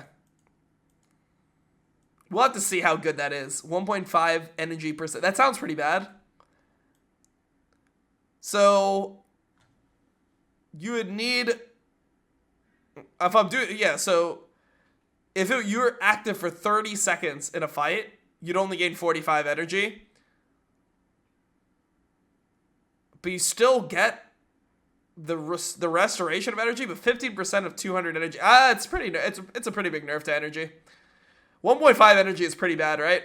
Because you got to think about like how much it would take to get that 50 energy that you'd get otherwise. Transcendence. Updating Transcendence to still provide for spell-happy casters and anyone else in need of a little boost while fitting into the new uncapped haste system. So you no longer gain 10% CDR when you reach level 10. Each percent of CDR exceeding the CDR limit is converted to an adaptive bonus. Gain bonuses upon reaching the following levels. Level 5, plus 5 ability haste. Level 8, get another 5 ability haste. Level 11, on champion takedown, reduce the remaining cooldowns of your basic abilities by 20%. Interesting. There's going to be some champions that's really good on. That's actually not completely useless. It's not raw CDR anymore. But you'll actually have a rune at level 5, level 8, you're going to have a rune, because before you didn't get the rune until level 10. So now you'll have a rune early on. And then on champion takedown, reduce the remaining cooldown of basic abilities by 20%. It's interesting. It's really interesting. Vlad will like that. Vlad will definitely like that. So what I'm thinking about is like high cooldown. Dude, like, think about if you get a triple kill as Vlad, dude. Holy shit.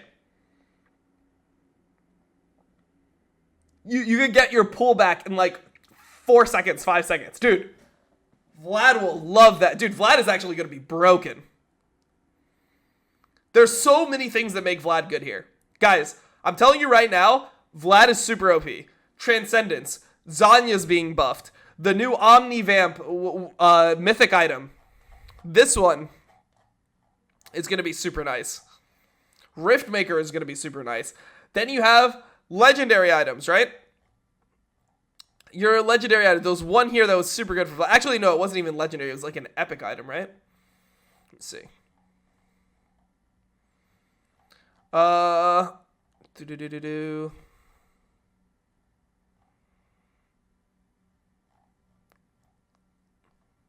remember Morel and Omicon's not bad.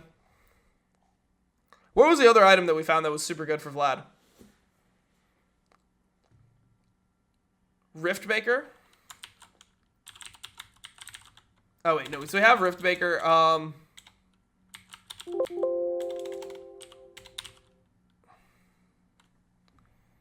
No, there's something else. Was it demonic?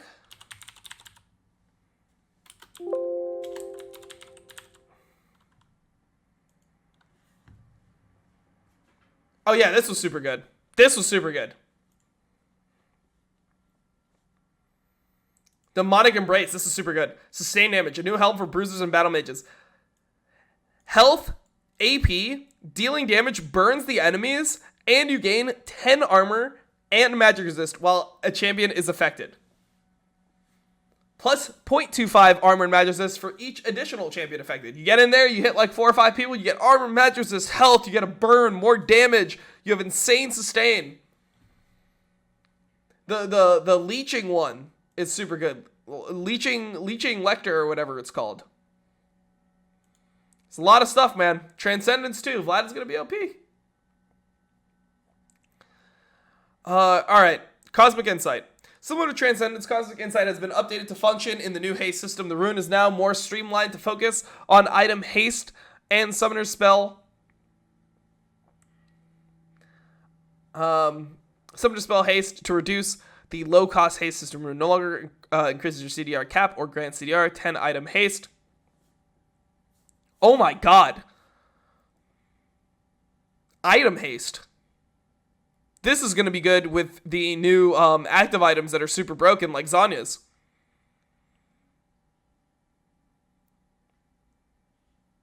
Holy fuck, it's going to be good. Item haste, okay. And summoner spell haste. 15 summoner spell haste, okay. Interesting. Summoner spell haste will be pretty good at this amount of value, right? So 15 summoner spell haste should be better than 5% CDR in most cases early. Ingenious Hunter. Updating Ingenious Hunter values to work with the haste system as well as broadening its use cases to all items and cooldowns, so it should feel a little more stable or a little more usable than before. Okay. Reduce the cooldown of item actives by 15% plus 5% per bounty stack. Gain 10 item haste plus 5 per bounty hunter stack. Item haste affects all item cooldowns, not just actives. Okay.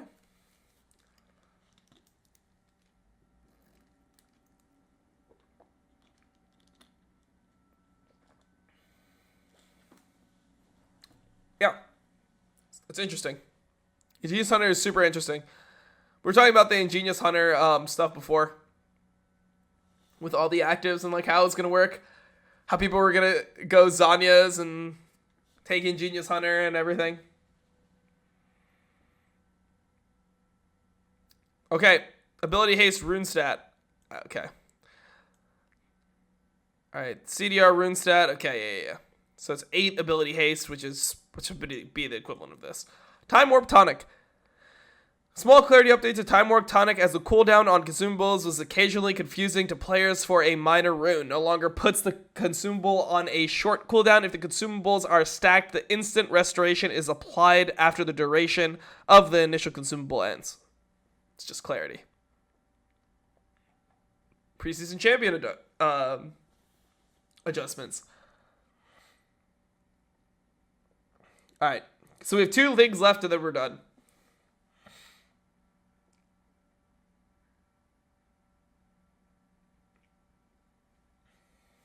Zanyas is going to be so OP. Alright, passive headshot. Headshot deals headshot damage from levels levels 1, 7, 13 is unchanged, okay? Headshot damage from crit chance 1.5 times 87.5 plus half of your bonus critical damage percent times crit chance percent AD. Hold on. Let me take this in. 1.25 times 87.5 plus half your bonus critical damage percent. Your bonus critical damage percent. Times your critical chance. Percentage AD. Oh man, my brain hurts.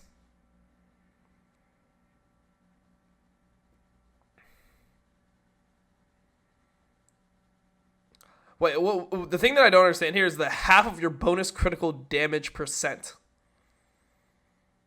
So your bonus critical damage, because the way I'm reading that is, it sounds like it interacts with IE, but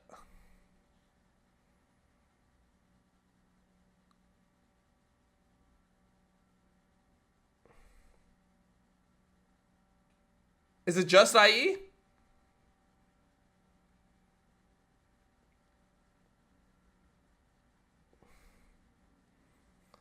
Okay, let me read the text. The math behind this is super gross, but the gist is that headshots bonus damage scales off Infinity Edge's crit damage in a way that completely ignored Preseason systemic crit damage reduction. We're baking that systemic change into headshots calculations, though Kate is still arguably buffed relative to other marksmen since IE's greater maximum crit damage increase washes out most of this nerf at full build. Okay, so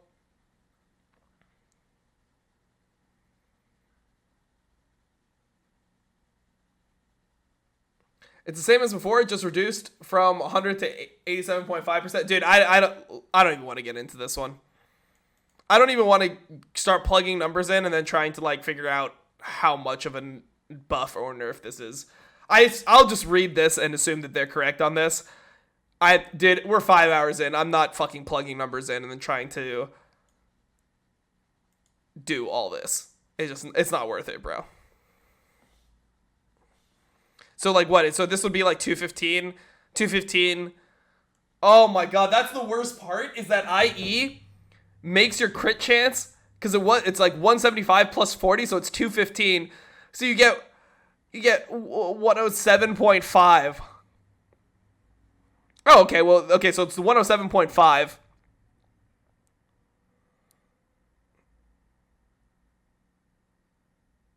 which would just be 195. So it'd be 1.25 times 195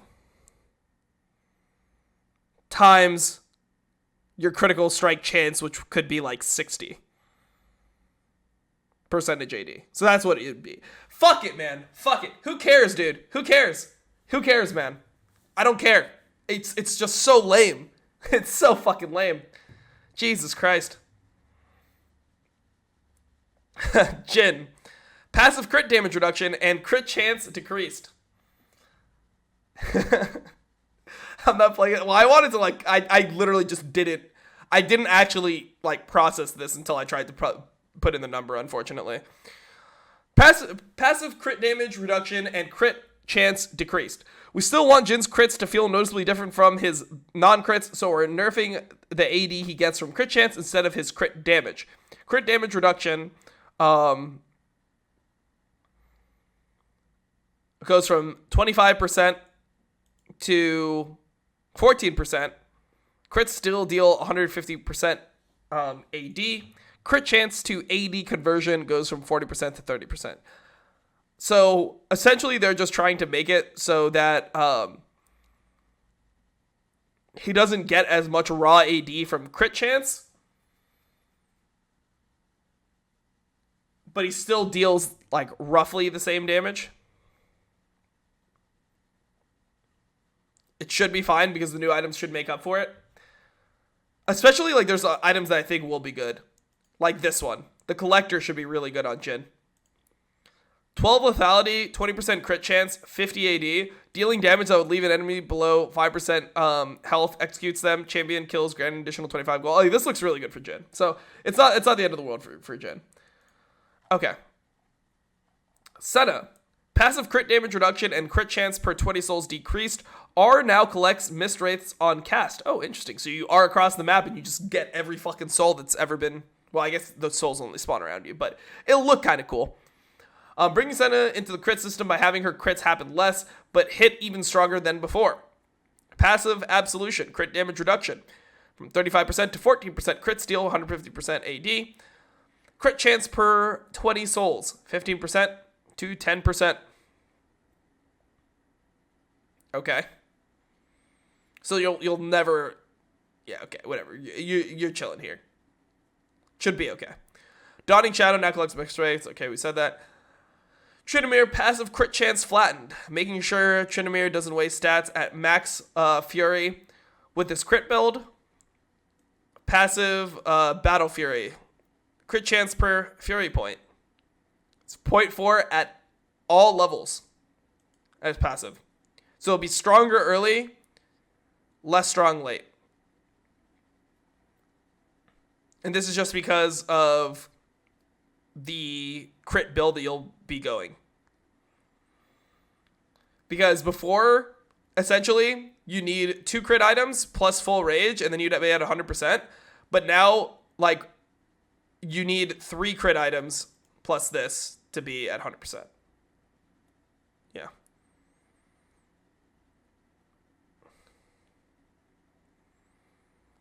Because it's 100 Fury points, right? So 0.4% per Fury point. If you're at 100 Fury points, you're at 40%. So it's 40%. Then you need 3 crit items. Each one is 20% now. That's your 100%. Before you needed 2 crit items, and then you'd go. Well, this might be bad for Trynd, honestly. We'll have to see what Trynd honestly wants to build.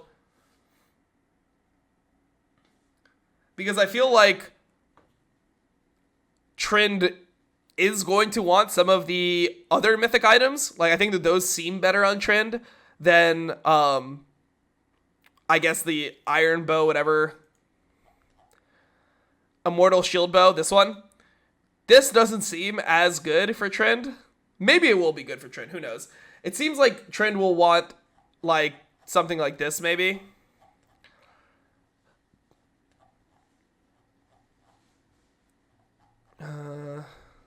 Trynd will want maybe this one, Gore Drinker. But then it's so then are you buying crit items that don't scale? Then it's weird, right? But I think you'll probably want Gore Drinker, most likely. Maybe this isn't as good as it sounds like it would be on trend. Maybe you don't even care about the sustain, and you just go the shield bow right off the bat. Who knows? Who knows? I'm not a trend player, but I guess they'll have to experiment.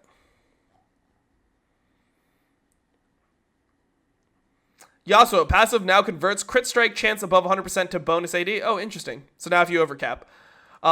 Because you essentially...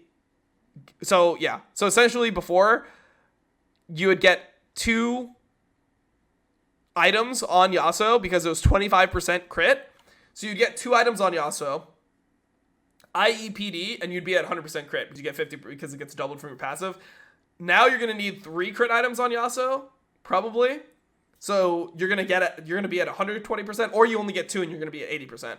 But if you get over that 100% bonus, that over 100% crit chance, then the extra gets converted, kind of similar to how Transcendence worked with CDR into AP. Yasuo is going to work the same way. That's the idea. Yone, same thing. Literally, same thing that I just said. Same for Yone.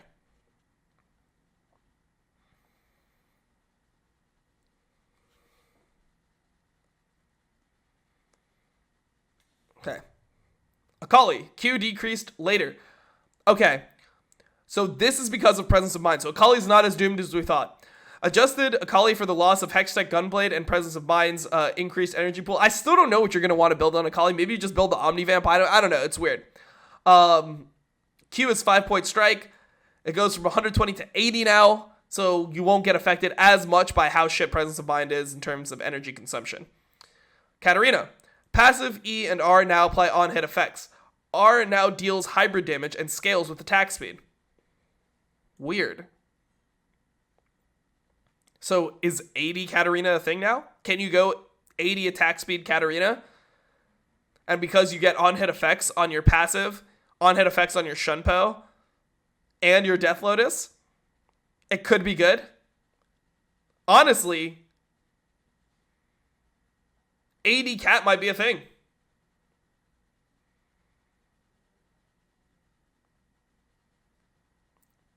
Yeah, 80 cat might be a thing. On-hit cat is like legitimate. Really legitimate. And you don't even need to actually hit. This makes no sense to me though, because like on-hit is supposed to feel like you're attacking them. If you just add on-hit into a bunch of random abilities, like what the fuck is the point?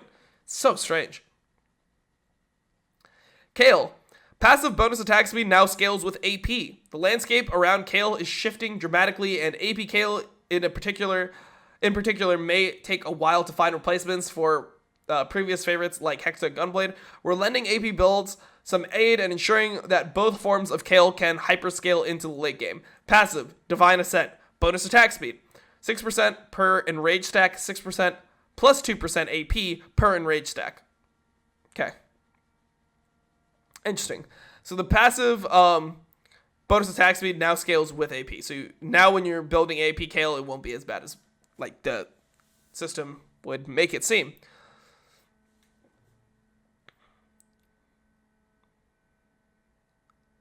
Okay, Masterworks now upgrade Mythics.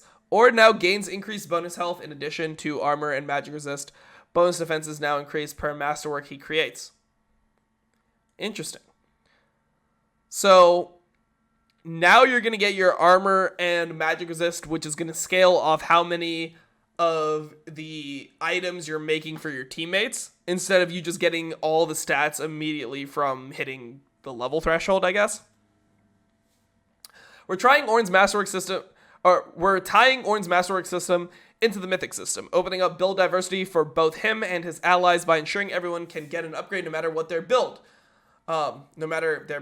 We're also giving Ornn some smithy power now that he only gets to upgrade one of his Ornn items. So you will still upgrade one of your Ornn items, but the other magic resistant and armor you're going to gain is from upgrading your teammates. Okay, makes sense. So the forgeable items are now all the mythic items. Masterwork upgrade value is roughly 1,000 gold per item. Does that not just sound weird? Yeah. So the upgrade, so it's going to be 1,000 gold per item that he's giving his teammates every single time he upgrades them. So that's 4,000 gold. And then he's also going to be getting armor and magic resist. Okay, Masterwork limit. 2 for Orin, 1 for allies. 1 for Orin and allies, since Orin is still subject to the 1 mythic item limit. Of course. Orin gains an additional 10% health. Stat bonus. Orin gains an additional 10% bonus health, armor, and dude, he's gonna be so broken. He's like broken. He's more broken early game now. He's more broken than before early game. But I guess tanks are worse. If there's any tank that's gonna survive this shit, it's gonna be Orin. Orin gains 4% bonus health. Whenever you upgrade somebody else, you gain 4% bonus health, armor, and magic resist for each mythic item that he upgrades into a masterwork, including his own, I would assume. So it's going to be 20% bonus health, armor, magic resist, on top of the 10% bonus. So it's going to be 30% bonus health, armor, and magic resist. Am I reading this correct? Like, that's what that means, right? That's actually what that means. It's going to be 30% bonus health, armor, and magic resist. For what?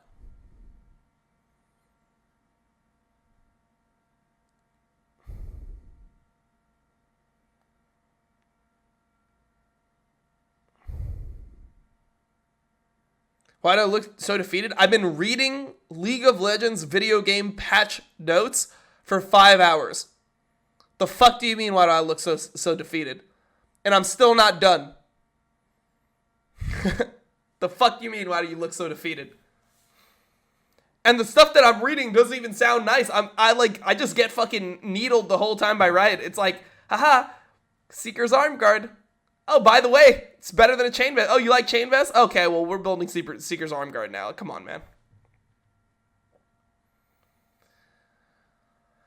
Victor, Hex Core removed. Victor now upgrades his abilities by earning champion takedowns and last hits. E damage increased, mana growth increased, making Victor embrace and engage with the new itemization system while also giving him a bit more oomph now that his Hex Core isn't there to amp him up. Base stats, mana growth is 45 instead of 25. This is because of the item not being there anymore. Victor no longer starts the game with an upgradable Hex Score. Victor harvests 1 Hex Fragment from minion and monster kills, 5 from large minion kills, and 25 from champion takedowns. He can spend 100... Oh, okay. So you don't just get a fucking point when you kill somebody. You get 25 fragments. And then per wave, you get... Wait, minion monster kills. Large minion kills would be cannons, right? You'll still upgrade pretty early. He can spend 100 Hex Fragments to upgrade a basic ability. Once all 3 basic abilities have been upgraded, Chaos Storm is upgraded automatically. Death Ray, laser ratio goes from 60% to 70%. Aftershock ratio from 70% to 80%. Interesting. 300 CS. Well, cannons give you 5, right? So it won't be 300 CS. Also, you get champion takedowns. It should still be pretty fine. You don't need 300 CS for a full upgrade. If you get like a couple assists, if you get 2 assists on Victor, that's already 50, which would compensate for the 50 minion kills. Champion mana adjustments. Okay, so they changed the mana adjustment. Other champ changes. Nerf to Brand. E got nerfed. A move similar to Brand, we're focused on knocking down some of the mummy's power and average play by pulling back some of his durability. Oh, it's so bad. Venice Bite now applies on-hit effects. Seraphine, base mana regen, passive stage presence. Worse early, better late. High note. Just better. Just buffed. B drop. Buffed. Yeah, just straight up buffed.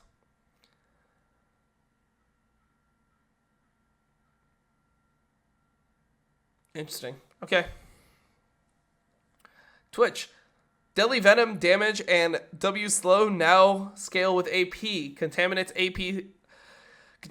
AP scaling now deals magic damage. What?